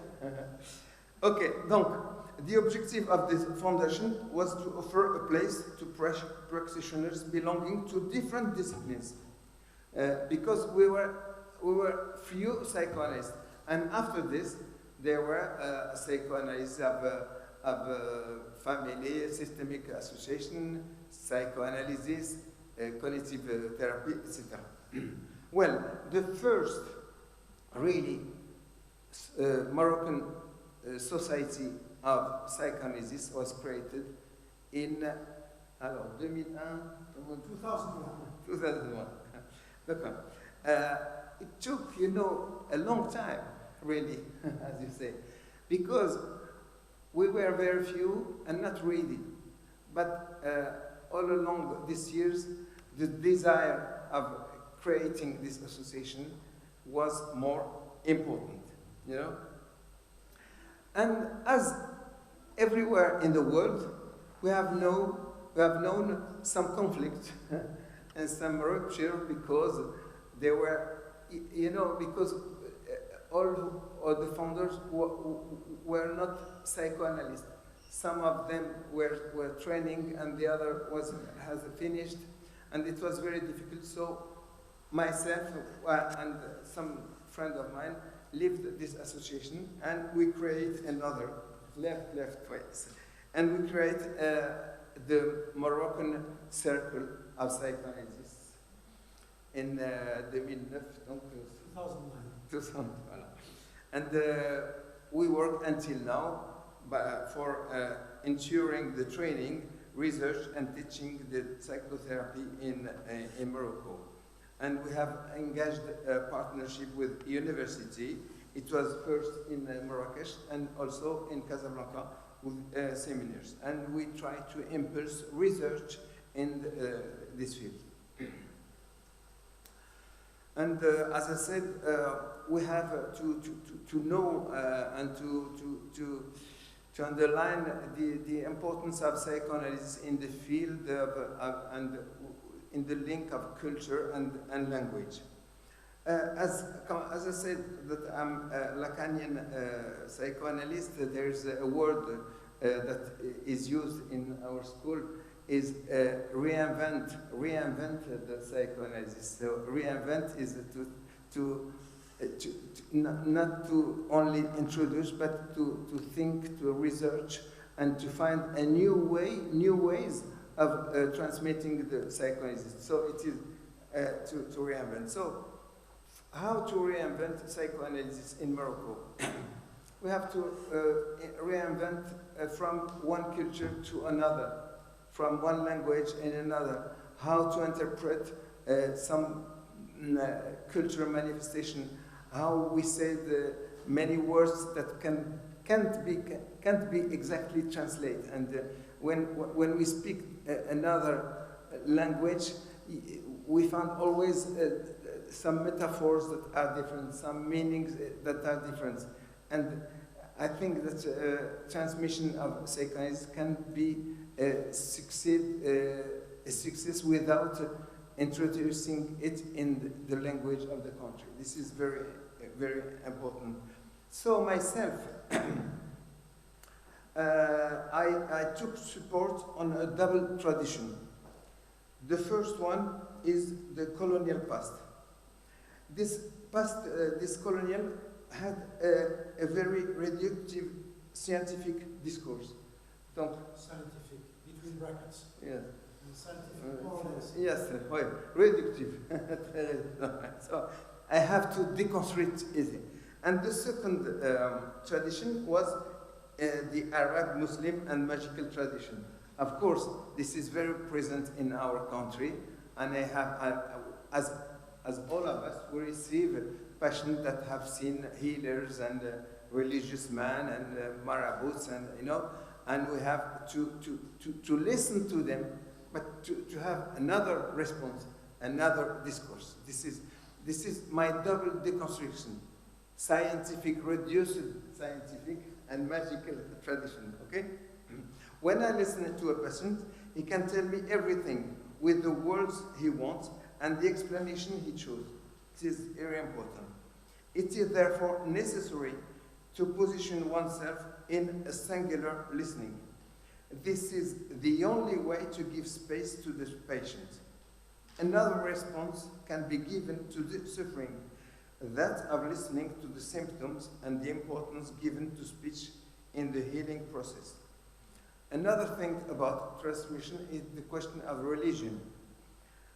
In my practice, I often meet obsessional patients, perhaps more than hysterical ones in Morocco. It is said that there is many history, but I think it's not enough to say obsession are very, we met them, for instance, an obsessional patient believing and practicing, man or woman, never stop making ablution and repeating them, for fear of not being enough clean. He makes prayer and renews them for fear of having blasphemed or not being enough pure himself during the prayer. He even begins to have doubt about religion and about God himself. The people around him, until then caring and accepting his behavior, sometimes as a sin of excessive religiosity, sometimes as a zeal linked to his temperament, sometimes advise him to go to the psychanalyst, considering that the acceptable limits have been crossed. I frequently meet patients who seek in recourse to religion and as a cure for their illness, a therapy, but and believing that religion has all answer. However, the religion experience of the patients, their belief and their practice are individual facts as the notion of interpretation in Islam. So transmitting psychoanalysis is a singular experience.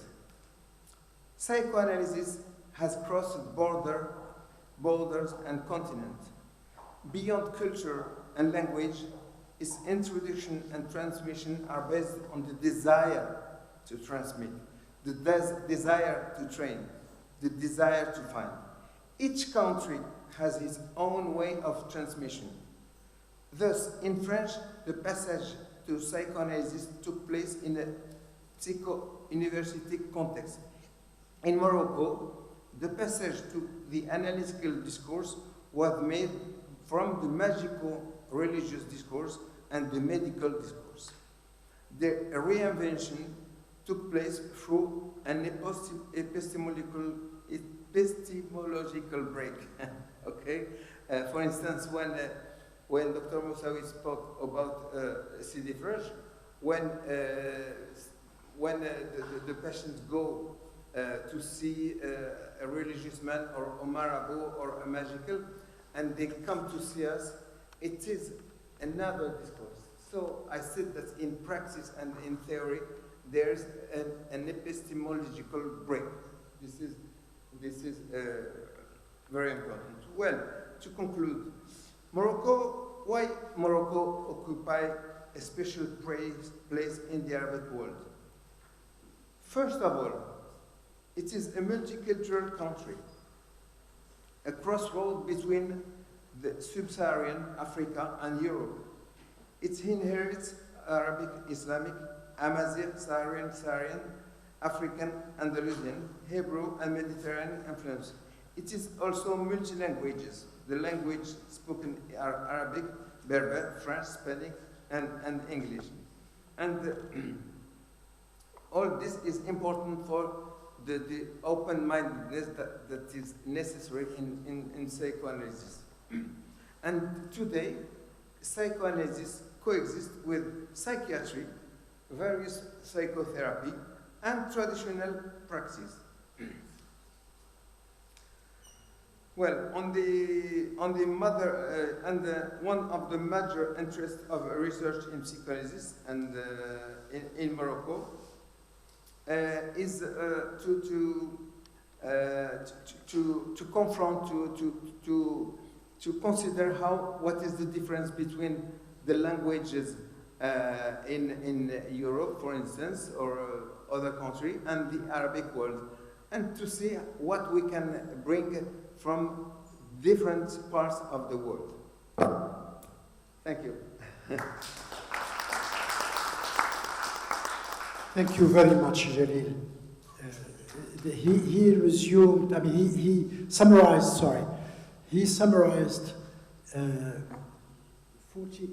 more than 40 years of hard work in 10 minutes or 15 minutes or something like that.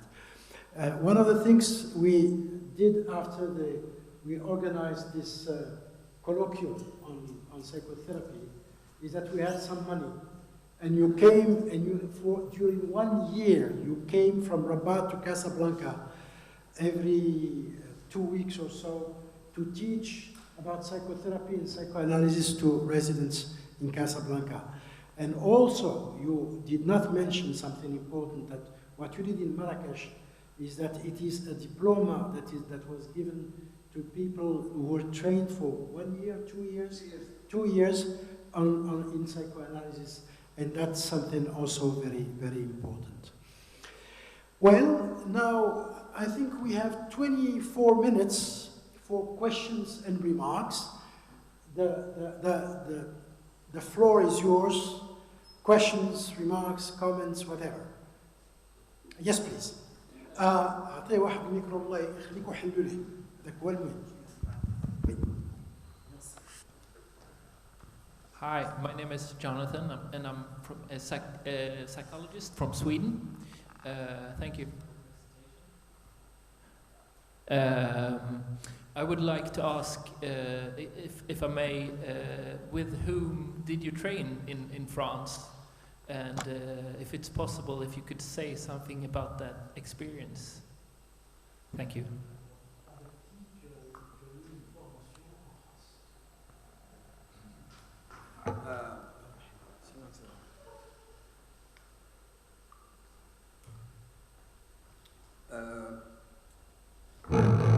As Dr. Moussaoui, we were, after our specialty in psychiatry, we were resident in psychiatry. And when became a resident, I have some money to, to begin my psychoanalysis. So it was with the Lacanian psychoanalysis. His name was Roland Lanter, not very known, but he was trained by Jacques Lacan, and he was the chief of an hospital in Maison Blanche in Paris, you know. And after this, after Dr. Moussaoui, I worked in the Moroccan consulate and we had many Moroccan Maghrebian patients, and then I took the responsibility of a Maghrebian consultation not far from the consulate, and I met many Maghrebian and patients. It was a very good experience because I was confronted with the question before coming in Morocco. It was a very good transition. I saw Maghrebian patients, and it was interesting, but it was a piège. Because they come to see me, but not by themselves sometimes. Sometimes doctors didn't find some issue for them, or rejected them. So they said, you go to see a Moroccan therapist. And when they come to see me, they said, I didn't want to come here. So I understand that medicine can find some difficulty to cure some patients. I understand it. But to say you need a Moroccan therapist, this is too reductive and too easy. Because sometimes when somebody doesn't speak your language, I understand this.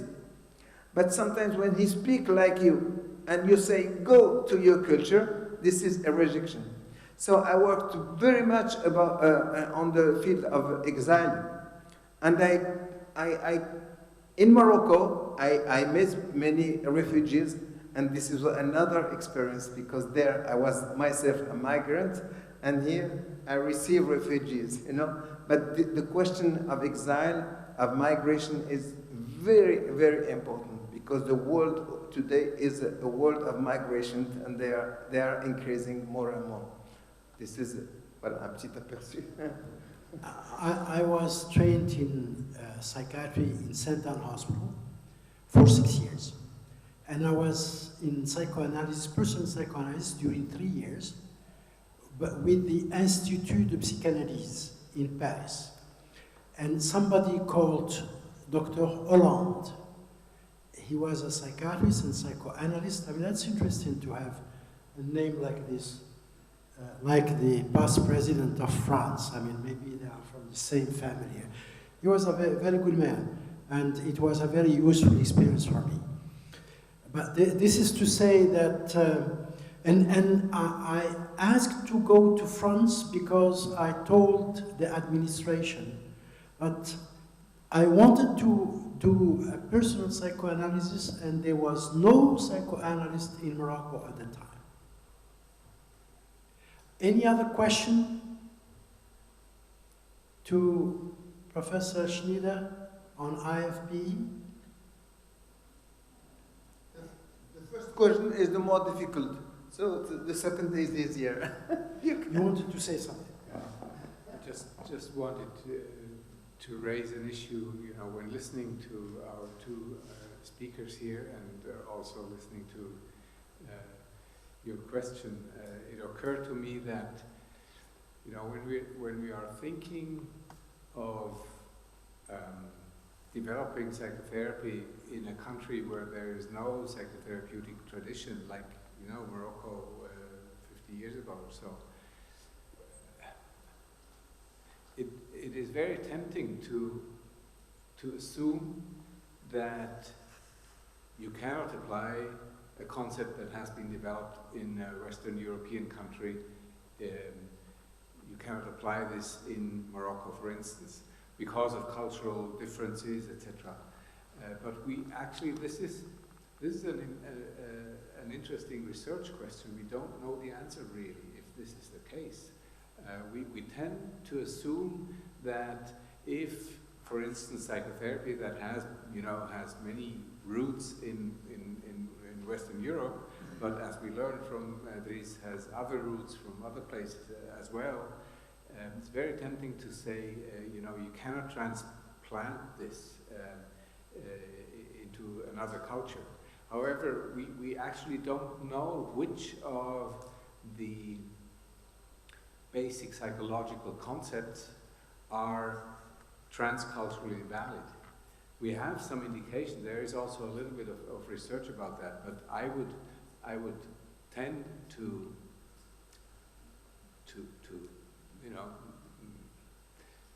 say that maybe most of the basic psychological ideas and constructs we have developed in psychology are applicable across cultures. Of course, there are always variations because people are different, but my hypothesis, if I were to do a research project on this, my hypothesis would be that the majority of the basic constructs would still hold in Morocco, in Southeast Asia, in South America, etc. But it's really an important question, and we don't know the answer yet. I do agree. Just to continue with this very important issue, I have seen, when I came back to Morocco in 1979, that a number of clinical cases had very clearly possibility of understanding it from the psychoanalytical point of view. And some of the cases were so crystal clear, I would say. I said, this is like psychoanalysis in Vienna at the end of the 19th century and the beginning of the 20th century. It was so, this is why, in this faculty of medicine, I taught medical students of the second year in psychological medicine and human sciences, analytical concepts like Oedipus complex and so on for 35 years. And I'm still convinced it is extremely important for students in medicine to learn about this dynamic in what's happening during the development of the personality of the person, and during difficult moments to understand better what happens because of this psychoanalytical theory. So, of course, as you said, there are some cultural colors or coloring of the situations, but the principles, the fundamentals, I think, are the same all over the world. That's my feeling. What do you think of that? Oh, sorry. No. You wanted to say something. Yes, please. My name is Linda, and I'm also from Sweden, and a psychologist. I'm just curious if you would say that the interest for this method is growing in Morocco. Yes. So you have more and more patients coming to you. Elle a dit l'intérêt pour la psychanalyse augmente régulièrement au Maroc. I will answer before he answers. Yes, it grows, and it should grow. And the Moroccan Association of Dynamic Psychiatry, that was recently founded, which is important, is also psychoanalytically oriented. It was created 1 year ago, and it's a member society of IFP. But you have also CBT that is more and more important. You have hundreds of people who are trained for the past 10, 15 years in CBT. But psychoanalysis is growing. I mean, the interest is...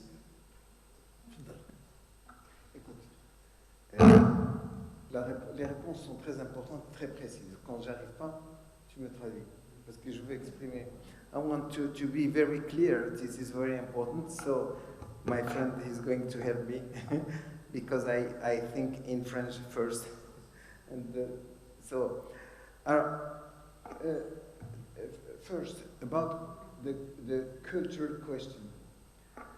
You know, I'm against some psychiatrists, some, you know maybe the new ethnopsychiatrists. They call themselves ethnopsychiatres in French. Ethnopsychiatrists. The first ethnopsychiatrist was Georges Devreux. But after him, it wasn't the same. Why? He was ethnopsychoanalyst. Yes, but ça c'est une ambiguïté. Ethnopsychanalyste et il s'appelle ethnopsychiatre. C'est une ambiguïté. Bon. The problem with them is that for them, culture is first. You are Moroccan, don't I know how you are. You know, I can tell you what is your relation with your mother. This is a problem. As psychoanalyst, I consider that the unconscious is universal. It is the same for all human beings. So what is culture? Culture is a way of being together. It's, la culture c'est un partage qui donne une place à la nature reste là. La culture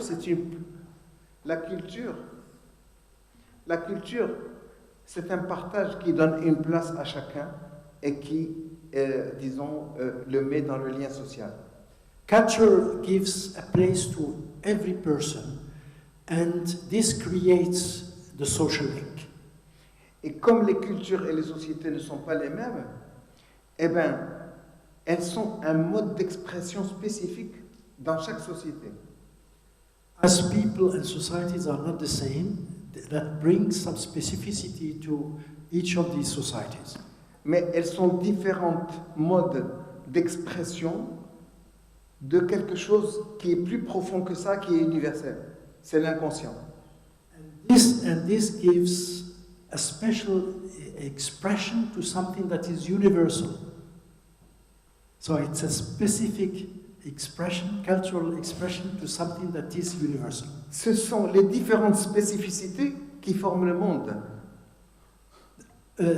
Different specificities create the world, or they form the world. Vous savez, il y a eu un courant qui est lié aux périodes coloniales, qui considère qu'il y a un centre de l'universel et que ce centre va rayonner dans le monde.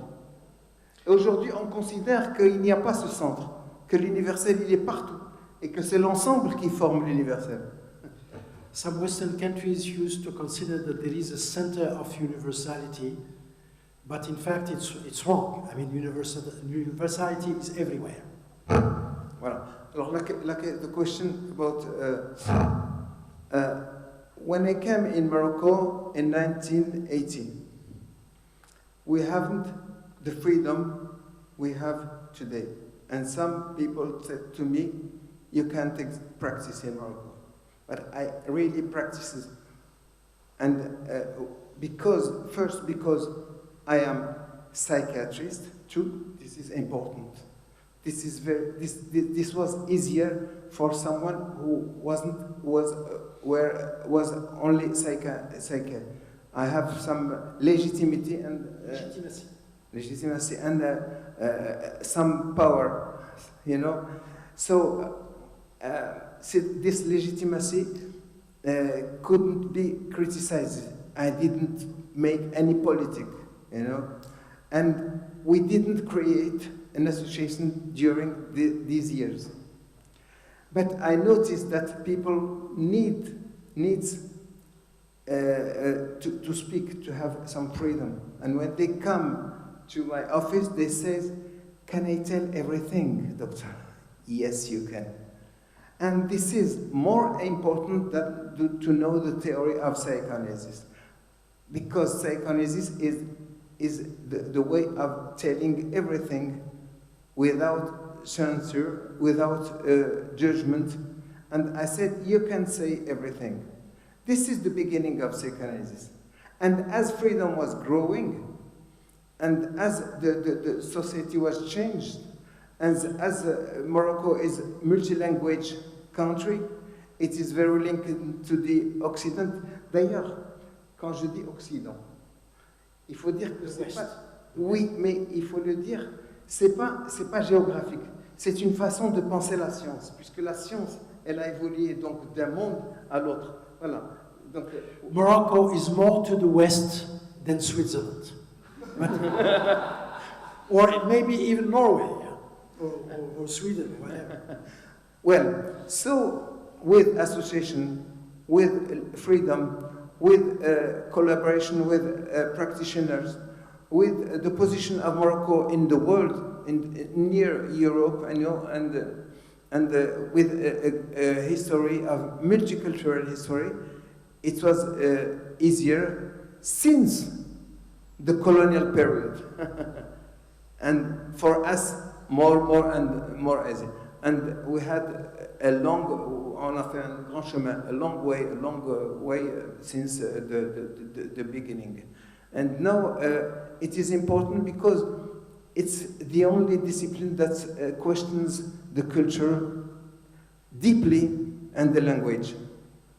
And that question the religion, the taboos, the customs, and many things like that. So for me, it's the only discipline that makes this. With philosophers, with anthropologists, with sociologists, with doctors, of course. I do agree with you. Thank you very much. Before closing this session, we still have maybe a few minutes if there are some burning questions. Yes, please. Burning. Maybe you can hear me. Yeah, I can, yes. خلي صح.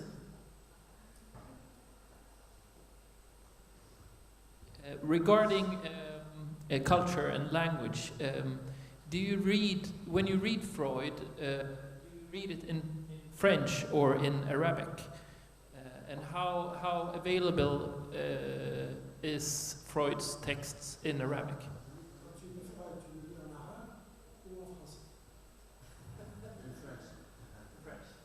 In French, of course, in French, and as I've been trained in French, I always look with translation, with my passion. I read in French, but I have patients who speak two languages. And I have a work about bilingualism. Bilingualism and psychoanalysis, because sometimes you say, this is, you can find this in every country. All today, the world is multilingual. So it is important for a psychoanalyst to consider why someone speaks in Arabic or in French. Sometimes for going for something important for him in his mother tongue, and other time to be like avec une distance, enfin, you know.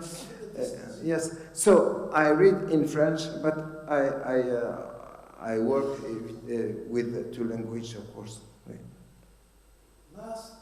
Last question or remark, if there is any.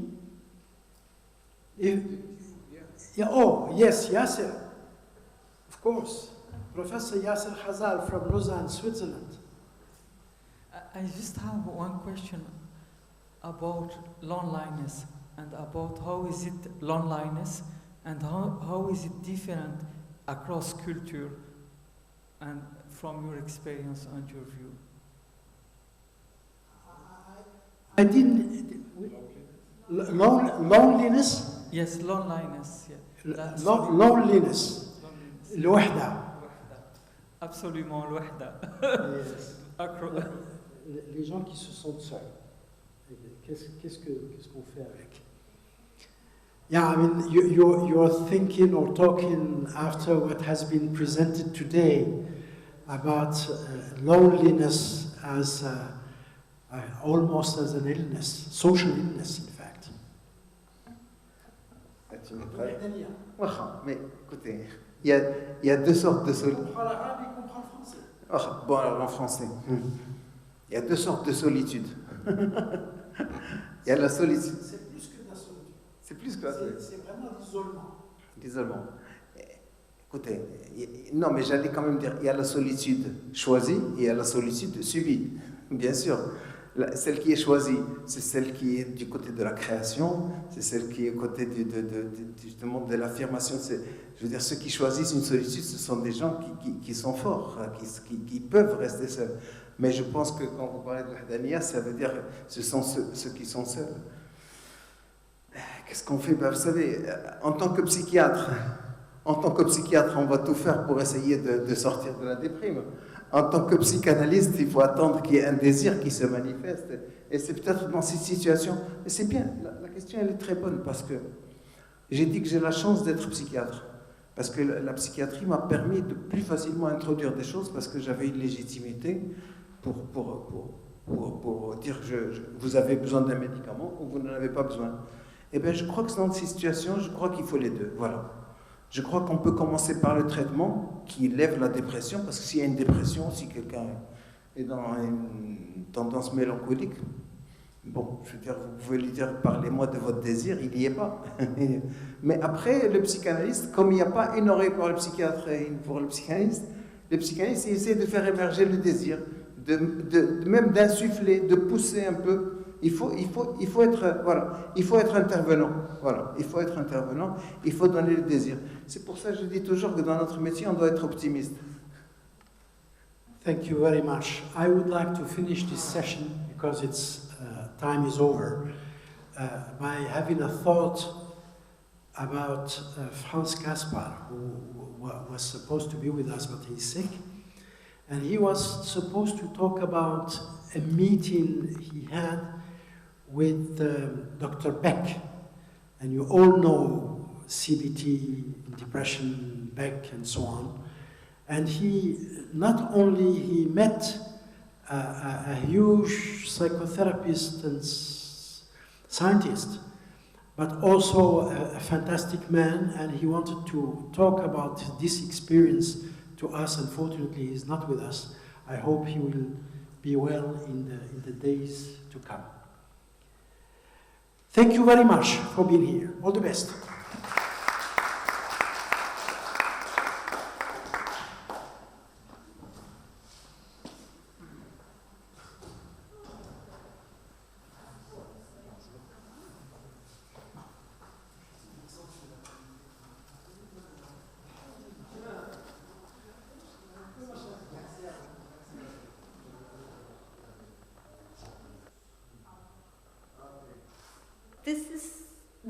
We have to start, we're already a little late, even though we have until 5:15. We're going to be talking about psychotherapeutic challenges in children of all ages. We have 4 remarkable speakers. Our first speaker is Daniel Sester from Switzerland. Then we have Regine Muradian from the US. Maureen Lyon from the US, and Michel Bedbud from France. I'm not going to take up too much time. They'll just say a little bit something about their own work. I'll introduce each one as they talk. We'll do this in chronological order. I mean, we'll start with the youngest infants, then a little older, then adolescents, and older adolescents.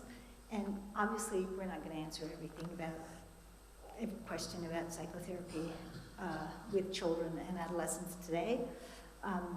But we hope that this will be an interactive session. It's a small session, small group, and that you'll have lots of questions for each speaker or for all of them collectively. and we're going to leave time for Q's and A's, right? So I think that I can shorten this so that each speaker has a little more time. My name is Giselle Apter. I'm a professor of child psychiatry in France, in Normandy, and my, I wouldn't say subspecialties, it's it's on overhead specialty is perinatal mental health and infant mental health. And so I'm very happy to start this session off. Are you okay with Dan's talk? And Dan is professor of child and adolescent psychiatry in Lausanne, and he's also adjunct professor at the New York University School of Medicine in New York City.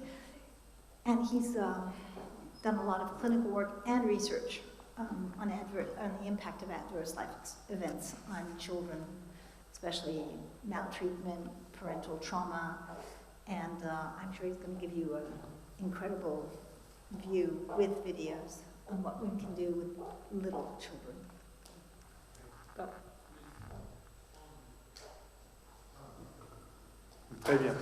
Okay, so the question I ask is at least 3 for 1, meaning 3 for 1 patients or clients. Is infant and early childhood psychotherapy a bargain or a ripoff? Because you're getting more than you asked for. So when we're talking about our work with infants and very young children, we're speaking of a 2- and 3-person psychology. And the first question people usually say is, well, what is a baby doing with a psychotherapist? The insurance companies ask that, or adult psychiatry and psychology colleagues might ask that. The question is also, who is the patient then? Is it you're really treating the parent and the baby doesn't even need to be there? And so let me try to give you my opinion on that based on the literature. I would say there are at least 3 patients or clients for every situation that is sent to us or that comes to ask for help. There's, of course, as a child and adolescent psychiatrist, also an adult psychiatrist, but my focus is in my work at the University of Lausanne Hospital as a child and adolescent psychiatrist in their department, in their service. The infant and the child is the primary patient where the chart or the medical record is under that name. But then, of course, you don't have the cognitive and other developmental capacities as an infant or a child to even give the whole story. So you need the parent, at least for the evaluation. But I would assert you need them also for the treatment, because the third patient, the parent comes with their own baggage, their own history, their own attachment, psychopathology. You need the relationship, as Winnicott said, there is no such thing even as a baby. There's the baby in the context of the relationship with the mother and the father. And so the relationship becomes a third patient, as you will. And there's the dyadic relationship and the triadic relationship. If there are 2 parents, there might be a mother and a grandmother. There might be 2 mothers or 2 fathers nowadays. So there's the issue of the relationship of the caregivers to the child. And then you have, of course, the siblings, the fratrie. You have the family system as well. So if you try to look at where is the presenting problem that people come to get help for, we found in our research when I was back in New York at Columbia University in an infant mental health clinic, 60% of the parents would say that the problem that they're coming to get help with is in the child. The child is the problem or has a problem. Only 30% would say that they're the problem because they're depressed and they can't manage and they know that this is adversely affecting the baby. That's the minority. Only 10% would say that the problem is in the relationship. So I see it, I say we, I see it, as Giselle, as we, as infant mental health specialists, we see it differently. The majority of problems, we assert, resides in the relationship. And while it's often affected by parents' problems, psychopathology, It's also affected by the child, although less often, according to their constitution or temperament, as well as perhaps neurodevelopmental problems like attention deficits or autism. With these points in mind, infants and young children, they do benefit from psychotherapy, and some people would say no. I say they do. And you can't just treat the parents and expect that the child will automatically get better, even though some of our colleagues do that because they just don't have the training or the experience to evaluate and to treat a baby in the room. So what does a psychotherapist do with babies and toddlers who may not yet be communicative fully or at all in terms of verbal skills? There's a validation of the child's self and self-agency. There's mentalization by the therapist. There's co-regulation of emotions, attention, excitement, or arousal by the therapist. There's intersubjectivity that one can share with the therapist, between the therapist and the baby, particularly, I'm a trauma specialist, particularly around traumatic experiences, that would be too triggering for a parent that's also experienced trauma. So to get into the world, the inner world of the infant or toddler through play, through simple nonverbal interaction, that's something that the therapist can do that the parent may not be able to do. And so with that, you have a co-construction of for example, a trauma narrative, what happened.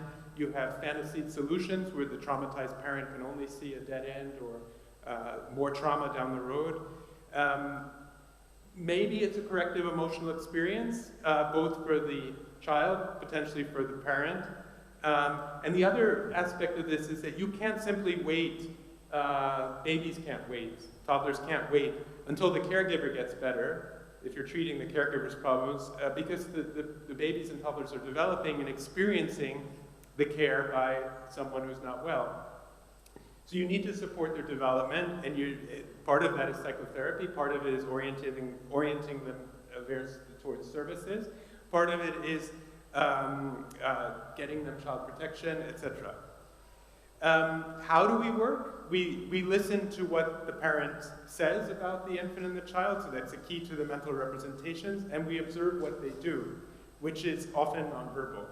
And there's some citations. Alicia Lieberman has talked about the importance of attributions and representations through narrative that the parents offer about their child and the relationship with the child. And Daniel Stern famously, for example, in the Motherhood Constellation, but even earlier in 1985, talked about turning the nonverbal, into nonverbal affective communication, the relationship and observing it. So just to give a brief example, here is a mother who has a very severe trauma history of physical abuse, domestic violence exposure as a child, and domestic violence victimization as an adult. She brought in her child around 18 months, 20 months, saying that he's bulimic, right? So that he would vomit, and for no reason, she said. So she sees the problem in him, she sees that he has psychopathology, do something about this, fix my child. And so what you see in this video is just, we usually stress the mother by asking her to step outside. This is in the context of a research study, but we do this clinically as well. And you can see how this little boy, at his age, with his capacities, might affect a traumatized mother. And we ask her to wait outside the door and come in either at 3 minutes or before, depending on how she's able to tolerate the crime and thinks that he needs help. Oops. Sorry. It's too sensitive. So she steps out. There's a research assistant. I'm in the room as well.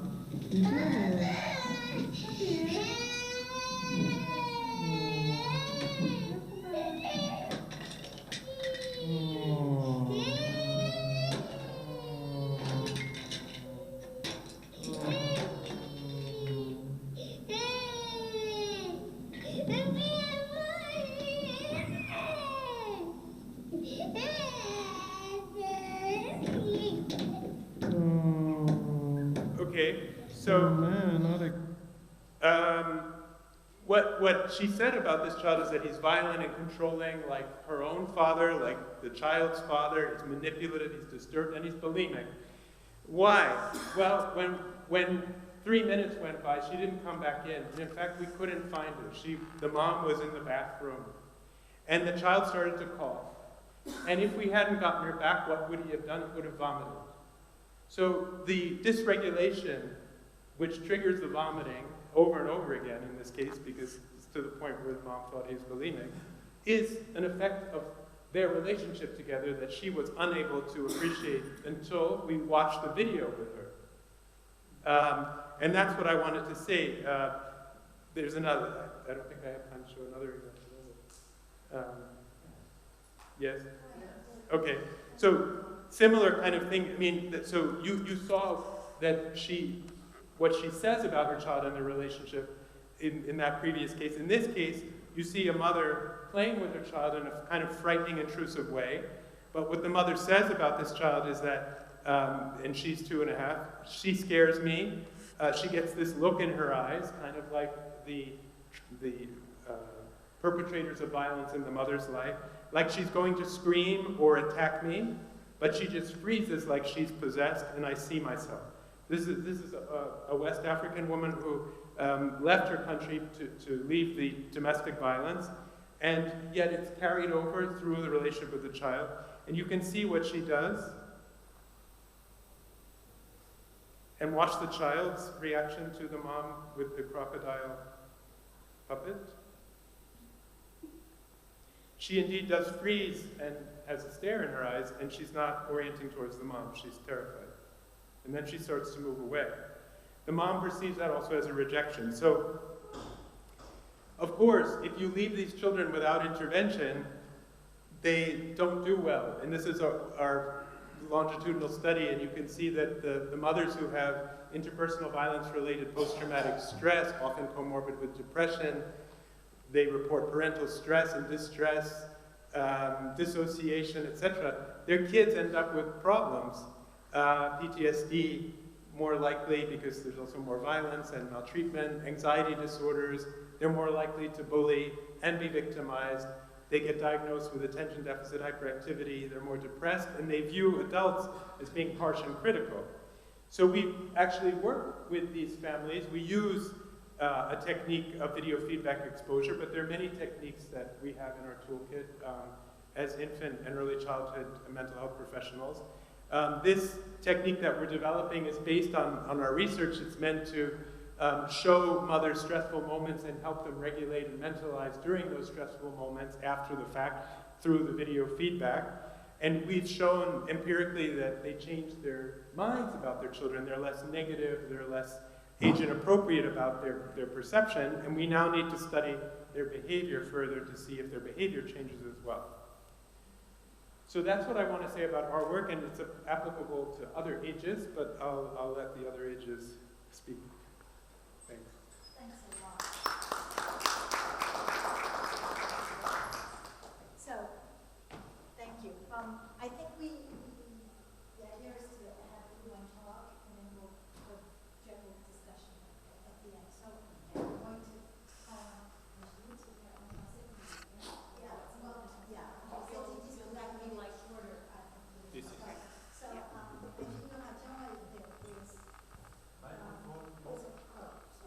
is a clinical psychologist, children's author, speaker, expert TV commentator, and she has a clinical practice with children and adolescents with a wide range of stressors.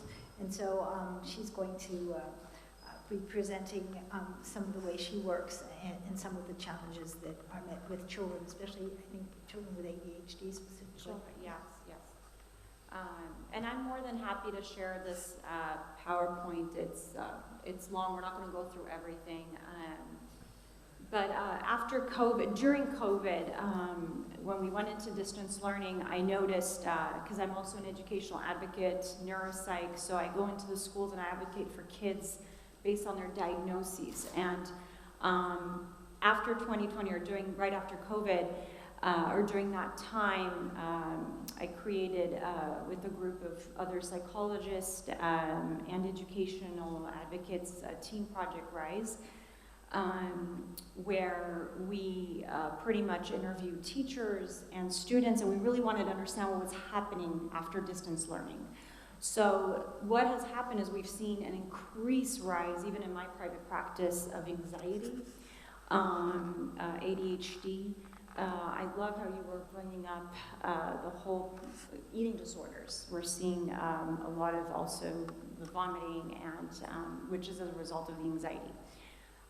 So we've seen a lot of array of emotional, physical symptoms.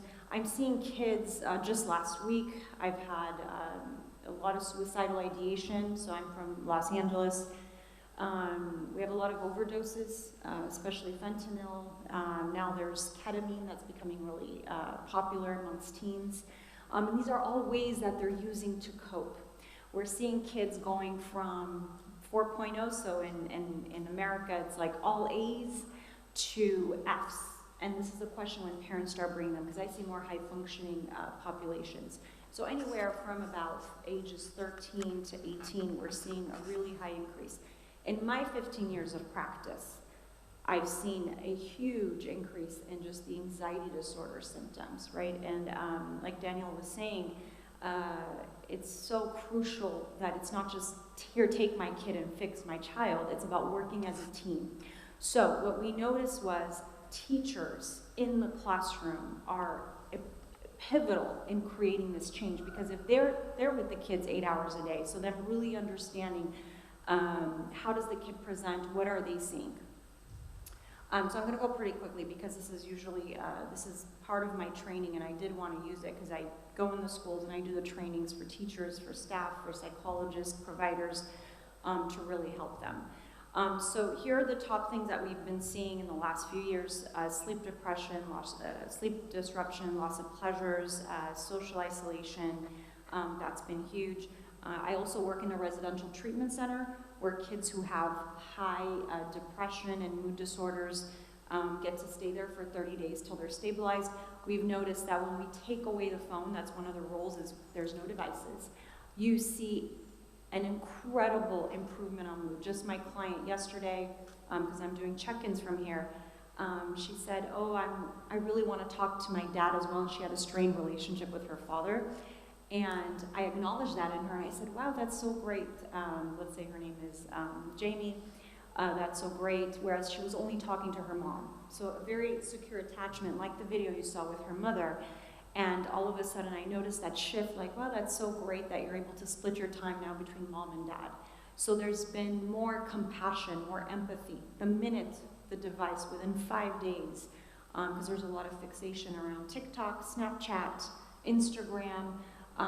It's kind of like they're just stuck in this world, and that is a huge contributor to the depression, which we're seeing can look situational. The minute you remove that, all of a sudden when we give the CDI, which is a child depression inventory, the depression symptoms are not at elevated 30, they've kind of decreased to 15. So it's really interesting to see that correlation.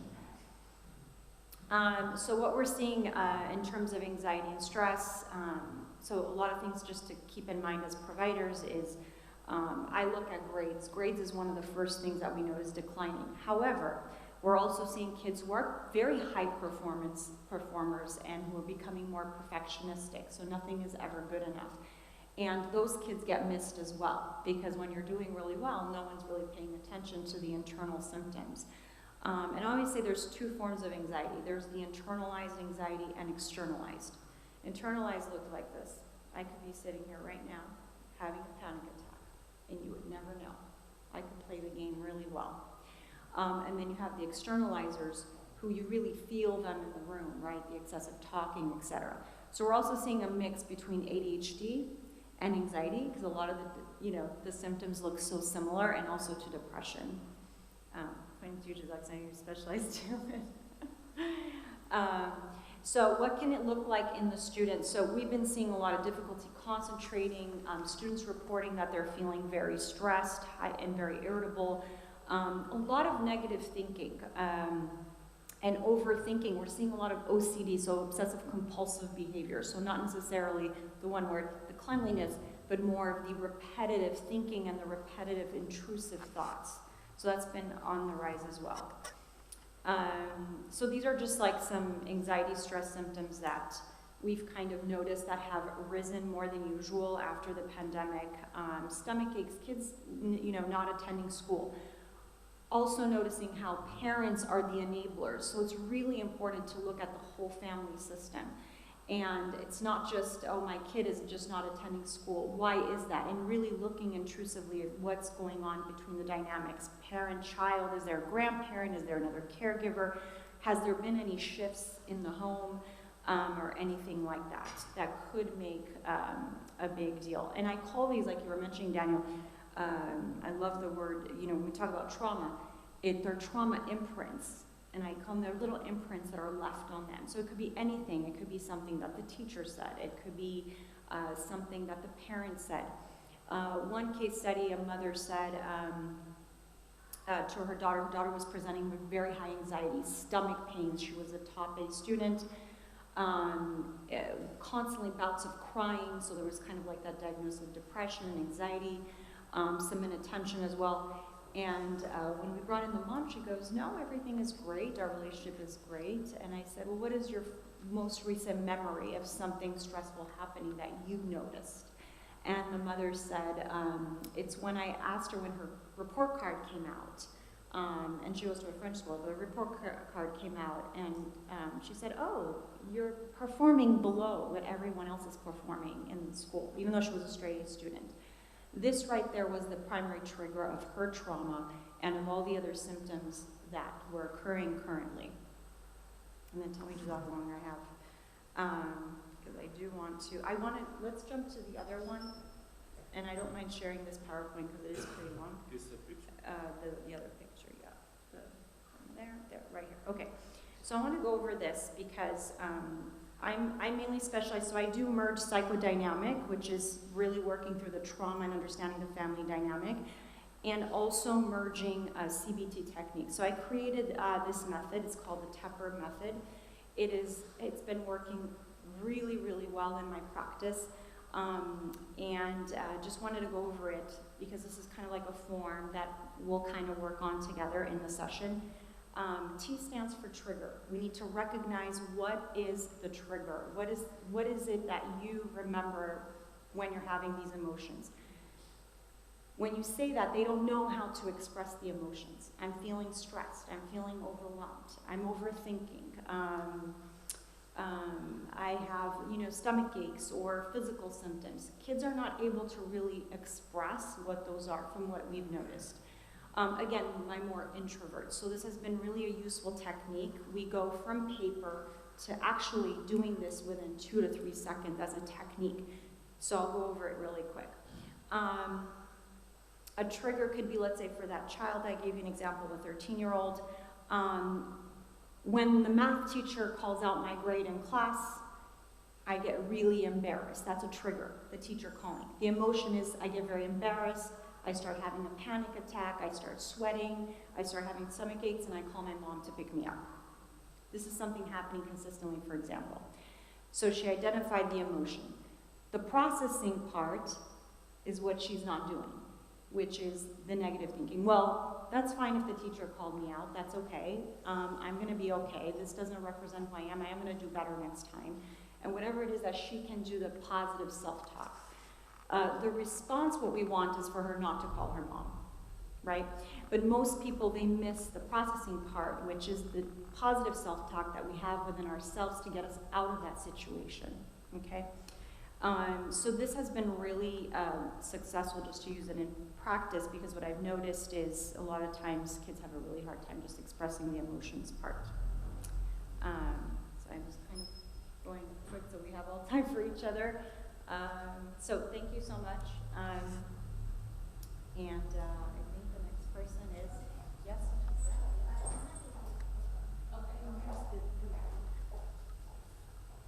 Okay. Wait, just 1 second. I'm going to use the same mic. I'm not going to go back up and forth. You see, might warm me up a little. Our next Our next speaker is going to come up. And thank you a lot, Regine, for this great talk. So Maureen Lyon is professor of pediatrics at George Washington University School, and she's done a lot with adolescents with suicidal ideation and also those with serious illness, HIV and cancer, and she's going to talk to us about this therapeutic way of dealing with this, and thanks a lot for coming. Thank you.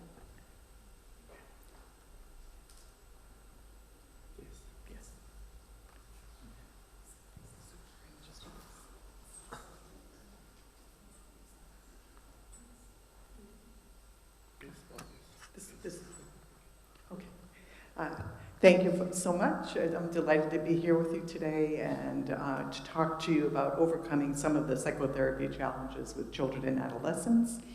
And I thought I'm a health psychologist, so I'd like to start with leading causes of death for adolescents. In the United States, that definition applies to 15 and 19-year-olds, but globally, the World Health Organization defines adolescents as 15 to 24-year-olds. And I've put up the data, the latest data are from before the COVID epidemic, just to let you know. And in the US, accidents are the major cause of death, and globally it's labeled injuries. Usually those are car accidents. And then the second major cause of death in the United States, labeled homicide, and globally labeled violence. And the third major cause of death in the United States is suicide, which is labeled globally self-harm. And the leading cause of disease-related death in the United States is cancer, and internationally it's infectious disease, with AIDS-related deaths being at the top of that list. And I wanted to just quote the director of UNAIDS, who says, AIDS-related deaths are rising among only one population group, and that is young people. In the United States, it is sexual minorities who live in the American South, African-American and Black teenagers, and primarily males, but worldwide, it's female deaths from AIDS that are rising. So I'm going to focus first on suicidality. Sabbath wrote a paper back in 1969 based on attachment theory from Bowlby, which talked about the suicidal adolescent being the expendable child, and really what it represented was a wish to be rid of the child. I then conducted some research early in my career to see whether or not this theory could be measured, and I'll tell you a few more details about that in a moment. And then I also wanted to mention that, of course, if we're going to work with the suicidal adolescent, there's family and family systems involved, and so that at our hospital at Children's National in Washington, D.C., any adolescent who showed up in the emergency room because of a suicide attempt was always hospitalized, because the assumption was something's really wrong here, we need to find out what it is. And the most recent review from 2020 in JAMA confirmed what we've known for a very long time, that's an association of childhood maltreatment with suicidal behaviors that are serious enough, of course, to bring you to public attention. So at that time, I developed a psychiatric consultation checklist after going through the medical records to see variables that were involved and reviewing the literature. It was sensitive and specific. And what we found was that adolescents we had 50 adolescents who come to the emergency room making a suicide attempt, and compared it to more than 100 adolescents who come in to our adolescent clinic for a physical or a checkup. And the adolescents who made a suicide attempt were 231 times more likely to abuse drugs or alcohol, 59 times more likely to report that they suffered from insomnia, 41 times more likely to report neglect, and all of the kids that we saw who reported neglect had been removed from their families, and they were 20 times more likely to report a threat of separation by a parental figure or a breakup with a boyfriend or girlfriend where the person threatened suicide. If you break up with me, I'm going to kill myself, and the person would say back to them, go ahead and do it. That was in the record, like when they did the little soap, you know, when people came in.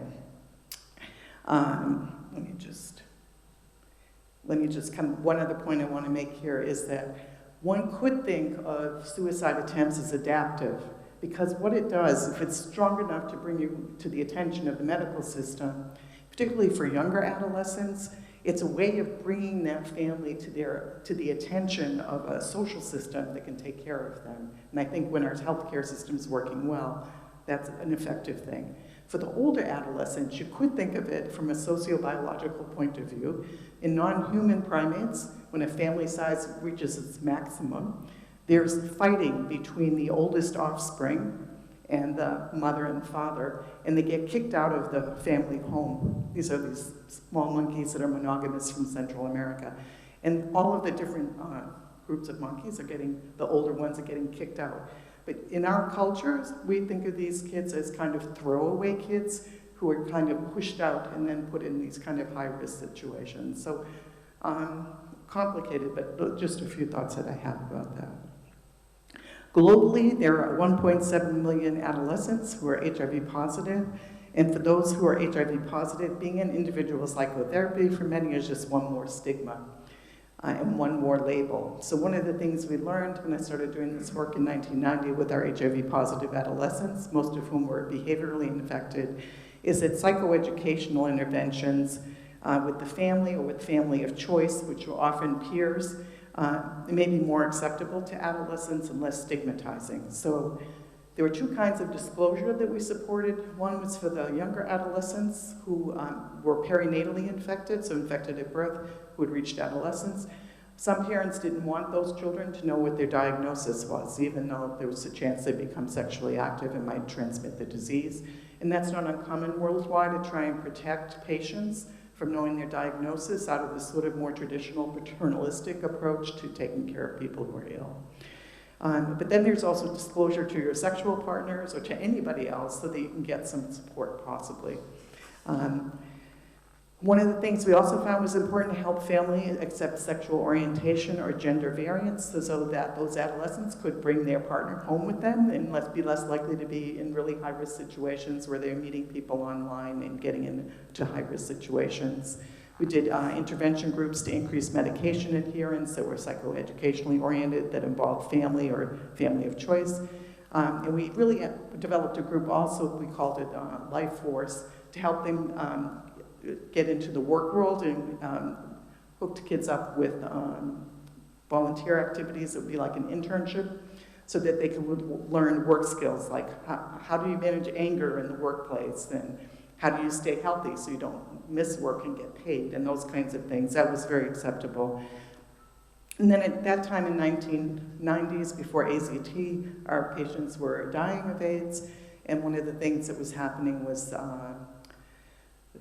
family thought that the adolescents still wanted everything done, or just assumed that, of course, you would do everything to save your child's life. But the children and the adolescents were coming to us and saying to their case manager or their nurse in the middle of the night, I don't want this anymore, stop.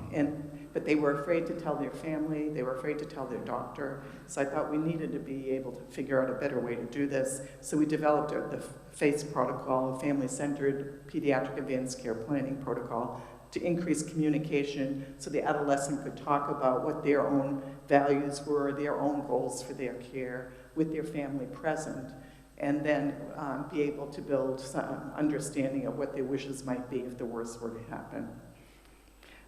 So some resources that are available, just send me an email if you'd like a copy of that psychiatric consultation checklist. The nice thing is you always remember to ask everybody everything.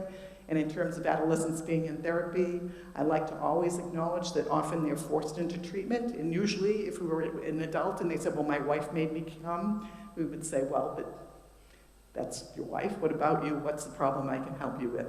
But I think with adolescents, we need to acknowledge that often that, yes, you are forced to be here. It's court ordered, or your parents are twisting your arm, or you came to the ER. To just acknowledge that, and then ask, given that you are going to be here with me, what can we work on? What problems can I help you with? There are treatment interventions for adolescents' suicidality that are listed here. Notice nothing psychodynamic or anything to do with attachment theory. I think it's just because it hasn't been studied. But I do recommend that approach as a complement to that. The Centers for Disease Control in the United States has a compendium of HIV evidence-based interventions that you can get online. And then If you're interested and involved at all with adolescents or adults who are dying, who would like to be able to communicate with their families about their own goals of care, respecting choices is one of the models that we've adapted in the United States for adolescents, and they do training with continuing education, medical education for physicians and also for therapists. So I thank you very much.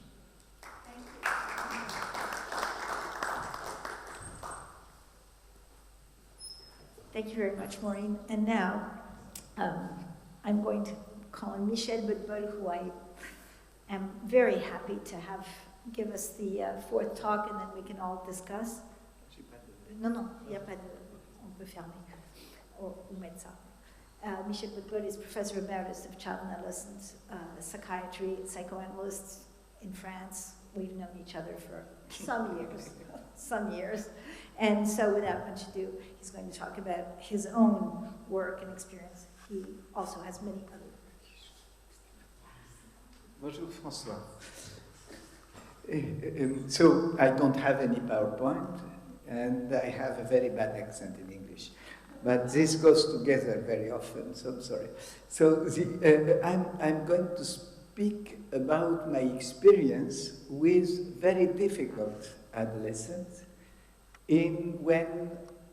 so most of them, when I was working with the juvenile justice system in the national level, and I had to deal with a problem we had, which is, with this adolescent, the most difficult one, it is that the more they are violent and transgressive, the less they want to engage, to get involved in any type of treatment, whatever is the references of the therapist. Whatever you are offering them, the problem is that they don't even feel that there is something, they have something to do with psychiatry. It's not only that they don't want to be labeled or stigmatized, which is of course something very important to take into account, but they don't feel that they need anything from anybody that has something to do with psyche as a whole, or mental health, if you want to put it in a descriptive way. So this is a very big problem, because their opinion, and it is very similar to what Daniel said before, is very different from the one of the people who are in charge. And mostly those who are not psychiatrists or psychologists, who really think that the solution is to have them getting to see anybody who is a specialist of this type of problem, of mental function. So in front of that, you have to think how to deal with that. And of course, you have to see more in detail what is missing in their functioning that make it so difficult for them. And three things. First, many of them don't feel anything, and they feel that you are the one who needs treatment, just to think that they need treatment. This is terrible for them. Second, they feel something bad, but they don't think the solution would rely on something that would precisely make them face what really they fear the most, a relation with somebody who is not the same as they are. So this is a very big problem, because it's a paradoxical proposal to ask them to go to a treatment when the treatment involves a relation, which is the thing that is the most dangerous for them, and from experience, very often traumatic experiences, but sometimes even small things that make them fear very much this type of relation, intimate relation, with somebody who is different from them. Different, alterity, I don't know if it means something, alterity. It's the otherness of the other is something which is really terrible to bear. And in a way, it has something to do with also what you said, because I imagine that the first relation, can be also very difficult for some persons. You gave a very nice example of this lady with her vomiting child, and with the relation being a very important part. But we have also a third part, which are people who would accept a relation, do recognize that they have a problem, but they cannot bear the solution, which is precisely to recognize that they need the other. And here again, the otherness of the other is a threat in these cases. So, how to deal with that? So, what we promoted and sometimes succeeded to get from the educational team, because they are forced to have educators, social workers. They will see them, and they will see teachers too, or they have many other social relations. Was to work with this social environment, considering in a way, and I wonder if it's, I don't know the term expendable child, but I imagine it has to do with that. The idea that these children, these adolescents, who cannot bear to recognize sickness, uneasiness, disease in themselves, they will very often organize their mental functioning with the idea that what they cannot bear inside, they will project it outside through the acting, transgressive being a very nice way of acting out things, because it bears in itself the conflict that is not bearable inside. So you have, in a way, playing with the external reality, as we say in psychodynamic psychiatry, in a way that the conflict is here, but it is treated by the relation between the subject and its external world. It's a very nice way to avoid, to get it inside, but it's a very bad way to begin psychotherapy, of course.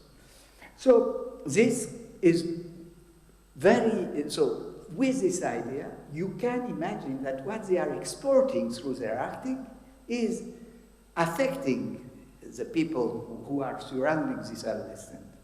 And these people are in fact affected by this acting in such a way that with what they know about the adolescent, what they hear from him, what they understand from him, is affecting them in a way that they will either reject the adolescent or try to keep him, but to maintain the relation with it by telling themselves a story to explain their activity. So in a way, it is very similar to something you didn't mention as a way to deal with relation, to understand the relation, which is what my master Lebovici was calling, she knows that I was going to speak of that, was calling empathie métaphorisante, the metaphorizing empathy, which is something in which, in this relation with babies, he was very much working with them, he was using himself and his affect as a way to understand the relation. It was not only the observation or what the parents would say about it, but what he will tell in himself as story to explain what he was feeling in the context of this family. So this is one way, maybe because he taught me that we used, or I tried to make people use, in the relation with adolescents who would not accept to be nothing else or to use by any means what a verbal psychotherapy will make necessary or possible. And so they will, if you have the ordinary people of the ordinary environment being able to use their own affective life as a way to access to the stories they are telling themselves about the adolescent, and if they are numerous enough and controlled enough to be able to give their idea freely, even conflictually between themselves. This could be a way to access what they hide through their refusal of psychotherapy. Of course, this is also used with parents, and when it is possible, we ask them to use it with parents. But it is the same thing. Parents are seen there, not to be corrected, because it is very difficult to correct them. If they would be able to do it, it's rare that we arrive at that level of age, at that level of acting and transgression without having known what to do. It's just because they can't, and they cannot change for their reason. But what you can use in them is their way of being. Maybe what I understood by expanded child is their, it's a jamais word, the extended psychic space, They become, with the frequentation, with the relation. Qu'est-ce que tu veux? Ah, sorry.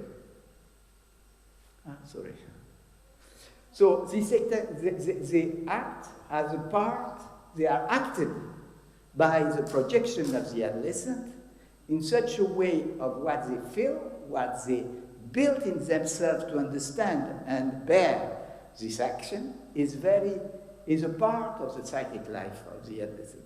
So this could be a way of explaining also what we call indirect consultation, in which you don't see the child, but you see the people who are around him, and part of his extended psychic space, the best way to get closer to what they cannot accept to give us in a psychotherapeutic relation. Thank you very much.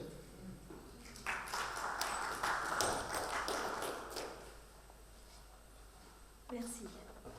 So, we now have about 10 to 15 minutes to be able to discuss the 4 talks. I think one of the, before perhaps some of you have questions or comments, I think as you noticed, probably the red thread, the common points are that we are working here with different ages, different situations, but there's something in common, which is trying to help both parents, when you have parents and children in the room, or children and adolescents, understand that beyond what is happening to them or what they are doing, acting out, learning, not learning, something can be opened up through a relationship, by working out a relationship, whether it be their relationship with their child, their relationship with the therapist, the child's relationship with the therapist, and perhaps sometime within the whole system. And to be able to do that, because Michel really mentioned something that, even though I also work mostly with very young, I used to work a lot with very young children and their parents, traumatized, borderline, etc. As chair, you do mostly chores instead of doing fun work. But yeah, once people got into therapy, I used to say half the work is done with people who are acting out. So how do you work in a psychotherapeutic way to get people to understand that this will be something that's not going to add to their burden, more or less. And therefore, if you look at it from an attachment point of view, it means that they're not frozen and terrified by the figure who is going to trigger an attachment kind of relationship, which is someone like us, who actually wants to help, more or less benevolently, but is in a situation, even before they've met us, that this is supposed to be something that's going to help, whereas most of these children, adolescents, or parents have learned for many, many years that that is not in this world. Maybe it's out there in some other solar system, but not on this planet. So here we are saying that something is so weird that they've never experienced, and why should they believe us? And I think that's one of there are different ways to deal with this, but that's one of the major challenges in psychotherapy, and specifically with children and adolescents, because they are not independent. So they can't just choose to come in or out, whether they come in and out with their parents, or whether they come in and out because the judge says they have to, or because the teacher says they have to, or whatever. So on these words, I'd like to hear your thoughts, or the panel's thoughts on each other, or on each of the techniques, or whatever. I mean, it's open for discussion. I don't know what's going to be more comfortable when people can hear us. If we want this to, if we want this to be interactive, I think maybe.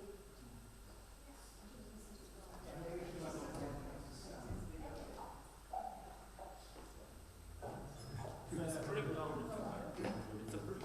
it break now? She wants to take 10 minutes. Is that okay? I read this book, Ghost in the Nursery, and from that psychodynamic point of view, I love the work that you're doing. Such a critical time to intervene, such a nice opportunity. Yeah, it's good. So I just wonder if you could comment on that phenomenon.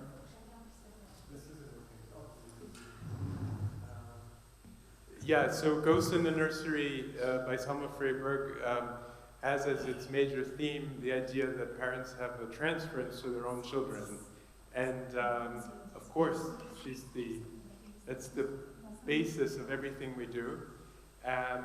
We speak different languages, so when I talk about attributions, mental representations, and I cite Alicia Lieberman, who was the protege of Selma Freyberg, it's directly in that line. So yes, I think there's the psychodynamic style. What is the transference to the child? When the transference has been the primary object, or the main figure of attachment was dangerous or menacing in some way, as we saw inadvertently the second mother with the alligator puppet, or the first mother by leaving because she's afraid of her child, but the child doesn't know why she's not there because he doesn't understand. The transference is a negative one.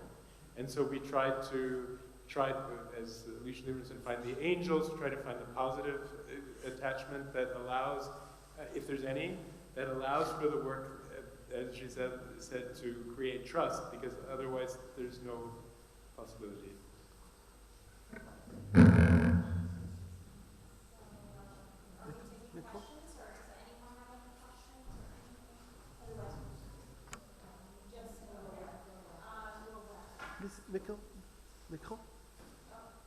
Okay, is it working now? Yes. I think the most important thing is when we talk about solutions and how we're bridging psychodynamic therapy, CBT, DBT, like you were mentioning in terms of suicide, but I'm really big on, and he's leaving. He was mentioning about the importance of, again, involving the parents, but sometimes the parents not seeing that there's an issue. So even in my practice, for example, I'm really big on first seeing the parents together. And oftentimes they say, well, why isn't my child present during this first meeting? And a lot of times it is about, because this is an initial evaluation, this is where I get a lot of the history and I understand, and then I get your child's history and we kind of bridge it together, right, to kind of see what are the presenting symptoms and issues, all to find a solution, right, in terms of whatever it is the emotion that they're presenting with, whether it's violent behavior, whether it's suicide, whether it's depression, anxiety.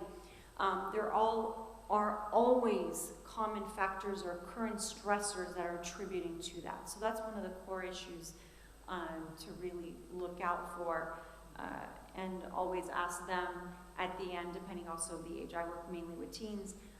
What is it that they took out from the session? What is it that they learned? And what is it that they're going to practice for next week? Because when you keep it continuous, there's more of a connection. They remember you during the week in terms of working through their issues. And so that's what I call the baby steps, and it works really well.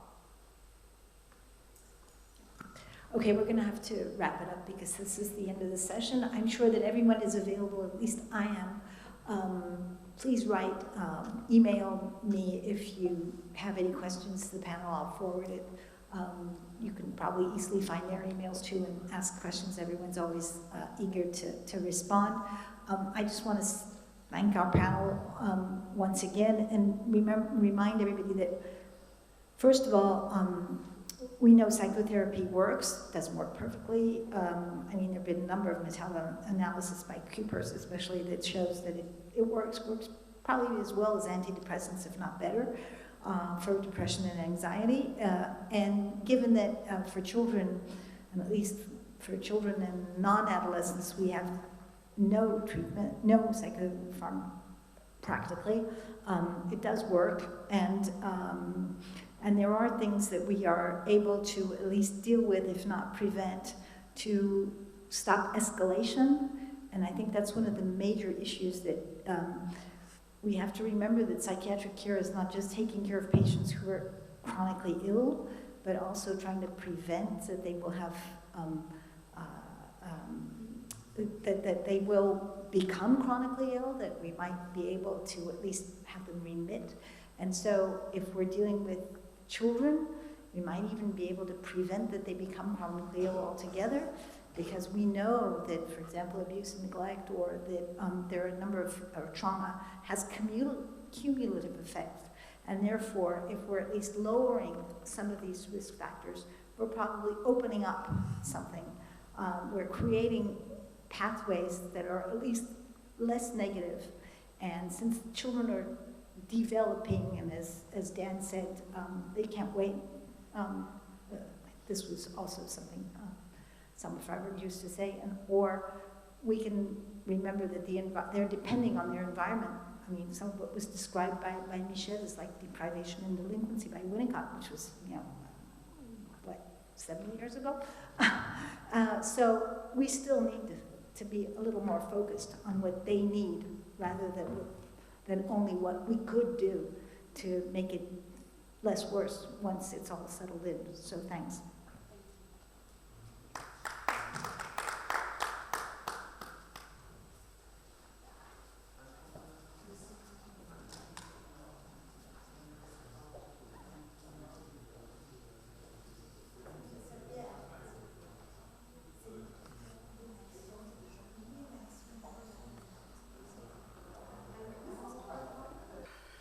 Ladies and gentlemen,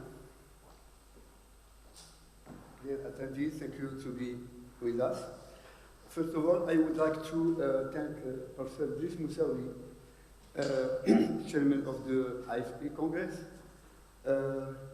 Also, many thanks to Professor Alfonso Silva for their invitation as the chair of WASP section of Family Intervention Program.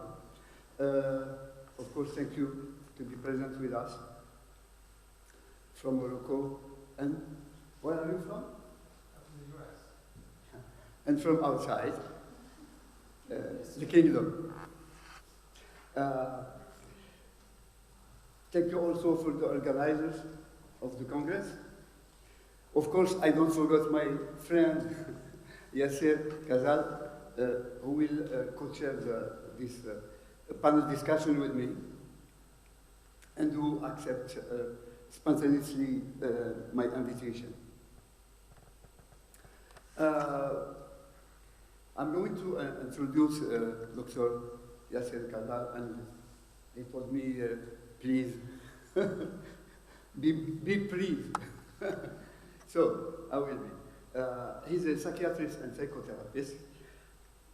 He's a professor at the University of Lausanne and chief physician in the Department of Addiction Medicine in Switzerland. He works specifically on the development and the evaluation of application and the recreational approach in the dissemination of possible treatment and in promoting the process of empowerment and recovery. He is well known for the works and cognitive remediation like Michael's game. Thank you. Welcome everyone.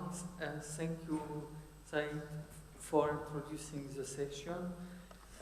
Dr. Said Fattah is psychiatrist in private practice and in clinical practice. He's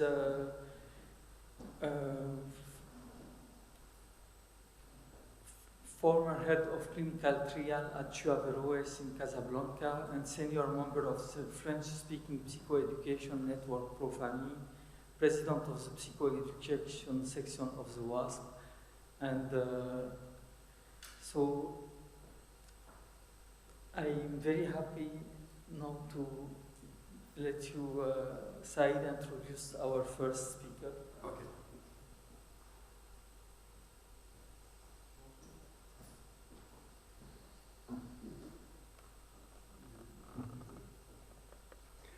Our panel discussion today is organized by the WASP section and Family Intervention Program.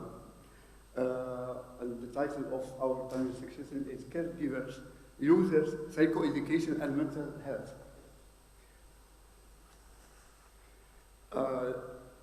We will organize two panel discussions. Today is a panel discussion in English, and tomorrow we will have another panel discussion in French. This first panel discussion, we will address today the theme of stigmatization and the negative impact and intervention and daily life of family caregivers. The panel will discuss the role of a family intervention program like Profamille to improve mental health of both caregivers and users. And I would like to thank the speakers who accept my invitation. We will introduce them after. So, this conflict of interest. This is the program we will see today.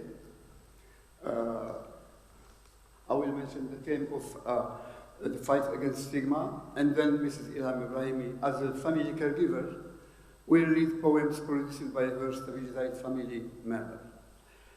Then Jean-Michel Piat from France will describe the impact and burden and daily life of family caregiver and the role of Profamille family intervention program. Dr. Widad Hekmet from Morocco will describe the Moroccan experience and family psychoeducation like program Profamille. At the end, Dr. Yann Audet from France, as a coordinator of the French-speaking psychoeducation network Profamille, will present the realization and projects of the network. So the next scheme I like to mention every day and in every occasion. What is the program for mental patients? And the mental patients should be in the center of the project, and the different therapeutic strategies must work together towards the same goal, the same road. And we have two targets, the patient and his or her family.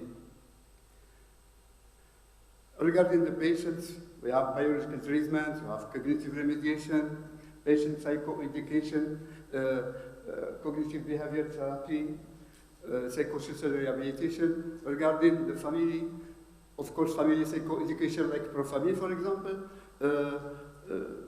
the empowerment of family associations, non-governmental organizations, the fight against stigma, and also new strategies like peer help mediator. And the third intervention is concerning, of course, other partners. In France, for example, we have intensive collaboration between the professional and the other partners. Mutual aid group in France, accommodation structures, help with work, and other things. And of course, some collaboration with the decision makers also is very important. And the goal, of course, is the road to recovery. And have some rehabilitation to facilitate reintegration of the patient.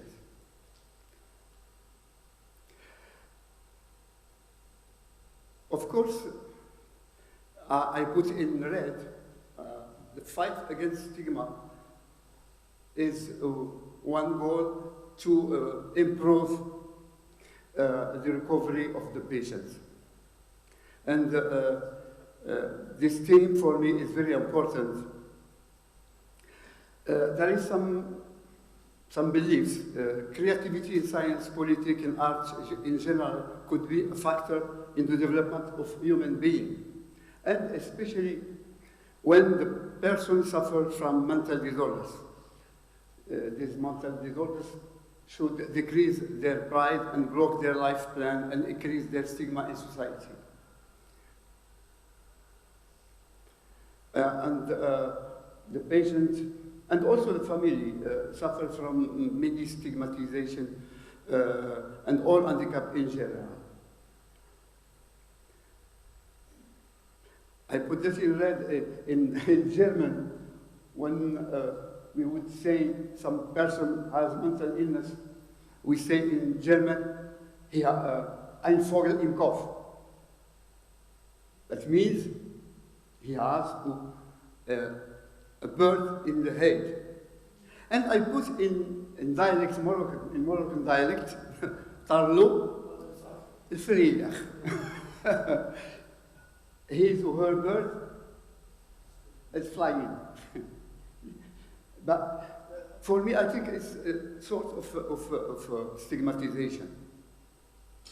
On the other hand, we must chase away the cliché, the false beliefs, and fake news concerning the positive role of drugs in creativity, and so-called positive role of period of decomposition of psychiatric disorder. I think during discussion, I think with Ilham, we will have some discussion about this theme. Should the decomposition lead to creativity? Should drug lead to creativity? I'll give you some example. Antonin Artaud is a French writer, poet, dramatist, visual artist, essayist, actor, and even theater director.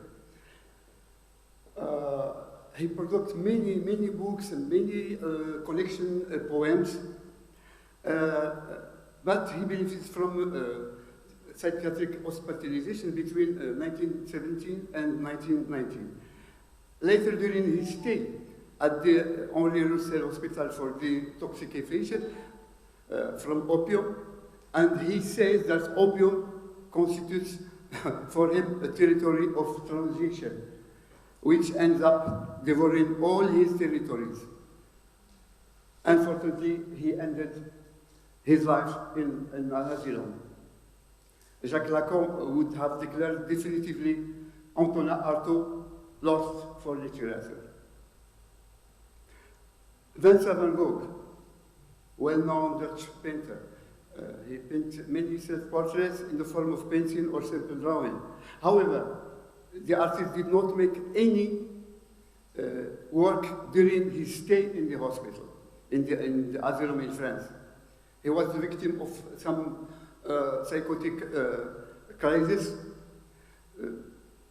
It's like affective and psychotic decomposition. He complained of hearing voices, neighbors sent a petition for the painter to be interred.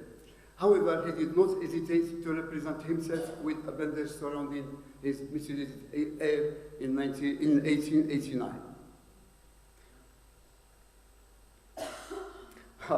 In the 21st century, for example, the French singer Renaud suffered from chronic alcoholism, isolation, and lack of inspiration during many years due to the chronic alcoholism.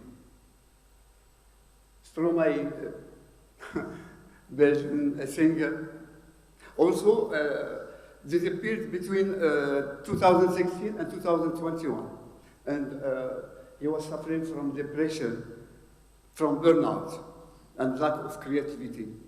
But when he's recovering, maybe he has a new inspiration.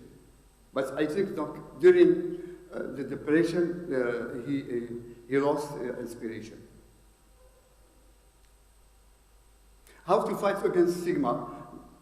I mean, what is the mean of destigmatization? For example, in our WASP section of Family Intervention Program, we have a family caregiver, Mr. Jean-Michel Pia, with us. I think it's a way to fight against stigma. And it's a pleasure for me, and I'm proud that in our panel session we have, of course,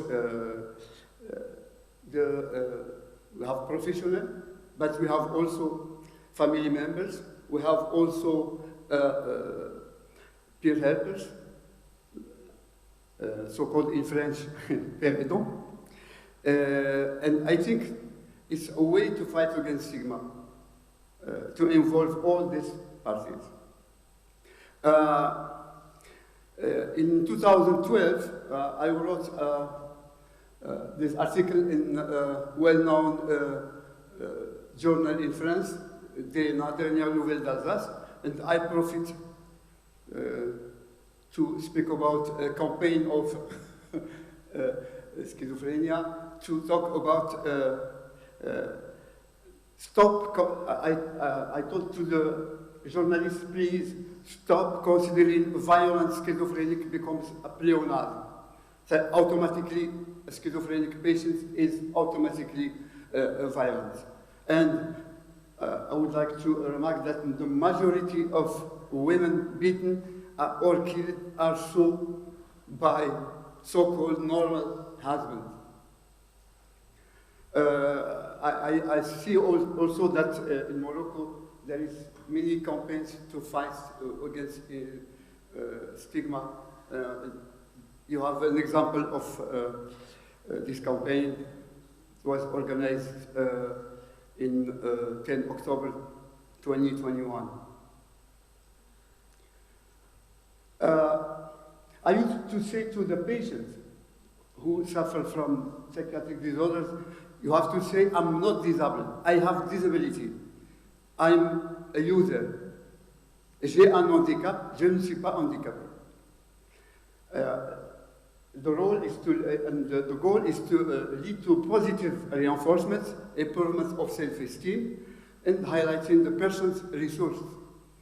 Bring out the positive aspect that the disease has revealed in the person. And some patients told us this, that the mental illness gives them a chance to discover and reveal his personality. Destigmatization is also to help with autonomy, self-determination, establish a collaborative relationship, and the professional team have to work together with the personal goal involvement of users in the care system, and leads to empowerment of the patients and also of the family. Nothing about us without us. It's very important adage. You have some example, of course, of persons who suffer from psychiatric disorders, and like Albert Einstein, John Nash. And I like this, this slide, because for me it's an example of resilience. For the patient, for the family, we have to have a hard resolution to have the goal and to lead, to have the fruits of our fight. Thank you for your attention.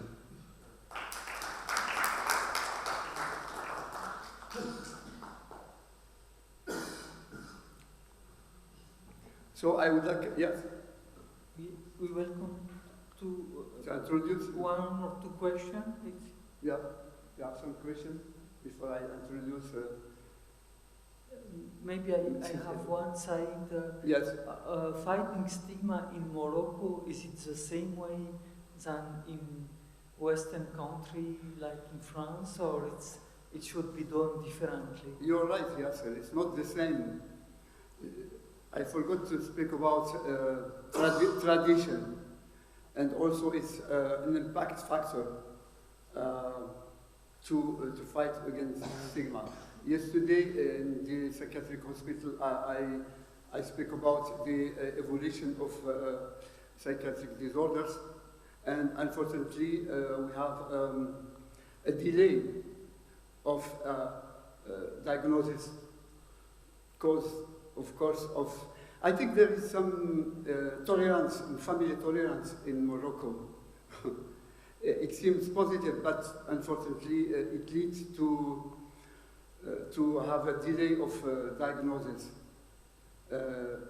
Sometimes it must be positive, and sometimes it's different from European and Western countries.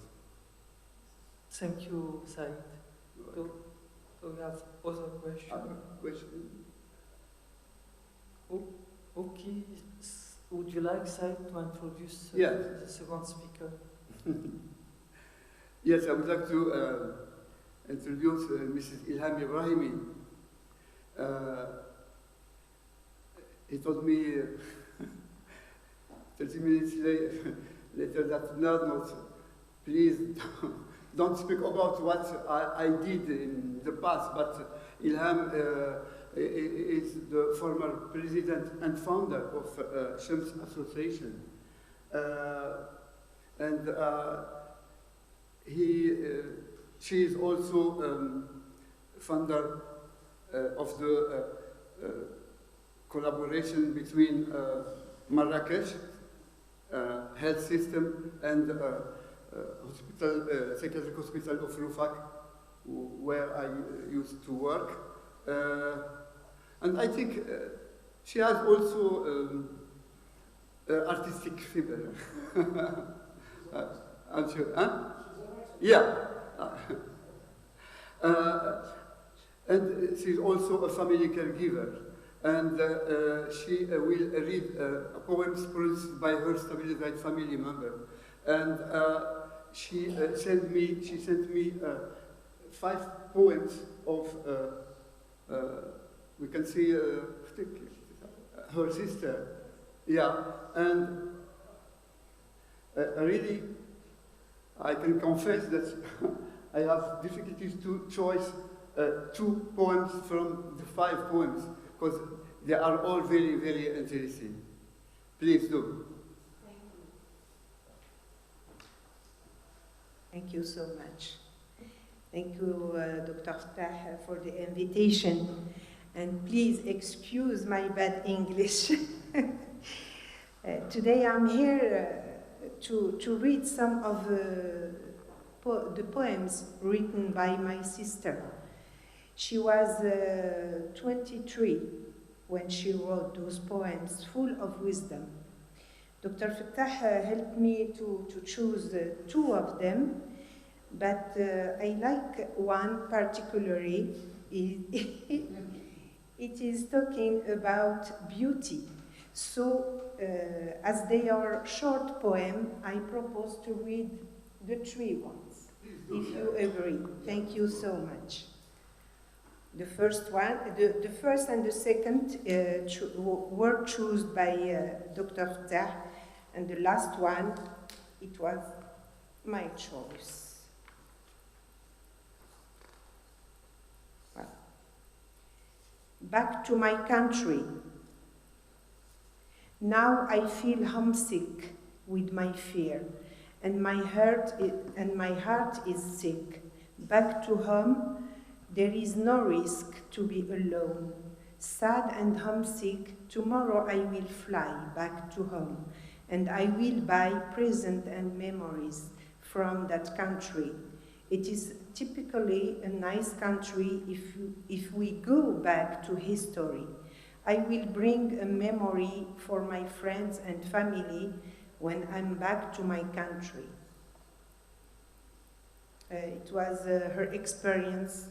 Because of her illness, she stopped her studies in Paris and come back to Morocco to stay with her family.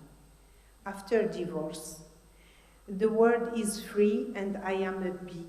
I fly to be independent and happy. Far away from you is like to be independent and happy. All I want is to be wild and free. After we divorced, I feel like the disorder in my mind is in order. I feel like to be wild and free, wild to feed my hunger with a feeling which is tender, free to meet in my way a new lover. And this one. Yes, I like it because she was so young. She doesn't know anything about divorce or about relations, the couple. And, there is some words game. Yes, oui. And the last one is beauty. What is beauty if you are not happy? Make a smile and do your litany. When you are in church, you have to replay the priest calling out the litany. God will answer your prayers, since the aim of the literacy is to pray God literally. The priest will translate your prayer literally. Make a smile and be happy. Your beauty is a gift from God. So do the litany. If you are writing some poetry, do the work literally. Your beauty is like poetry. What is beauty if you are not happy? I am about translating those beautiful poems in Arabic and in French because I like them, not because it's my sister, but because it's full of wisdom. I have some of the books. If you want to discover more, you can. Okay. If you want to write some collection poems, Yes. in a book. Yes. Thank you so much.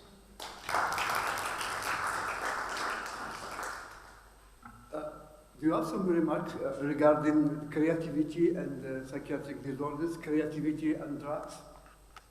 What do you think? Yeah, I ask the audience. There is a strong link between mental health and creativity. In our association, Chance, we work on this. You know that we have many workshops that dealing with the creativity, like, and you know that also in Marrakesh we have Saladi. Saladi is well known. famous dancer, and we know about the paper he made. It's we call it Hadiya. Present. The gift. Yes, yeah. So now the experience that we have with these workshops, the patients are very, they can be better with the therapy, because it's therapy. But, so please. Yes. Now I have another question. Are you talking about stabilized patients or unstabilized patients? I'm talking about unstabilized patients. Not unstabilized patients. I am talking about, because when I am talking about workshops, it means the patients that we have in the hospital, and we give them this opportunity with the workshops. Workshops when we have painter, we have kitchen, many workshops, and these workshops are good impact on their disabilities. Yes. But I think it's not the same thing. It's different. You are talking about a day hospital. Yes, it's very useful to have some activities like you said. But I'm talking about creativity, because it's creativity. Yeah. It's creativity. Because we have like what she read, Miss Ilham. It's if you want, it's creative, because the patient who wrote in English, it's something. And we have also a poet in Arabic, and Abbas Saladi. It's well-known painter. the very good example for this. Yeah. So it's an experience opening the way for their own creativity and facilitating it. The experience you describe, and also I was very finally the poem you have may talk to every one of us. So it is not so much. Maybe I cannot know from listening to the poem that they were born in a sickness or in a phase of mental illness. Maybe it may talk to everyone. The first one talked to me about my own migration process. So I would like to thank you very much. Thank you. Yeah? Other question? Yeah, please. Yeah, I was very interested by the last poem. Because talking about beauty and happiness by a user of psychiatry is something very interesting. And I think the meaning of beauty will be incomplete without happiness, especially when you are a user of psychiatry and you talk about beauty. It's the same thing for me. I'm a peer supporter, and I think beauty without happiness, it's incomplete. That's it. Yes. You're right. Thank you. Sure. Other remarks or questions? I think I have to emphasize that, yeah, please, yes, Jean-Michel. You are so far from... Okay. No, maybe one question on the creativity. In my view, creativity needs to go beyond the barrier, you have to be better than everything has been done up to now. So you have to take a risk to go to creativity. You have to force your connection to go beyond that. And just a question about that, maybe people who have challenge in their cognition system, they might be better placed to go on this direction of creativity and provide things like Van Gogh or others would have done. So it's just, maybe it's a bridge between, and goes with what you were saying with stigmatization, it's a bridge between people hit by this disorder, this psychiatric disorder, and in fact mean they are in the humanity as well, because they can also help progress and they can be at the end people that we love, and that us in the end. That's what I was thinking when you... Thank you for an interesting remark. So I think we are late.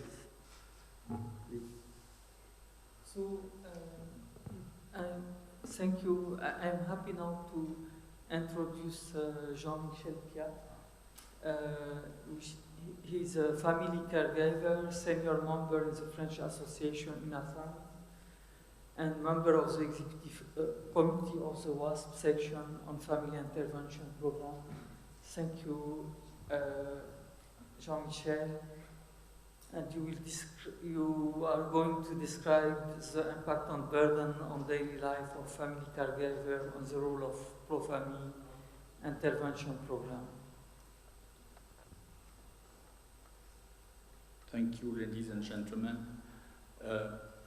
If tonight I am here with you, as I'm not a doctor, I'm not a scientist, it's just because some 15 years ago,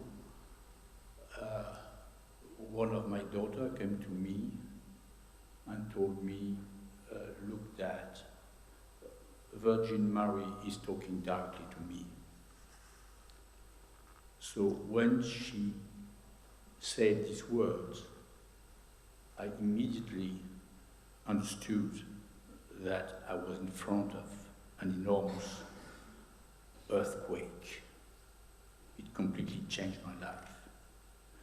Why that? Because it was just bouncing back to what I lived when I was a kid, where my mother was hit by this psychiatric disorder as well. So I say, okay, the story repeats itself, it's coming back again. And I didn't see anything. Came also back to me immediately the, we call it accident, but okay, of my brother that committed suicide, but he's still alive, after cutting his left hand off its arm with a cutter.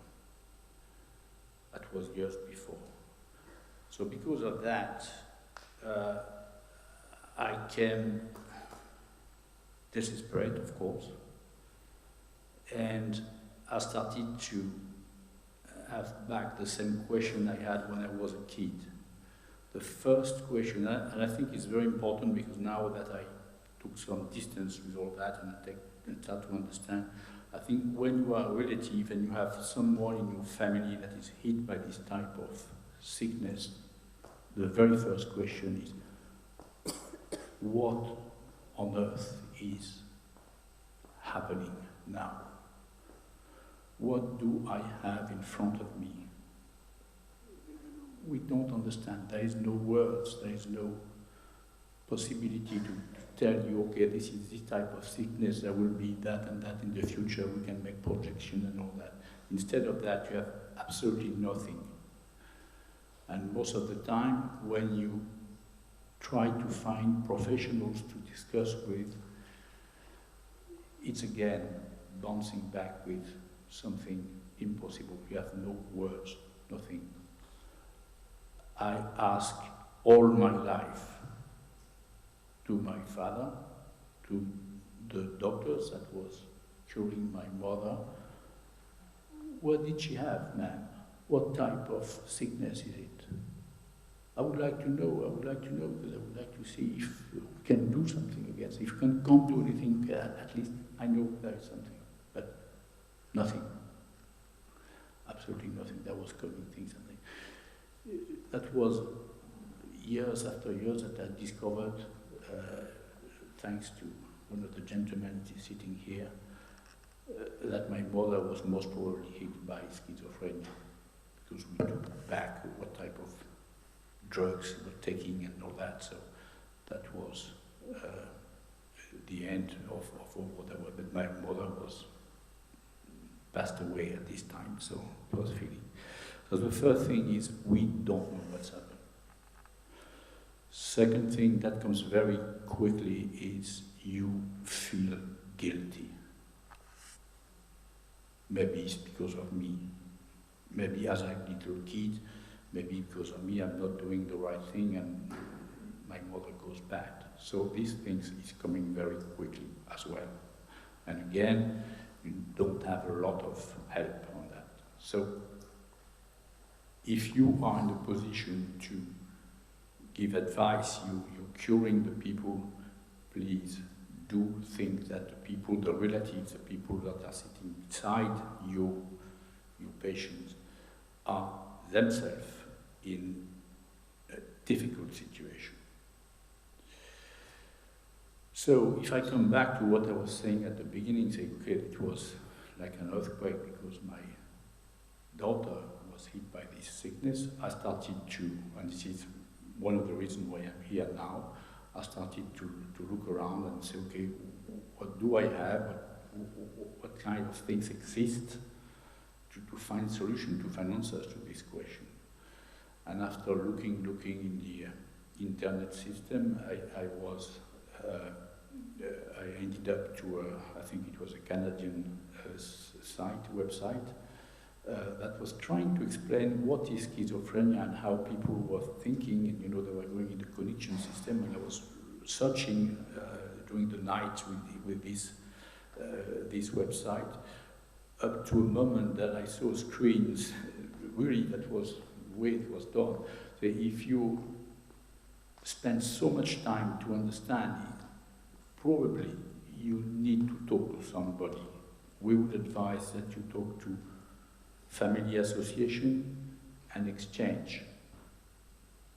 I said, yeah, that might be a good idea. So that's what I did. And I went back and went in front of new associations and took advice from them. And this is where a few days later I met the Dr. Ian O'Day. I will remember he was sitting in the corner of a table and having a big computer, and I was very impressed with this enormous computer. Not enormous, but I could see it was a special computer. So, because he's doing some other things than psychiatry, so he had really professional things, and I was completely interested by that.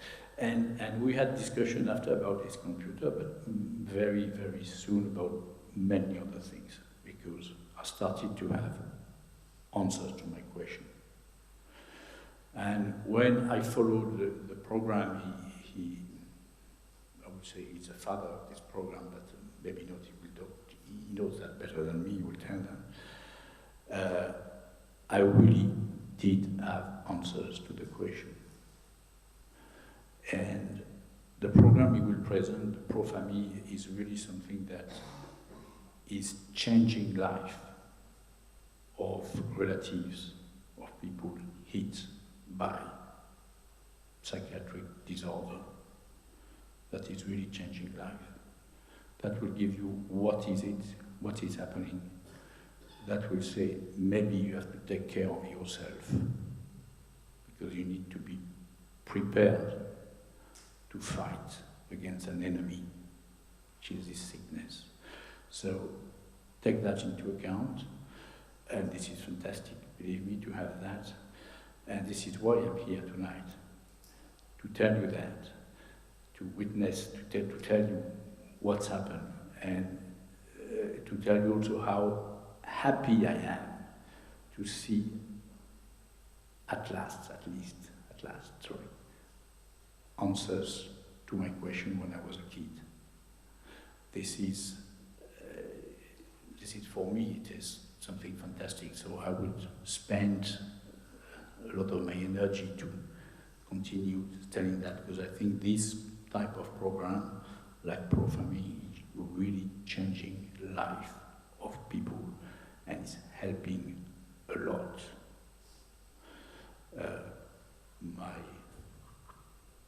brother, with whom I'm talking nearly every day, made a lot of progress since I made this program, since I knew how to discuss with him, since I knew how to interpret, to go into, I would say, nearly go into these connections, and meaning, okay, what do you want to say, and all that, this type of thing that has been remarkably done by this program, to say, okay, you have to have this ability to talk to people, take what they say, it is a material, you have to work with it, and help them to reconsider what they are thinking, if I can do that. So this is important. So if I can help, if I can say, give the good news,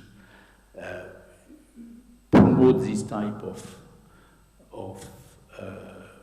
cure, because this is a way of healing the people, to give this type of help to them.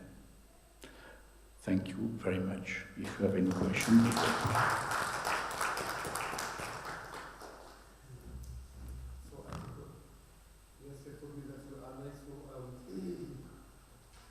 I will introduce Dr. Widad Hikmet for the next presentation. She's a psychiatrist, sorry, the University of Fes. She works in a beautiful and well-known city in Morocco. Al-Qal'a, so far. To be serious, really, Widad Hikmet, I think she's a leader of a professional who gave training and family program training. First of all, in Marrakesh with the Shams Association represented here by Hassan Hargoun. But she, every time you ask Widad Hikmet to be present, and she is always present to give training and to give help and support to all the associations in Morocco. I will thank her very, very much to what she did here. She was talking about the Moroccan experience about psychoeducation, like program with Profan. Please do. Thank you so much. So today I'm going to talk about the Moroccan experience of family psychoeducation. So as Dr. Saif said, I work in a small town near Marrakesh called Parat Sharma, known for two things basically: the best olive oil in the whole country, and the most famous mausoleum in Morocco, which was used to imprison hundreds of mentally ill patients from all over the country, leaving a dark stain on the history of the Moroccan psychiatry. But hopefully in 2015, the Moroccan Health Ministry launched the Karama operation, and 900 mentally ill patients were evacuated, and the mausoleum was replaced with a modern institution where I actually work, with 4 other psychiatrists. And this hospital is half functional for now, since we only provide outcare patients. So psychoeducation is defined as an intervention with systematic, structured, and didactic knowledge transfer for a disease and its treatment, integrating not only this transfer of knowledge, but also emotional, motivational, and behavioral aspect to cope, to help the patient cope with his illness and to improve treatment adherence and efficacy. Family psychoeducation is a method for training families to work together with the mental health professionals to help the patient suffering from a mental health problem. And these interventions last at least 6 months, and studies have shown that shorter interventions are less efficient. And benefits include symptom reduction, improved treatment adherence, improved functioning, improved mood in families, etc. A substantial number of research have shown that the relapse rate drops significantly from 30% to 8% when antipsychotics are combined with family psychoeducation interventions. And psychoeducation decreases also the readmission rate into psychiatric units, and these effects last up to 2 years after the end of the intervention. So, family psychoeducation is an evidence-based intervention recommended by most treatment guidelines. In the ProFamily is the most widely used program in the French-speaking world. It is evaluated regularly with frequent updates, and now we have the version 3.4. The intervention lasts 2 years, and each group has between 12 to 14 participants, and the first module lasts 6 months, and the participants are regularly evaluated. So the adventure started in Casablanca with Amelie, and then we had another center in Rabat, then Marrakesh, and now we have 7 active centers all over Morocco. I will describe the family's situation, patient situation, as well as the situation of the psychiatry, the mental health in Morocco.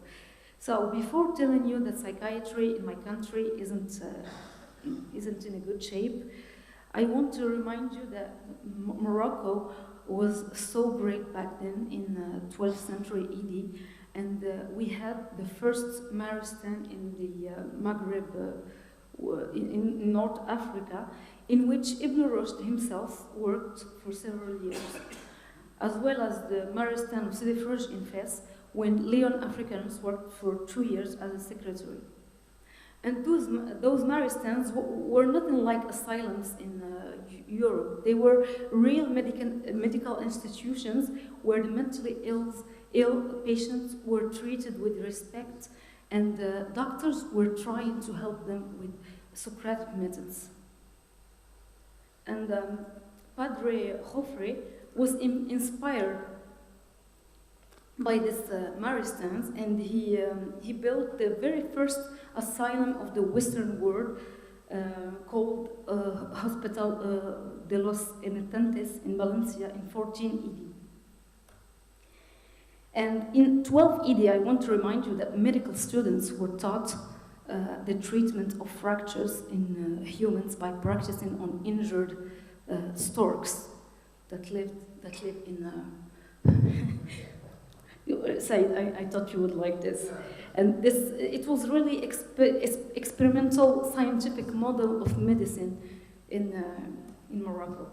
And then we witnessed the decline of psychiatry. And now I want to talk to you about the current state of affairs according to the latest survey made by the Ministry of Health. So we have 10 hospitals in Morocco and 4 more community-based psychiatrist units for 37 million and roughly 700 beds for all country. We have less than 500 psychiatrists for the country, and only 200 psychiatrists in the public sector. And I'm talking about this sector because it's where the underprivileged patients seek medical care.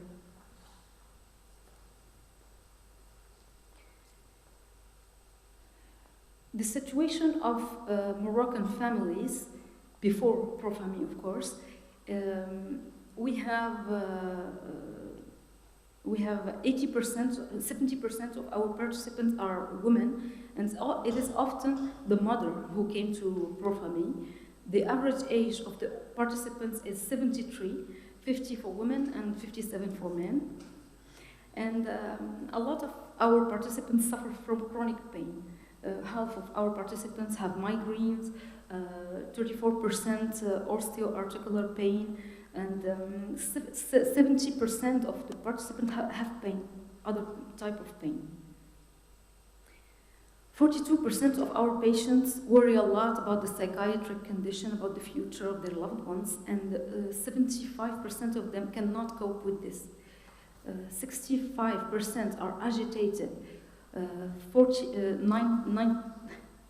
Almost all of them suffer from frequent fatigue, cognitive difficulties, insomnia, muscular tension, etc.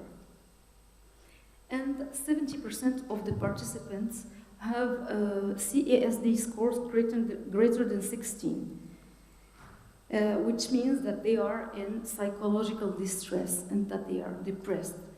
And a score greater than 16 means an increased risk of developing cognitive problems, dementia-like problems, and cardiovascular mortality. And if we say a high level of depression, it means a high level of expressed emotion, which is correlated with a higher likelihood of relapse. In different percentage of subjects with a CASD score greater than 16, we have 50% of the parents of children suffering from schizophrenia, and 30% of the parents of children suffering from mucoviscosis, which is also a chronic disease. And Morocco, we are here. So I compared the Moroccans to the French population, and I find out that Moroccans are more depressed, and it is statistically significant. Even if we compare them to the European population, we will find out that Moroccans are way more depressed. So we try to, in order to try to understand the particularities of the Moroccan depression, we did some partial correlation, and we found out that Moroccans, at the same level of depression, Moroccans cry more, are more irritable, fight more with their loved ones, and are more anxious. They also have higher scores in the scale, in the defensive belief scale, which highlights some defensive beliefs in a denial mode, such as relying on oneself, valuing a combative mode, etc. And they have higher score in the coping strategies, which means that they think they do well, but it's not very consistent with the depression rates in our participants. The knowledge assessment was done with the self-questionnaires, and we found out that before joining Profami, Moroccans were less informed compared to Europeans concerning the mental illness of their kid.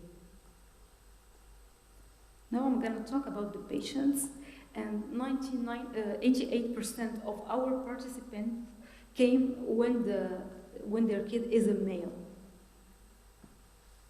34% of the patients have no psychiatric follow-up. 90% have no psychosocial follow-up. 94% do not have disability pension. Half of the patients do not have somatic follow-up, and 70% of the patients are unemployed. Only 2% are on clozapine and 10% on antipsychotics, long-acting antipsychotics. The average age of illness onset is 20 years, and the average age of the first admission in psychiatry is 23. 88% of our patients still live with their families. 42% smoke tobacco. The parents said that 40% of the patients need boundaries, and that 70% of these parents don't feel capable of setting them. I wanted to compare the situation of Morocco with Europe, and I didn't find that there are some any significant differences concerning psychoeducation or the rate of patients who benefit from cognitive remediation or CBT or even clozapine. But I find out that Moroccan patients smoke less, which is a good news, and that a lot of them live with their parents, 88% versus 54% in Europe. Moroccan patients are refuse more their treatment, and only 6% have disability pension. And I'm really intrigued by this number, because for me it's 0%, but they say 6. Okay. In Europe it's 42, and only half Moroccans benefit from somatic follow-up, and versus 78 in Europe. No differences in the psychiatric follow-up or the psychosocial follow-up. I also find out that the age of the first suicide attempt is is 22 in Morocco versus 29, which was kind of shocking to me. Only 12% are on long-acting antipsychotics versus 30%. And it is known that there is a great reluctance towards long-acting antipsychotics in Morocco. It's highly stigmatized and poorly accepted. So, to sum up, the Moroccan healthcare system is in distress. The families experience significant psychological distress, causing a heavy burden on them. And the patients are a bit specific in the way that they take less long-acting antipsychotics. They refuse the treatment more. They don't have pension, and they don't have any somatic follow-up. And after Profami, we had statistically significant improved mood with 37% of responders all over Morocco. And if we say responders, it means lower cardiovascular risk and decreased expressed emotions at home, which decreases drastically the risk of relapse. The reduction of defensive beliefs, improvement of participants' knowledge, the reduction of the rate of patients who refuse the treatment, both in Morocco and in Europe. The increase of the rate of families who can set boundaries after Profami. And we had decreased the number of hospitalization days. It drops from 35 days before Profami to 25 after 6 months. We have 7 active centers in Morocco, which is a good achievement. We also helped our neighbors, and they have an active, very good center in Constantine. And we hope to have more active centers in the future. So, to sum up, we, instead of dwelling on past achievements, mental health care providers should strive to improve the situation through the use of evidence-based methods like Profami. Family associations must advocate more for the rights of the mentally ill, for example, disability pensions, and fight more against stigma, raise more awareness about the suicide risk and about the importance of a good and regular medical follow-up for patients. Our dream is to reach and to target more families by translating the program into Arabic, but we shouldn't remain idle and just wait for it to happen. We can and we should help French-speaking families in Morocco. By doing so, we can gather more information by assessing Moroccan families in order to guide this translation. And thank you so much for listening.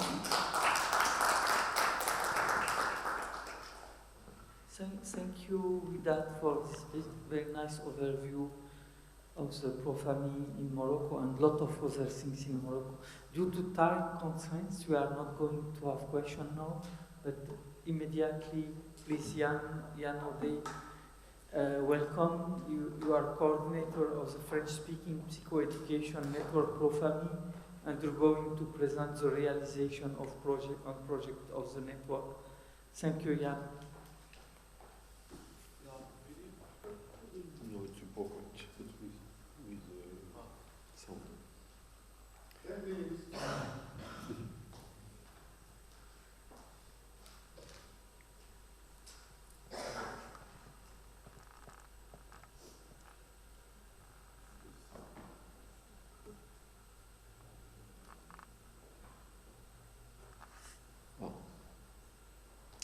Okay. Thank you. Thank you. It's a real pleasure to be for this time in Morocco and Casablanca, where program Profami starts many years ago.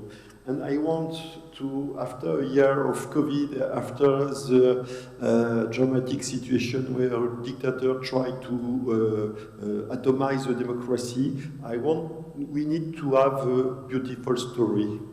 And I start with Once Upon a Time about the Profami program. And this beautiful story starts in 1987 in Quebec, where Professor Hugues Cormier and his team create the first multifamily psychoeducation program for schizophrenia. They call it Pro-Famille because it means for the families. In 1993, the Pro-Famille program is coming in Europe, but remains episodically used, some centers, sometime, but under the impulse of a couple of caregivers that you can see here with the red circle, Pierre and Monique Pache, whose son suffered schizophrenia. The first updates of the program in Bern, Switzerland, with the collaboration of Professor Brenner. Then,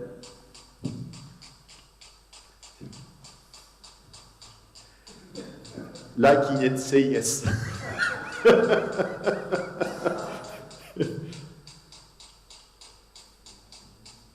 This was a great day. On June 26, 4 hours, Monique and Pierre Pache took the initiative of this meeting in order to share the various experiences and to learn about the way the program is organized in each region in Switzerland. This is the birth of the Pro-Famille network, which at the beginning is uniquely Swiss network. At this time, there was 3 associations of family members, 4 institutions, 11 participants. Then the Swiss network is becoming slightly more international by inviting a French team from a neighboring region of Switzerland. It was my first participation of these networks. Why do you put this red circle? It was many years before. There was 27 participants, 6 associations and 7 institutions. I was here with one of a psychologist of the hospital and one of my nurses. In Geneva, there is 45 participants, 10 associations, 12 institutions. The family network brings together for the first time teams and participants from several French-speaking countries. It was a big change. We had Switzerland, France, Belgium, Morocco, Cameroon. Morocco for the first time. But Morocco have not yet launched a program. They only come to see because they are interested. Belgium starts the program the following year and Morocco 2 years later in Casablanca, under the impulse of the association Amali, with caregivers having an ill relative, Naima Trashen, and Amina Menchakri, with the help of Dr. Youssef Mohi. And I need to say that the success of the implementation in Morocco also relies heavily on the work of Dr. Said Fatah, who has been working for several years to find relays so that it can exist.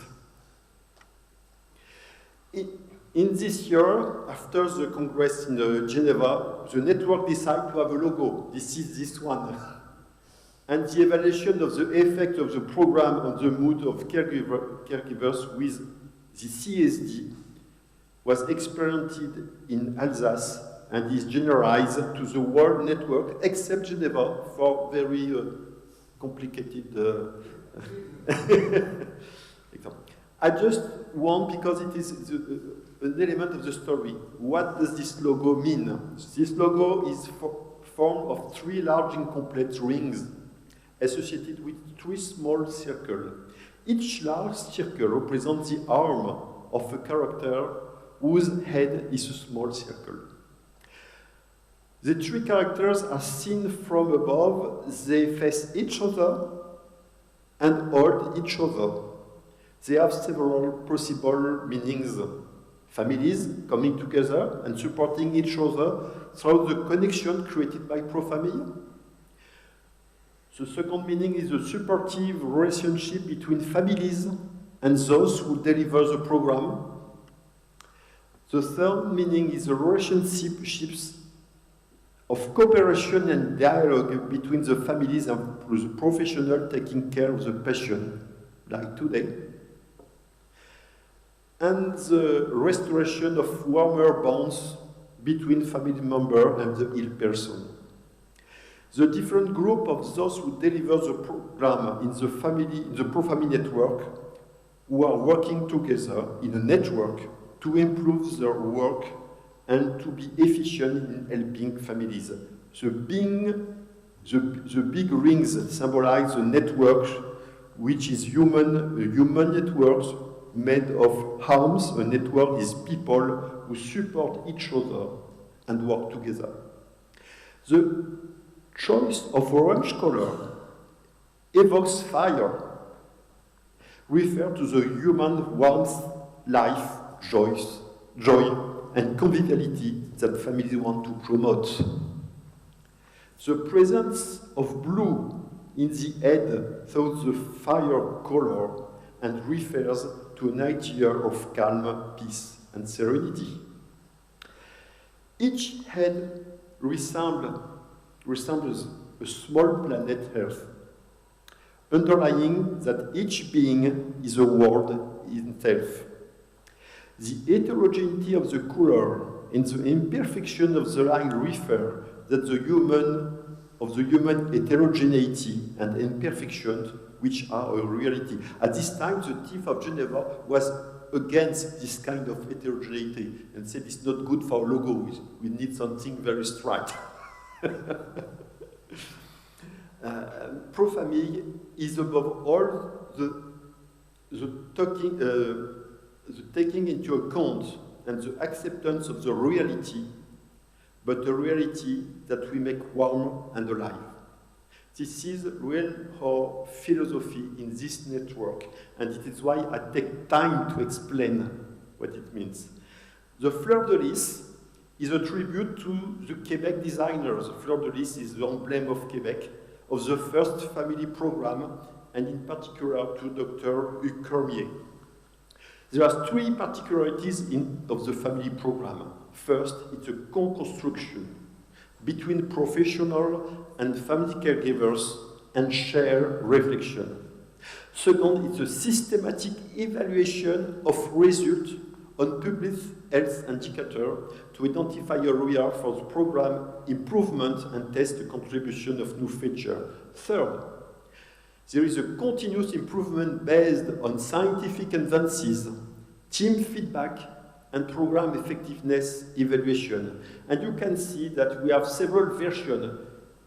Regularly, the program is improved, and we have now, okay, 2 slides. And we have the V3.4 version that starts now. Just some results, rapid results. The number, we start the version V3.4 in 4 years before. We can see the number of participants each year, new participants each year. And you can see the new session each year, even during the COVID period. More than 400 participants of the program each year, and almost 50 teams each year, 50 sessions each year. Pro-famille, we have, in the network, we have 90 teams registered and 65 French teams. The results, ProFamily improves very strongly, as we that say, and durably, the family caregiver mood. More than the half of the participants who start the program have a depression score on the CSD scale. The rate is 4 times higher than the score of the general population. And at the end of the module 1, the number of depressed participants dropped by half. This is a result, very interesting result about suicide, attempting suicide. The ProFamily is the only program in the world that clearly reduced, and we published this, the risk of suicide for patients. We divide by 2 the number of patients who attempt suicide 1 year after the program, and even 2 years after the program, if we compare to 1 year and 2 years before the program. Across, we also have a diminution of the number of days of hospitalization. It's about, as we can, with that show us, 20 days less the year after that if we compare with the year before. That means it's not, we can say 20 years for a team with 12 participants. It means more than 400 days without hospitalization for all the group, which means more than 1 bed in the hospital unoccupied.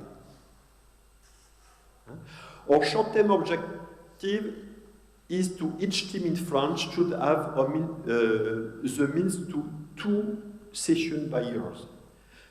This would avoid long waits for families and would facilitate access to a new session every 6 months. A session ideally gathers 12 participants, which would mean, it's our project, we have a discussion with the Ministry of Health in France. We like to have 1,600 participants per year. It is in a short-term objective. We'd like the same for Morocco. In other words, this would represent about 20% of the annual number of new cases of schizophrenia, placing the psychoeducation of family in schizophrenia at the level never reached in the world, both in terms of the rate of families help and the number of and territorial areas concerned. It is my last slide. I said a beautiful story. A beautiful human story with many associative activists who have committed themselves.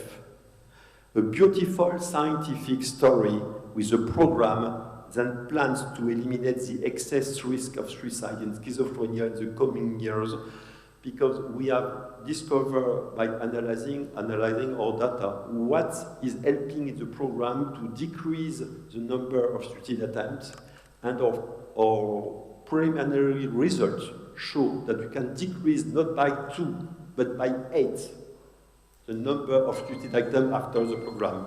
And it's a beautiful story that will change the practices in psychiatry.